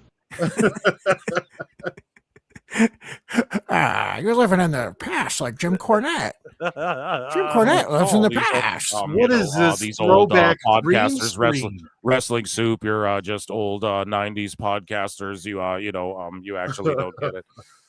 You're actually out of touch, and you don't know about secondary promotions like I do.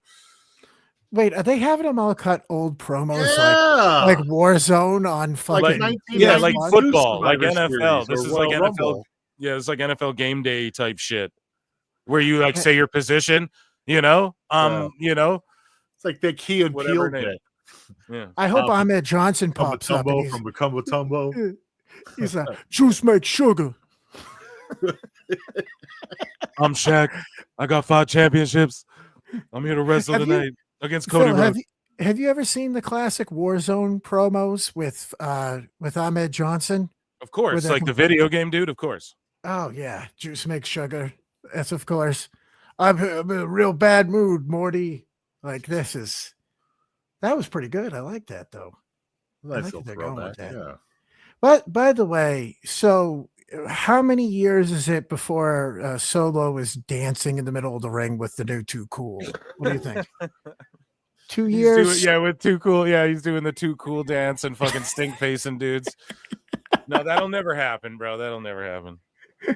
I don't know about that, man. Him and the Tongans. They break up. It would be him, Johnny Gargano, and Tommaso Ciampa. And then Ciampa could do the worm and wear a fucking wig, and his hair like Ciampa would definitely be. Ciampa could do the Brian Christopher. What was his name? Brian Christopher, right? Grandmaster Sexy. He wear the toque with the fake dreads attached to them because he's got no hair.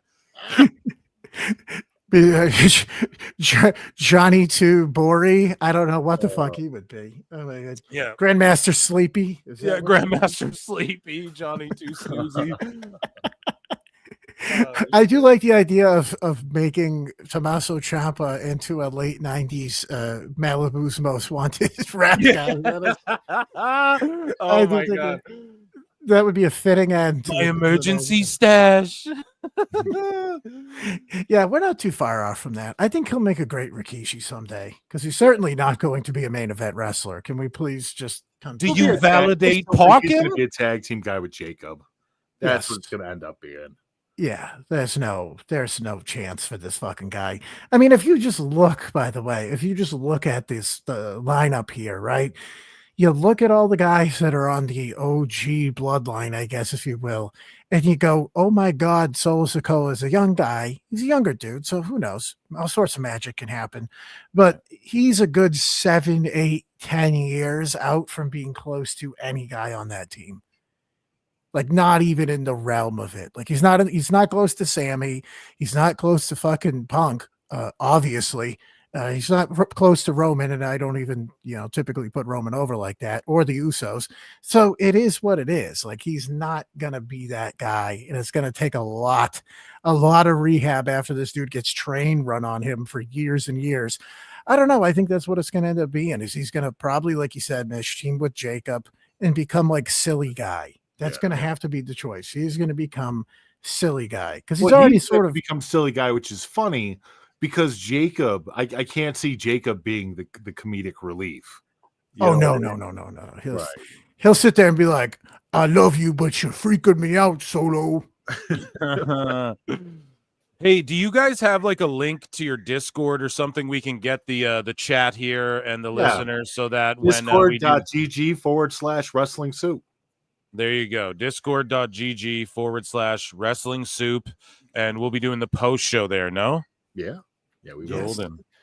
Well, Amazing. by that time, I mean, it could be 3:00 in the morning. Eastern Standard Time. Wrong company, Joe. I'm in. I'm whatever you guys want to do, man. We can do it. So guys, make sure you join that regardless. Just fucking get in there. And thank you guys for being here today too, man. It's been a fucking blast. I'm excited for this match. I'm not gonna lie though, this pay-per-view, a couple of these matches cooked. The women's war game started off. I don't know if they knew like, hey, this was gonna be the shits. So everything else has been like pretty good though, but that one really was like, why don't they just do traditional? Like Triple H in the back but... is just like, ladies, your match is gonna be the shits tonight, but don't worry. There's always Raw. Ladies, the only good thing will be jumping off the cell. He's like, you ready? He's like, all right, ladies, gather around, take a knee. Aside from you, Nia, you'll explode. Take a knee. I'm already eating a thigh. Take a knee. Well, I mean, can I also take the breast and the and the drum? I don't mind the rest of the leftovers. It's just... You got a wing. I like the whole thing. No, she sucks. She's just so god awful. But yeah, that was probably it.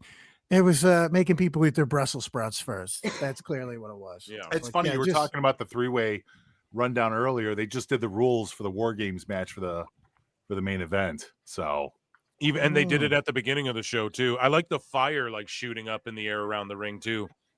Yeah. This is the main event, right? Yeah. Yeah. It's Bloodline versus Bloodline. The faux Bloodline versus the Bloodline. Even if it goes an hour and a half, 2 hours, it's still gonna be over before. Well, this is not actually the main event. It's going to be Jungle Boy versus Daniel Garcia. Oh yeah, of course. Yeah, I forgot to tell you guys. Nick Wayne versus Claudio Castagnoli. Don't worry, it'll be cool. His mom will be out there. Yeah, dude. Someone will get dropped off in a van, and another guy will bleed. It'll be totally sweet. The same van he was picked up in. It's just yeah. Oh, good. No, Miro shows up tonight. Oh. Yeah, by the there's way, another guy that needs to come back fast. Jeez. Nah, he's over in fucking Uzbekistan or whatever, just living his life. He realized he lost the most attractive woman he'll ever even be near in his entire being, and was like, "Yeah, I'll just stay here now." That's guys. Listen though, the Floodline, they're wearing all black. They're not wearing the typical black and red. They're wearing all black. I like that. Also, let me say this. All these motherfuckers are trying to say Bronson Reed isn't actually in the bloodline or the Floodline. Dude, he assumes position. He throws the one up. Like, no one's really acknowledging this shit. No, after this is done, Bronson's still going to be fucking with the bloodline. I'm willing to bet on it. Well, no, he's in the Bud line. Like, he's their bud. He's their buddy. You know what I mean? Well, what you don't realize is there's going to be a group of defectors that are going to take over WWE. It's a fresh angle that I just came up with. It's going to be the Bruv line. The Bruv, yeah, dude, the Bruv line. It's He's gonna gonna- be me, Carl Fletcher. It's going to be me, old Boxhead Fletcher. I'm going to bring over Claudio Castagnoli. He's going to show up for some Nigel reason. McGuinnis. No, I just William Regal will lead it just until he leaves after his kids get over. Yeah, he's like, fuck this. I'm out until he's got something better to do that day. He's like, there's a craft fair at the community center. Right. I won't Yo, show y'all up for seeing the this? Y'all seeing this crazy motherfucker Tomatonga though, just scaling around the cage, Yeah, he's just like, spidering the ring. yeah, barking Great. at everyone and shit. He's a rabid dude. I love He's that. He's in trying, WWE. man. He's trying so He does a great hard. job. I waited years though. I knew he'd be good in WWE, man, for fucking ever. I've been like, I never thought this would even come a day. There comes a day when I'll be the one you see. Sorry, I had to get that off. But listen, I didn't think we'd ever see the GODs and the Usos and Jacob Fatu and all this shit. Like, I just still mark out over this stuff when I see them all in the ring together and shit. I don't know. So I've been looking forward to this War Games match for a long ass time. Since before some of these guys started even showing up and joining Solo, we've been saying like, oh, imagine a family, Samoans versus Samoans or whatever. We're finally getting it. I love it. And yeah, it looks like the bloodline's going to be draped in full on red because Sammy wearing red tights, unless he plans on taking a Generico mask out. But that's my plan for him. I was supposed to buy him for $3 million. Yeah, so I don't know. Sammy, though, wearing red, and he's Sammy Uso. I bet they all come out draped in red. And I don't know. I'm excited for this match. Like, I feel like a year or so in the making. But what do you guys think about them all having to stand in the cage until it's their time to come out? Like, I would just rather their music hits and then they come out when it's their time to come out. No, or is that stupid? I don't know. I'm in my 40s. I'd be afraid I'd have to poop. That would be my biggest worry. I'd be like, oh man, I'm in this cage. Pre-match poop. Yeah. Yeah, you got to really, you got to be careful that day. You got to really. Joey, think you're yourself. up next. No, make me fifth. I got to go drop a Nia Jax. I'm sitting there. I'm like, yeah. I mean, I'm just gonna stand here for 45 minutes. Come on.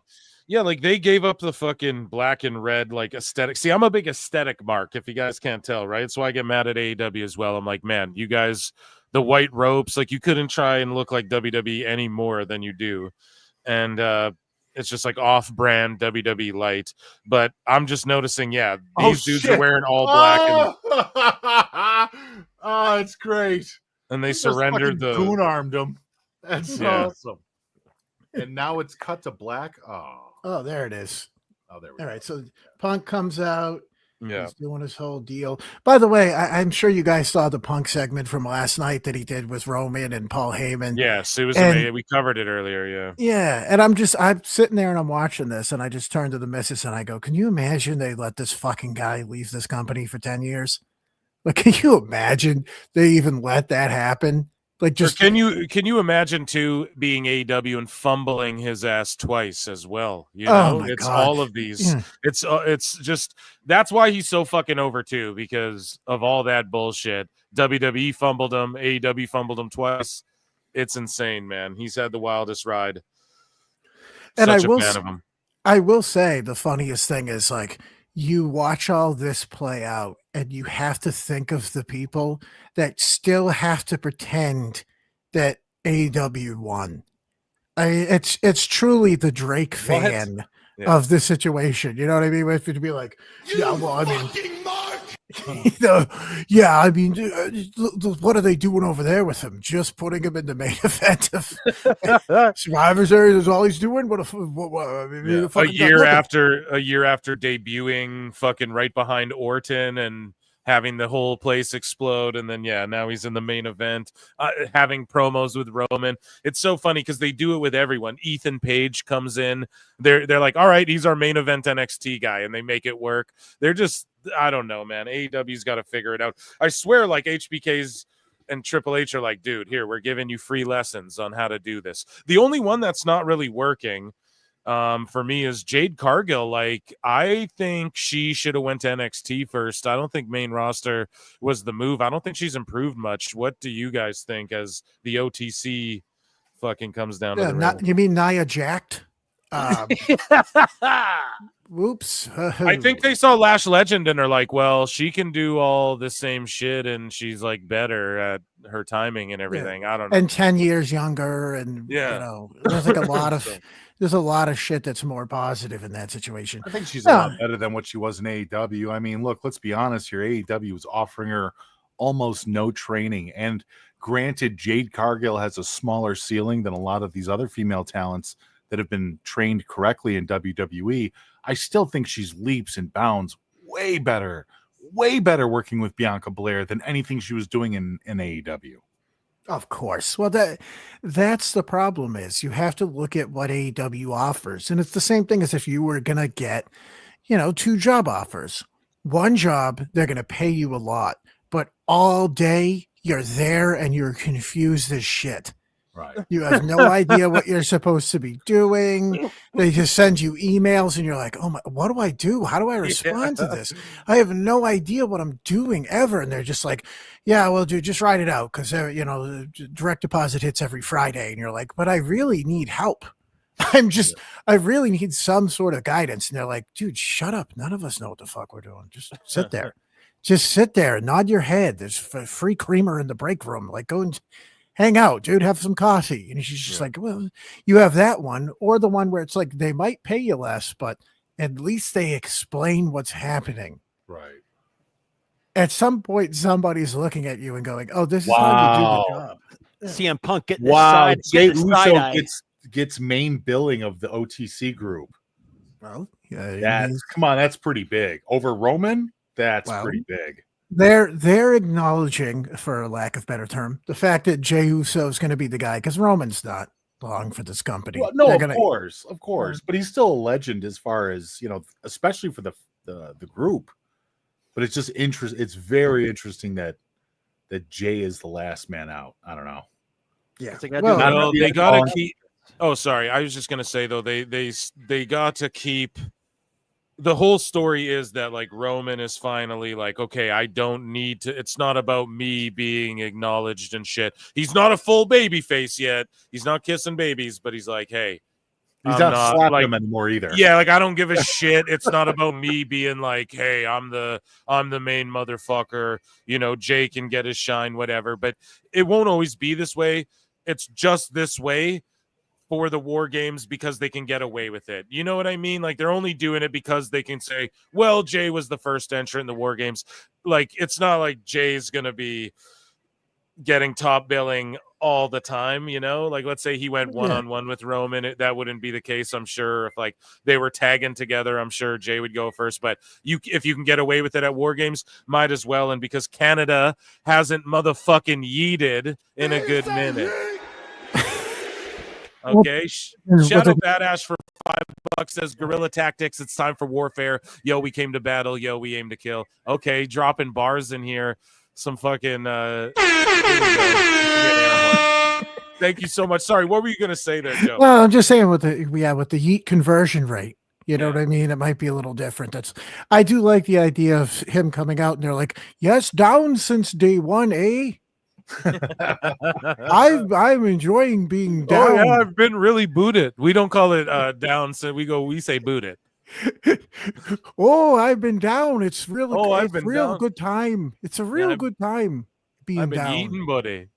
I will, dude. If there was anything on this earth that I was more wrong about in the past 2 years of wrestling, it was me making fun of this fucking song because boy, oh boy, do people love that dumbass song. Yeah, they love it, man. They love it. I never made fun of it though. I at first was like, I don't know, man, and then after like 2-3 times hearing it, I was like, dude, it hits. Well, the first time I heard it, I was laughing because it's just like this is Muse. I'm all by myself. I'm just being in the guy. It's Muse.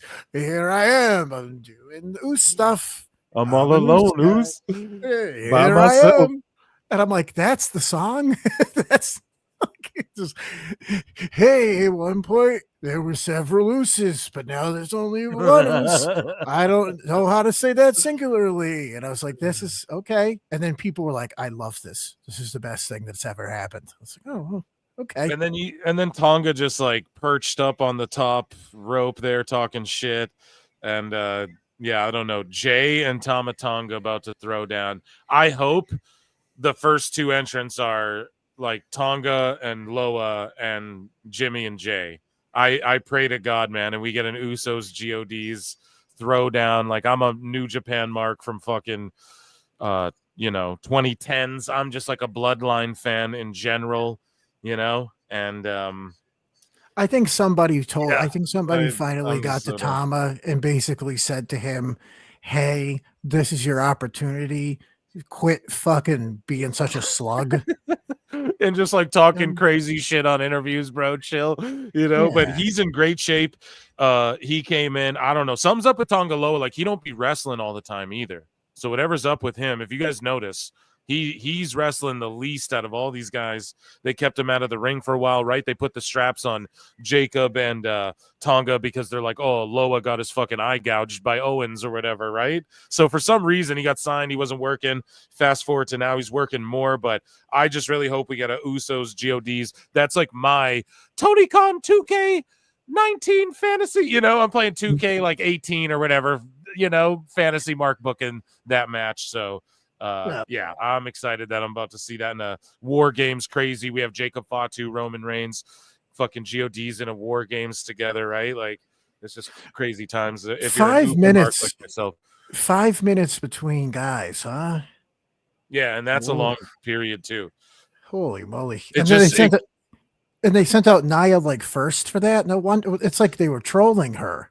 Right, and the heels have the advantage. So on SmackDown, Jacob Fatu, of course, wins his match, gets the advantage for the heels. So this one psychologically will be booked properly, right? Like, we're gonna get both GODs beating up Jay, and then likely Jimmy comes in, and the crowd fucking pops huge, and we get a super kick party. Hey, you guys like the Uso super kick parties? Like, do you give it a pass, or is it just as cringe as when the Bucks start doing that shit? As long as they're not throwing punches.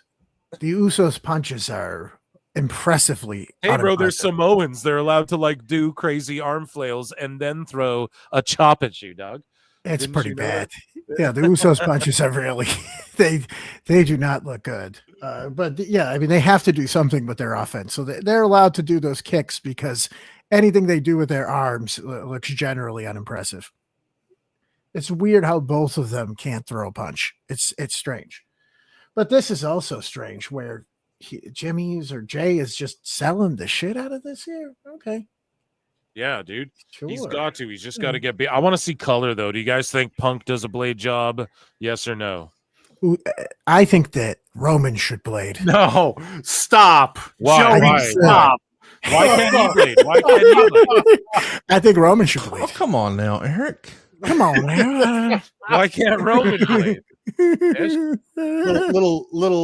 little blood cancer for you, little blood. I cancer mean, for you? I mean, it's not contagious. What's that dude. It's taste just like? Oh, it's like a Big Mac, guys. Just it's like the 1800s. He's getting the bad stuff out. You know what I mean? Like it just. oh yeah, it's like leeches, like human leeches. I got you. But Yeah, that dude, would- ladies bleed naturally all the time, bro. I mean, men have to get theirs out somehow, and a good old blade job never hurt nobody there, Anthony. I heard that was going to be the original finish to the women's War Games match. Was Nia was going to No, stop. First blood match, 30-day Oh, time limit. no. What? Oh my god. 30-day time limit. Yeah. We're just waiting for their cycles to mash up, Maggle. You what? Holy No shit. contact, first blood match, 30-day time limit. There you go. And we just set up cameras in their home. Yeah, hold on. I got a brilliant idea for a reality show, pal. Wait, it sure seems like Liv's text messages have been bitchier to Dom.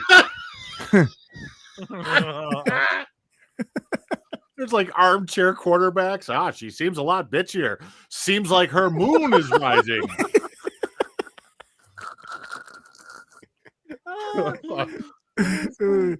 This match brought to you by and Flow. Brought to And you Flow by- says. Heavy sets or All right, here comes Bronson. There you go. no, it's so cool. I was wrong. My fan, God damn it, I absolutely failed. Hired help first, and he's looking for a Subway sandwich or something. What is he?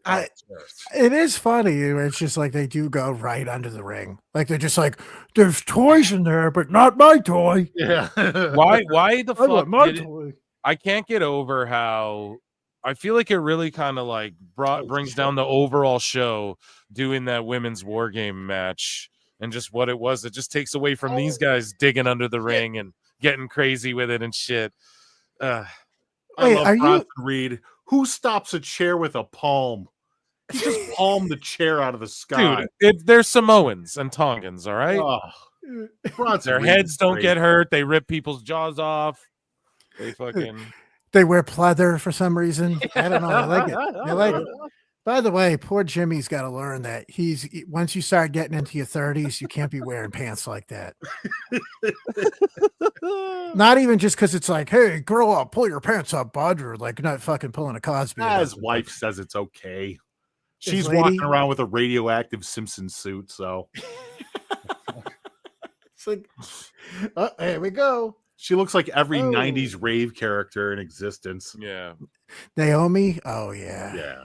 Poor Naomi. I mean, my God.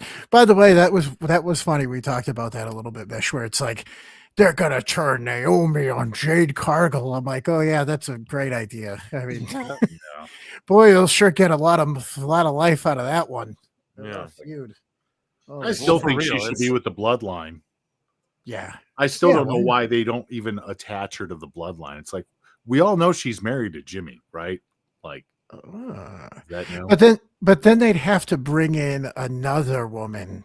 On Yeah, the Ava other Rain. side. Well, you got Ava Rain, Tamina. You got the Tonga twins who've been in NXT. You Tamina's got retired. I know, but you could just bring her in to be like a fucking heater. She just stands there and like punches a Oh. bitch. She doesn't, right? Like you got she did Ava for Rain. most of You her got career? You got Just- Nia Jax as well. You got the Tonga twins. Oh, that's right. Nia Jax is attached too, technically, right? Could you picture if they were like, yeah, we're gonna put Nia Jax in the fucking bloodline? That would be Why not? Why Oh. not? She just beats Heavy her. flow. No, actually, in the OTC or in the Heavy flow? Who the fuck said heavy flow about the female bloodline, dude, with Nia Jax? Sorry, you bastard. You bastard. Sorry. I do like the idea of them being like, and we finally found a woman that could fit into this position. And they bring out Nia and they're like, dude, if she could jump, this would jump the shark. Like that would be the complete end. Come on now. Come on now, Eric. Why don't they come just on now? Come on now, Eric. Come on, Eric. What if instead of them trying to put together a storyline that can draw millions of dollars, instead they just have the fat girl with Sideshow Bob hair, butt fuck fumble around the ring? For And you know what? If 45 you're minutes? looking for tampons or Tampax or anything in between, head to savewithconrad.com where we have a large selection of What packs you and do a is Black you go- Friday sale on tampons for girls under 30. Okay, I'm selling dick pills because I need to know where all the blood in my While you're body at is. it, get a Blue Chew on the way out and save 25% on your cart. Only I- Black Friday. For the bloodline, we got red shoes too. We made another color for it there. It's a limited edition, and Very I'm fat. busted cherry flavored. Yeah. Oh, come on. Oh, come on now, Anthony. That's not very fair. Oh. I'm just playing. Or somebody say for cherry, I like food. Like a pie, a cherry cobbler. Cherry cobbler. I do miss seeing the Usos work together as a tag team. They do so well together. The Usos? Yeah. Which Way one was better than against each other. Yeah, Good absolutely. Lord. Yeah. Which one of them was born first? Do we know that piece I of think they trivia? both came out at the same time. Didn't they both just like Super kicked out four of their mom? hands just came out at the same time? Yo, we're both flying out your box, Oos. Oh my god. You flying out the sky, Jey. J-E-Y. Uso. Here we go. Here you go. We just gonna lean up against each other and just slide out this bitch. Yeah, they got their baby arms crossed too, folded like back to back. That'd be great. And I told that bitch open her legs, and I yeeted out there.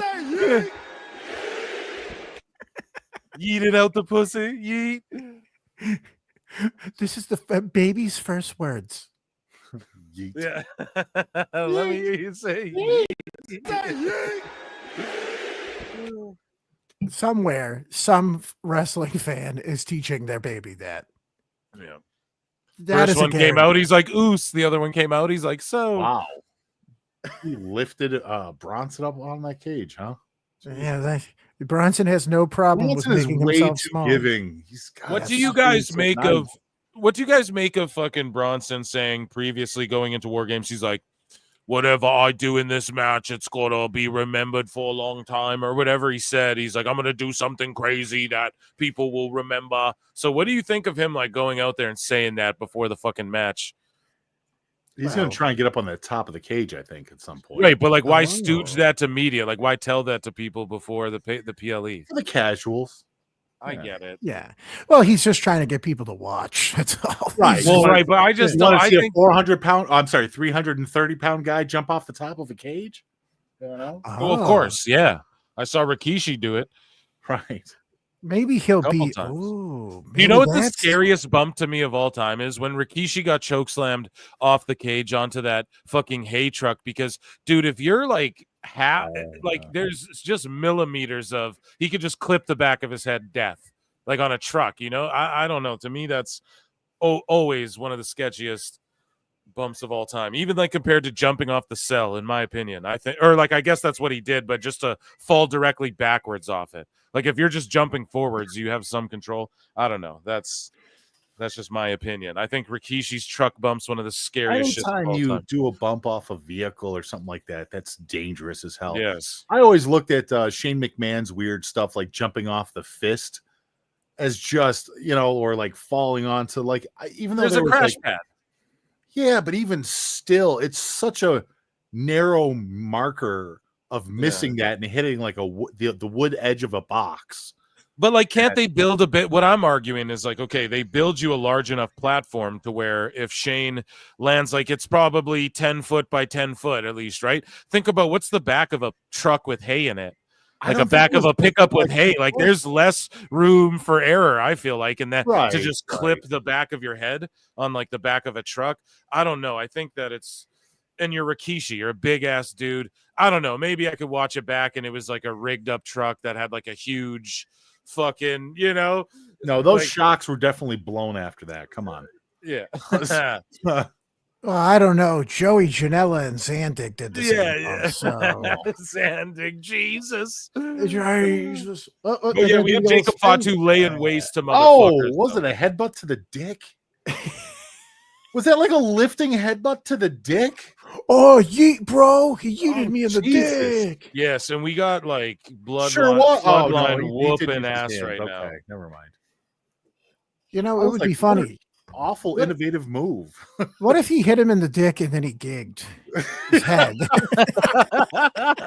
it Hangman Page versus Swerve Strickland? Is you hit me so hard in the nuts, oos, my head exploded. My eyebrow's bleeding because you hit me in the dick, oos. Who's it gonna be? Oh, Sammy's turn. Get the fuck out. Get the fuck out. Okay. Your turn, bitch. Punk does not like this choice. He does not care for this. Roman's not allowed to make these kind of decisions anymore. Punk's like, what the fuck is your deal, eh? Oh, this is great. Yeah, this is great. I was gonna say, man, I'm locked in, and this fucking beatdown's like way better than anything in that women's one. Thank God, this is so good. And the other matches really saved it. Thank fuck. But by the way, it's really amazing how fucking proficient and how solid Sammy shit looks when he's so much more like slender and still leaner than all these other guys. Right. Yet it still looks like when he throws a kick or a punch, it's actually connecting. Yeah, It's Sammy's so fucking crazy. good, man. Shout out Canadians. Le Canadien. Well, I mean, he's from Montreal, right? Do you guys? Yeah. Montreal doesn't even want to be a part of you guys. No, they don't, and they're pricks. But shout out, I love you guys if you're listening from Montreal. Yeah, dude, for real. And like, I'm French, bro. I can say the shit. I'm French Canadian and shit, so I can. Hey, dude, we understand. We got a California. We totally. Yeah, exactly, bro. It's just motherfuckers who are like, okay, whatever. Like you're just. Like, we don't even want to be a part of you. Our city is so special. Yeah. Oh, yeah? Is it? Yeah. Well, there's a friend. Ooh. And you gotta speak French if you go there. They just hate your guts. Well, you see, I just go there to Bruins hat and make that. No. Yeah. And you're just like, fuck yous guys. No. Yeah, like you play something like this city fucking stinks. It fucking blows. Smells like cheese, motherfucker. They're like, oh, we're so fancy. I'm like, Maine is that way. You're not that cool. Fuzzy. Maine is that way. I'm like, Vermont is way cooler than your fucking city. Yeah. But what if we have the Habs here? That makes the city way worse. Why do you think that makes it cooler? Makes it way shittier. Dude, Sammy's fucking he's money, dude. Oh, look at this. Now they're just like, we're not going to talk to one another. Yeah. We're not on speaking terms right now. It's funny. Hey, I got a question for you. Kind of a technical thing. Can you actually stream the events, but underneath a blur? Like underneath like a severe blur? Yes, you can. And as long as you keep the audio low enough to where fucking to where like you're talking over it, because they can claim your stuff for audio too. Like if I just like let a so like I could realistically and like the rules with audio is weird, but if you took it to like Patreon or Discord, there's no rules like that. You know what I mean? It's just a YouTube thing. So no, Discord has rules. We found out the hard Oh, way. do they? Okay, there you go. So I didn't know. I'm not saying go on there and stream a pay-per-view, but what I'm saying is like if you were to like, let's say we turned on a press conference on a YouTube video, scrolled down to where we're looking at like the comments, and then the volume's low enough to where our commentary sort of drowns it out and transforms it enough, it could pass. But there's also a chance you could get stricken for it. I've gambled and I've won and lost, you know what I mean? Okay. So Fair enough. But Patreon's been cool with me though, as far as like I don't blatantly like I still make shit transformative, but I watch Tough Enough and I just like mirror it, or I just sort of that's why it's just a little smaller, and then I watch it right on screen. Because at least with the blur you can see like the shapes, but you can't really make out much else. And especially when people are just talking, like you don't necessarily need to see like Triple H's facial expressions, let's say if he's going to jump on the mic or whatever. So I get where you're coming from. I don't know. It's an experiment, right? We got to be the one. Yeah, no, I'm just, try it. No, I'm just loving watching Tongaloa because he looks like a member of the Shield, except he's a barber who cheats on his wife. Yeah, he's the guy who was in the Shield from FCW. They just left him behind. Hey, Phil, something just popped into my head here. What? Do you think Roman's going to go next, or make CM Punk wait to go last? I don't know. I'm just watching the movie, bro. I don't even want to try and chance. I think Roman's okay, if gonna you go want me to next, make a dude. prediction, Yeah. I think It's Roman coming goes up. last. Roman goes last. Oh, I think Roman goes next because he That's doesn't what I want think. he doesn't want CM Punk to be a part of the family at all.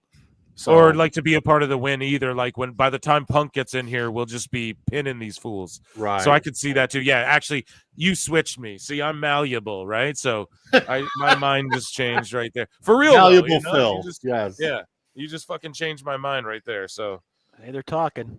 yeah, it's good They should shit. do. That's a good What if- question. They should probably do like rock, paper, scissors or something. Yeah. Maybe they can fucking draw straws for it or do X's and O's. Maybe Best let's- out of it'd be 3 even- though. It might take a minute. That timer might need to fucking come up sooner. They need to It would best be out even of 3 funnier this if thing. Roman threw a punch at CM Punk and then just walked out of the cage. Ooh, like Punk thinks he's going out, and then Right. Roman just fucking ba-bow. What did the 5 fingers say to the face? Ba-bang, and then he goes out. That is amazing. I love that. We got to give it an X file. Primo drama. Yes. Or fucking- we're both in there just like talking about chicks they banged. Or, Yeah. Or they're both Yeah, in there just Lita. crying, Hey, like, yeah. I don't want to go. I don't want to go. He's in there. He's like, Roman Reigns is like, yeah, Mandy Rose. He's like, Yeah. He's what? like, how I did Lita. What? CM Punk's like Mickey James. Yeah, Next. Mickey James, bro. Roman's like, yeah, I did that too. No, I'm so sorry. No, I'm so sorry. I love Mickey. I love Nick Aldistate. I don't mean to fucking Oh, here we go. What's gonna happen? drum up the garbage. Yeah. I guess I go. Oh, Maybe that's Cena. Cena returned. That's better, hey? Ah, there you go. CM Punk played the sneak. I like the idea of Roman. I like the idea of Roman being like, "Hey, I'm gonna go, but I'm gonna go so slow." But he always goes slow. Yeah, dude, that's his whole thing. Sloman Reigns, bro. Yeah. I like the idea of somebody being like, "You're beating the shit out of my family," and Punk's like, "Well, I guess I'll go." Like, And here's the thing, though. They're always playing 4D chess. Like, I got to psychoanalyze it a little bit. And it's basically what you thought, but then it's not at the same time. Do you know what I mean? Like, it's what you thought, but then they're like, nah, we thought that out. So here's CM Punk's just going to blaze right past him. But you were right about Roman would want to. His motive is like, I got to go next. Fuck Punk. But instead of like blapping him or whatever, the motive was still there. Like, no, I'm going next. But CM then Punk is just going to fix some things right now. right. And they're just playing 4D chess. Like WWE's always like fucking 10 steps ahead, at least as of late, the last couple of years. So why well, dude, that's why Tonga doesn't have a lot of matches. You just saw why. Oh my god, you can't even get hit in the head with the thing. I'm still blown away that I'm hearing Wrestling Soup and PWT. I just found them a week ago and been binging their content ever since. Fuck yeah, dude. Hey, much love. Thank you, North. Amazing. Yes. Yeah, And come we check us out for the post show in the Discord. We just got here too, so Yeah. The show just started, actually. Yeah, we just started the show. Yeah, Punk's little knee slap there. It doesn't exactly taking care of business. He's a every little day. ginger tonight. Oh. Uh-oh. But we got to pull it up, though. We got to have a way. Like, are you going to feed He's the got Road audio Dogg for the press conference or what? Like, how are we going to do that? No, we just bypass the press conferences. We'll watch them the next day, if anything. But well, no, it's a WWE press conference. Nobody's going to threaten to kill somebody. Right. No one's gonna, Exactly. Yeah. Yeah, I mean, like They're just going to announce like record sales and shit. You know? Yeah, they're just going to be like, yeah, we made money and our matches were good and made sense. It's not going to be somebody like airing their grievances or claiming that they're such a good wrestler. Like, oh my God, I'm so good. You should definitely like me because I'm so good. I get stars and points. Bro, if I go 5 stars, Dave Meltzer, me versus Roderick Strong. I saw that he made $6 trillion on that last pay-per-view, bruv. But let me ask you this. CM Punk's a scrub, bruv. Let me ask you this. The 70-year-old guy who loves to play with trains say you were as good as Bret Hart. Did he say that to you? That mean he's making money. Oh, his Solo Sikoa, he's not as good as me, bruv. He gets knocked down and he Jonah. stays down. We call him Jonah Bronson Reed. Well, if he falls down, if he falls down and don't get right back up, what's the point? You fall down and get back up, bruv. If you do that enough times, it makes you a good wrestler. It's killing me. It's killing me. Oh my God. I can't stand that shit. Oh my God. That's the funniest shit, dude. Oh my God. I gotta get that, bro. Here we go. Here comes Solo Sikoa. Yeah. He's just gonna hit everybody's head. He's looking leaner though. He's looking leaner and meaner though. No, Chad. Yeah. Chad, is he looking leaner and meaner? Solo's not eating for trio anymore. I'm gonna end the fucking poll because this match is going on. It's almost done. Like, well, we don't know if it's almost done, but it's almost done as far as entrance, right? We got a couple minutes until the next entrant. So I ended the poll. 75% think the Bloodline is going to win this match. The OG Bloodline. 25% of chat thinks the Floodline is going to win this match. I think a Samoan's going to win. How about that? Yeah, or a I Tongan. think that's a safe bet. Yeah. Well, we were told by actually sources that a Samoan or possibly a Tongan, possibly actually the idea behind it is a Rikishi descendant was actually Tony Khan. There's a 9 out of 10 chance that a non-white person will win this match. Imagine they'd take that away from us. I was just saying that white main event wrestlers just didn't get enough for long enough, so that makes sense. I mean, what are they doing? They're stacking them all up in a pile. Now they're getting silly with it. I mean, right? I've been with it. I don't know. Now it's getting it's dissolving a little bit. We'll use that word dissolving. Keep going up. Keep going up. Oh, come on, Bronson. Oh, Sammy took I think, guys, this needs more people hitting each other with kendo sticks. Yeah, definitely. Yeah. That's what I love, though, too, is that last year they did the same thing, and this year they let the ladies do all the tables, chairs, and kendo sticks and all that shit, and then all the silly goose stuff, and then these guys are just having a War Games match, plain Jane. I don't know. I'd like to see some color, but I'm not gonna get upset if I don't. They're literally standing on tables and chairs and shit. Right. Well, I know, but I know. But what I'm saying is that last match was about, and last year they did the same thing. Their match was about, the girls' match is about, let's jump through tables, let's do chairs, let's do fucking sticks and all this stuff. And then the men just had a regular match. Yeah, they climbed up the cage and did the fucking RKO off the top and all that stuff. But this year, yes, they're getting silly with, I get it, but the whole match up until this point has been fucking just. Oh no, for sure. But that's because women's matches usually don't have storylines behind them. Exactly. And the men's War Games matches usually have a lot of smaller victories to be had. Oh, come on now, pal. There was lots of storylines when I made that bitch get on the ground and bark like a dog. Like fire. Like a dog. What if? Tell me how much you want to eat my shit. Yeah. then I took a shit on my plane. And she liked it. Yes. I like the idea of it being the girls hit each other with sticks because there's no storylines. And you're like, we got a whole company for that. We don't need that. We don't need that here. So Solo locked the door, expecting that. And Roman is still. I am the Terminator, Roman, and I am coming for you.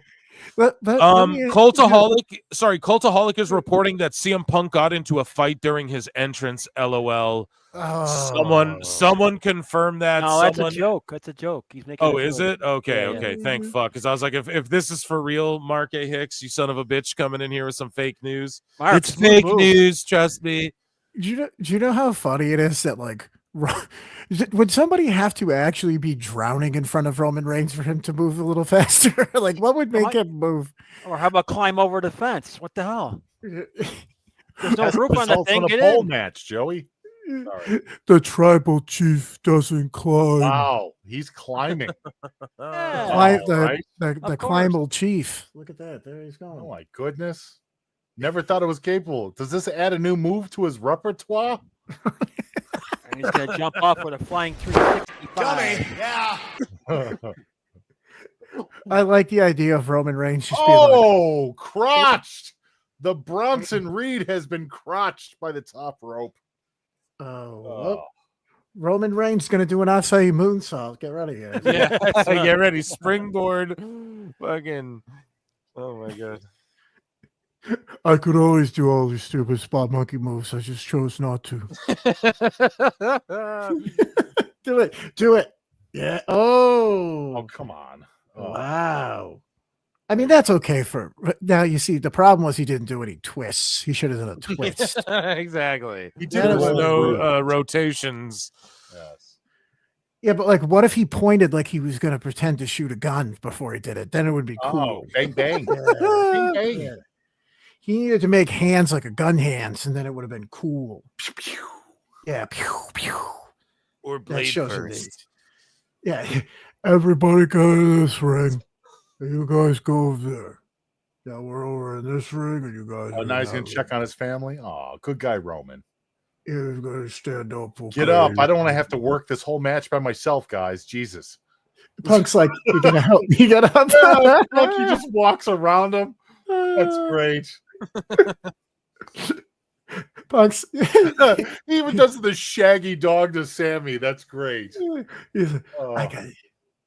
Oh man, come on, you blew past me. Didn't you know that I'm supposed to walk incredibly slow while people are getting the shit beat out of them? Oh, here we go. All right, the 6th entrant. Ah. Yes. Security has arrived to open the cage to Paul make sure Heyman. that there we go. And here.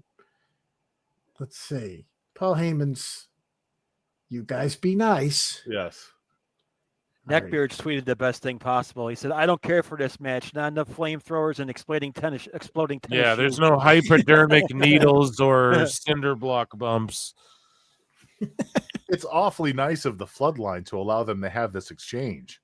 Dude, I love that you're saying Floodline. We're making that a thing. I've heard so many people saying it, and I love it. Let's make that a thing, guys. Floodline. Oh, I'm gonna get that out there. But yeah, this is some Sinead going on here. Some Sinead O'Connor here, motherfuckers. I'm walking to the ropes. You're walking to the ropes. We're walking to the ropes, and you're fucking throwing terrible punches. Yeah. I mean, these punches do look better than the women's match, but that's not a challenge. That's really not asking much. All right, Sammy's. Oh, come on. Stop. Oh. Come on, Sammy. All right. Don't worry, Tondolo is going to fuck Bronson something up Reed right is now. way too nice of a human being. Yes. This guy is willing to give any prince in Africa whatever they want. How much money do you need to save your village? Right. I need $1,000. $5,000 it is, sir. Here we go. I'll grab 10 of those. I'm gonna stage mud wrestling matches in Saudi Arabia. It's gonna be amazing. It's a new promotion I'm working on. Trust me, pal. Turkey Al Sheik or whatever the fuck his name is loves to fly on private planes as well. I've started a new fetish called soft head wrestling. Soft tooth wrestling, too. Yeah, I like the sound of that too. Can it fit in your ass? Soft tooth wrestling, bruv. It's good. Shout out Cultaholic. There you go. Yeah. And the audience will be full of kittens. Yes. What happens if you brush once a week? It works out perfectly, bruv. You have a match after 30 days of not brushing your teeth. That's how it works. I heard what happens is it's the way that the ladies get the blood between the knickers. Oh. You have to, if you brush your teeth every 72 hours. So, guys, yeah, we have it from Cultaholic. Reports emerging of a fight involving CM Punk on the entrance ramp at Survivor Series War Games. Cool. Oh. Who cares? Are they talking about the one between CM Punk and Roman? Like, come on. Oh, God. Are they trying to just troll? Oh, they're trying to be funny. Yeah. Here, we'll like and retweet that because they're being funny. I think they're being sarcastic. So, yeah. Thank you for DMing me that. Cheeky. They're being cheeky buggers. They're being cheeky buggers, bro. Whoop-de-doo, Basil. What does it all mean? Oh, a 360 flip. Really, Basil? What does it all mean? There were people That's a man.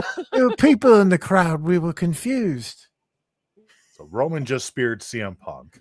Yeah. Well, we're gonna get that match sooner than later. Yeah. Royal Rumble or some shit.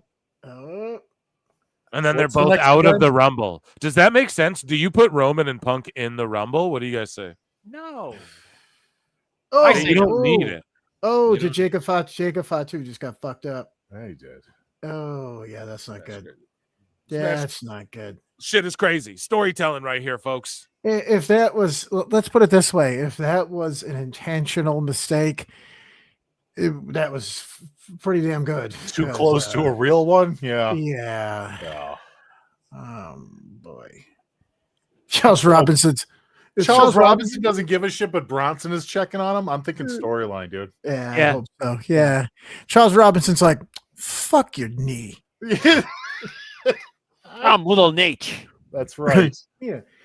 He's like, hamstring, whamstring, get your ass up and do something. Let's go. I used to get Ric Flair's sloppy thirds. Hey, dude, if he's that looked not good. That looked not good. He's just chilling now. I mean, that's oh boy. No, he's is he getting up? Yeah. Oh boy. Wow, he's still limping, but that's very good. Yeah, he obviously made a mistake, but covered up for it by pretending like he was really hurt. Oh, now he just has dick caved in. That's nice. I mean, what me or is there something fucking wrong with Loa? Like he's just he sucks. He sucks. I loved him in Japan and shit. I don't know if it's like he worked good because the guys out there. I don't know, but he's just like off a step on the WWE shit, you know? Yeah, Tonga coma. Yeah, Tonga Low. I had to grab a beer. Tonga Low is he's currently one of the only 56K wrestlers that still exists. It's that fucking bad. Oh, here it is. Here's big man. Wow, yes. Here we go. Oh, through a table. Do it. Is Roman going to big move? Boy? If Roman moves. What is that, a swing? Get on the swing. Look at Charles Robinson's face. Oh. And Punk saved him. Look. Punk just saved Roman. Oh. And Bronson Reed is dead. I would say so. Damn. Look at this. Now that's a good. Oh, wow. Very nice. Wow. Yeah, he was talking that shit. He was talking that shit. You guys are 10 seconds ahead of me. That was beautiful. No, I'm a little bit behind them too, George, but I think I'm a little ahead of you. I'm like 5 behind, you know, so it's like it's even. It's awesome. We got the full spectrum here of you know. Roman Reigns is like, I didn't know I could have a friend like that. You can be my buddy. Oh no. Yeah, he is. We're friends now. You saved me. Thank you for being a friend. Jacob's still. Yeah. Oh yeah, Jacob's fine. Oh, he just knows how to sell an injury. Fuck, they're just telling those stories, though, dude. Oh, nice. damn! That looked good. All friends. All right. Oh, here we go. Time to pick it up the pace. All right. Ooh. Solo Sakoa.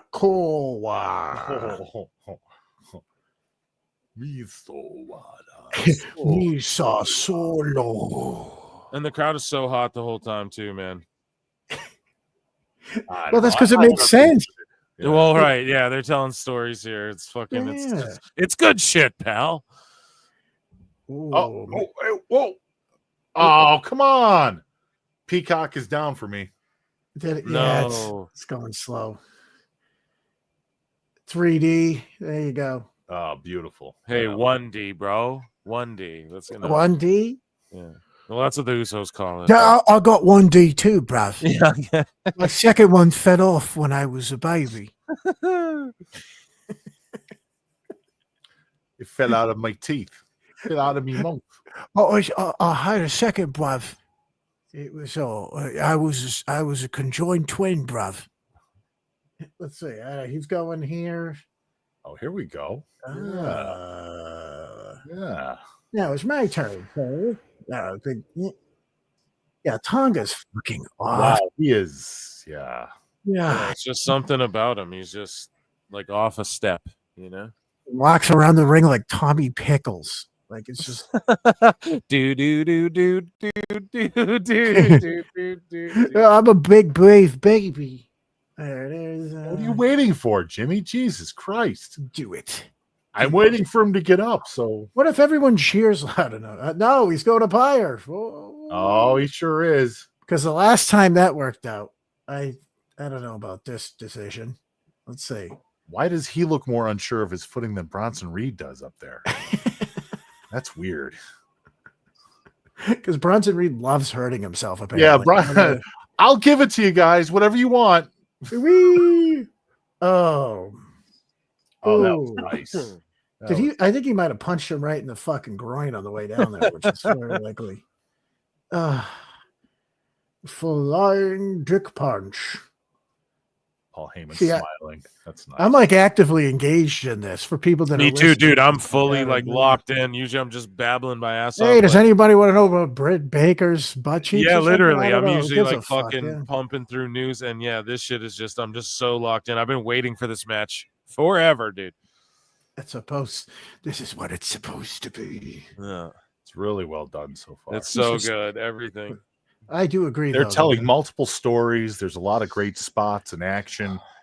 I mean, some even of when the- people are down, the next people that are set up for it, like it doesn't feel and like everybody's just trying to get their moment in. It feels like Right. everything makes sense. There's a And- methodical right.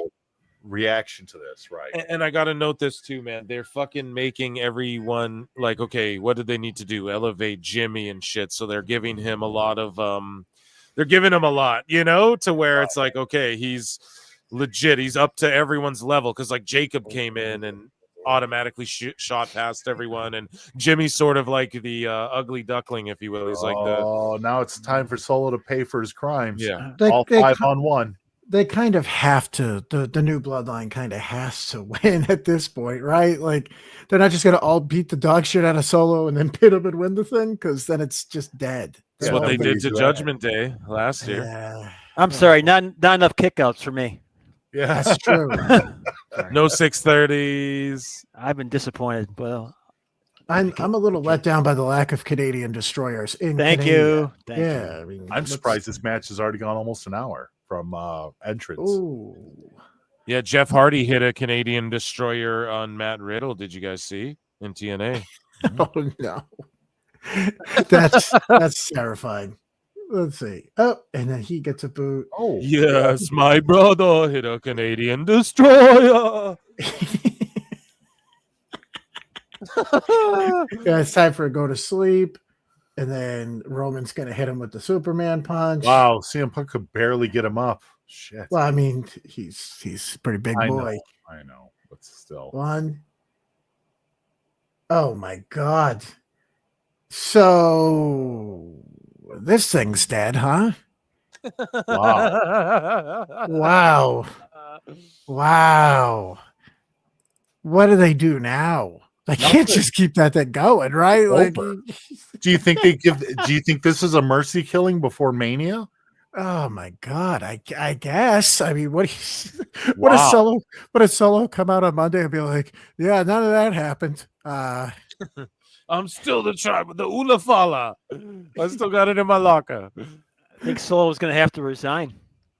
Yeah, right. I heard still that- got the Ulafala in my gym bag, motherfucker. It's in my car. It's not going anywhere. I still got it. And I mean, they ended it with everybody getting their licks in too. Like Exactly. it is a decisive win. Period. I kind of felt like this is what was gonna happen, you know. Like I'm 3-2 for the night, but it's like I felt like because they always do that, they seem to split them. Like if the women's faces win, then the men's heels are gonna win or whatever. Does CM Punk get a hug too? Well, we'll From see. everybody We'll but see. Roman. Yeah. There's one. Roman But might what win. we're getting is like Punk and Roman and all this type of shit coming next, and I think Punk is gonna do the world tour of like putting some dudes over. Maybe he'll get one more world title run, but like he'll probably put Roman over. No, don't you think that's like a feather in the cap for Roman? He's like, oh, I celoso. Oh, I can't believe that this is already up. Shoot. You are my friend. I'm so jealous. Yeah, I don't know what the fuck. Yeah, I mean, the new bloodline thing has to be. That's it, right? Like, what do you? Well, that set up, was like, it. Yeah, Like, Solo versus Jacob or some shit, and then you have like family drama with them. I don't know where you go with it. you break out the yellow or red sunglasses for Solo. Get him dancing. Is that what we're doing? With I fucking mean, that's- Gargano. Get that's- Gargano and fucking that other guy with the beard out here. Who do we got hanging around? What if Tozawa was in the? Get me two white guys who don't know how to dance, and I want to see them fucking dance right now. Or they're fine. I have an idea. Maybe Solo blames all the other guys and they disband and they hire all those new guys that they hired. Oh, Solo just cuts everybody. Yeah, he blames them all and brings in Hikuleo and all those guys that I don't know anything about. Oh, Like Hikaleo and Zilla and all that. Yeah, And then yeah. apparently the other dudes in NXT. So Lance 3 Anoa'i or whatever. bloodlines? Jesus. No. Well, hey, dude, if there's an end game, like who knows, maybe they do 3 rings. Yeah. World War 3 like WCW. Except the third one's stacked on top, like in the middle, like a cake. Yeah, it's like the movie Ready to Rumble, except for rings stacked on top of each other. You got to just climb on top of the other. And the top one has a cage. Plenty and Pixel Art for $2 says apparently saying yeet terrifies my cat. Shrug. Well, sorry, Plinian. Sorry, fuck your cat though. Paul Heyman standing on the outside like a proud papa.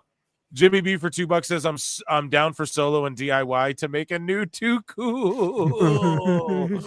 Oh my god, dude, that's funny. Except, what's their song? Is all you ladies pop your pussy like this? Like it's just... to the window, to the wow. Oh, Punk's okay. So Punk's doing his go to sleepy. Everybody else is raising their fingy, and that's how that goes. Yep. And that's how it goes off the air. Charles Robinson stands there like, all right, get out of there.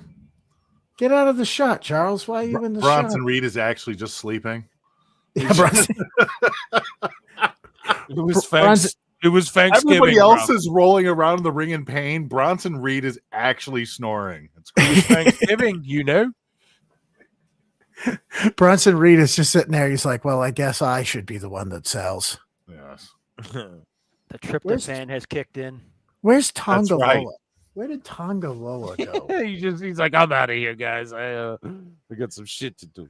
Tonga Loa's like, I got a date. Don't tell my wife. It'd be great if we found out that the reason Tongaloa was so bad tonight was because he had to take that pre-match shit that Joey was talking about. I told you if he had to poop. He was in the nobody. cage just going, God damn it, I should have went earlier.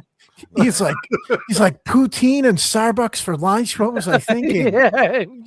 Tim Hortons and fucking I had a poutine and Tim Hortons, but gotta take Gas station poutine. I thought this would go great. Jimmy B for $5 says instead of you're looking fly today, it would be we're doing jobs today.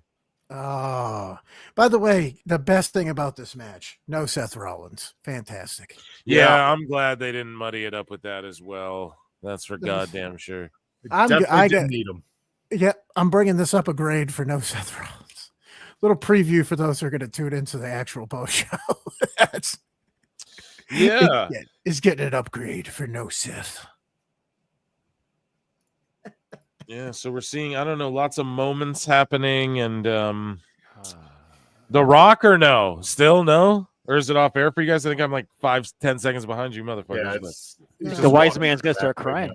Yeah, that's what I'm saying. Everyone's emotional. There's all these moments. Roman's just going slow, of course, as we've noted, as we've chronicled here tonight. Right. Tremendously slow. And here's a nice moment. Punk gets out of scene. There you go. Dosey do, dipsy da. There. Exit stage left. Paul Heyman's still there. Okay. If they hit the Rock's music, it's like, God damn it, just don't. And then what would he do? Just brawl with everyone? Like it wouldn't even make sense. Yeah. They're like, hey, fuck you, dude. They just beat his ass. He just comes out. He's like, my Christmas movie failed. Hi, everyone. Okay, guys. So, yeah, we're gonna switch on over. I think toot sweet, as a French Canadian would say. We'll be up in like 5 minutes or whatever. Yeah, so just take your time. We'll just chill here for like a little bit until you guys are fully. Can you put the link up in the chat for everybody? Yeah. Oh, I can't. You probably can, but I can't. Right, I can. Is it the one that you privated me here?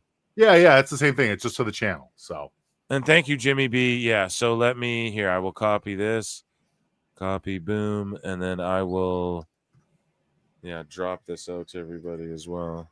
So we're gonna do the post show over there, guys. Make sure hopefully you can click that.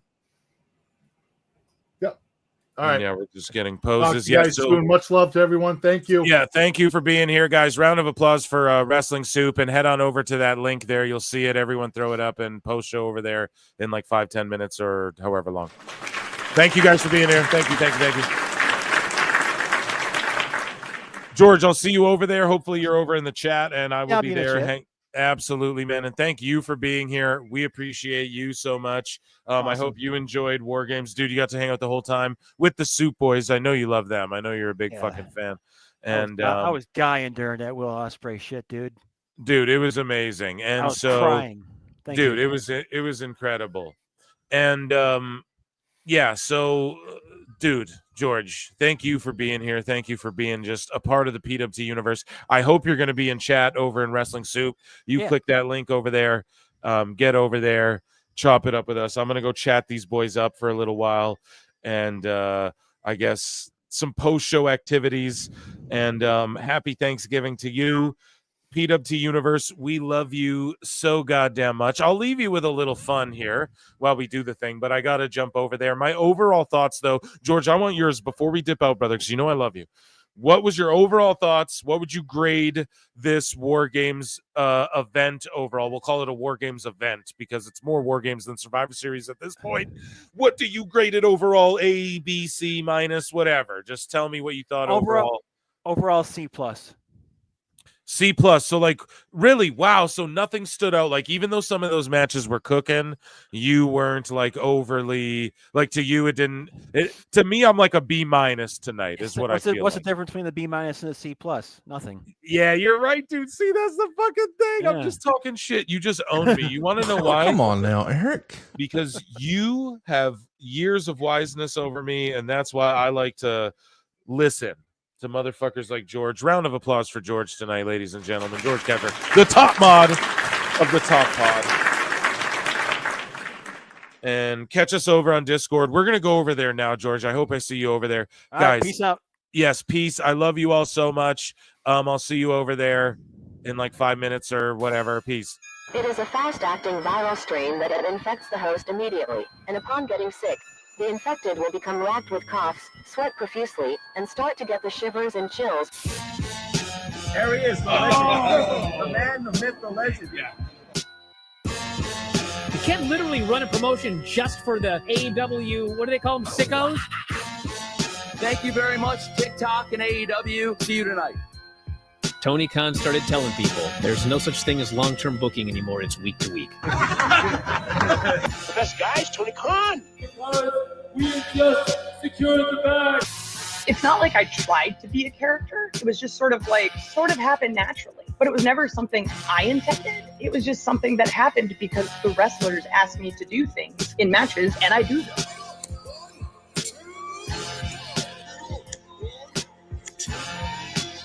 If you run a promotion just for the sickos, you're going to do 400,000 viewers eventually. Effing Meltzer. You know that SmackDown actually went over and everything? Yeah. You know? What's the point? The point is SmackDown. What are you getting at here? That the DVRs didn't pick it up. Did they not pick it up? Mine didn't. Let's get into everybody's favorite moment, and it is called Dave Meltzer's Dumb Moment of the Week. What would you like to listen to in your ears? I'd like to hear the flute. Well, if you'd like to flaunt your flute, then we can find you a flautist. We just secured the bag. It doesn't help me. Okay, so complain, but I will complain. Let me have my misery. And when I heard that, I was like, what? Thank you, fuck you, bye. Boom.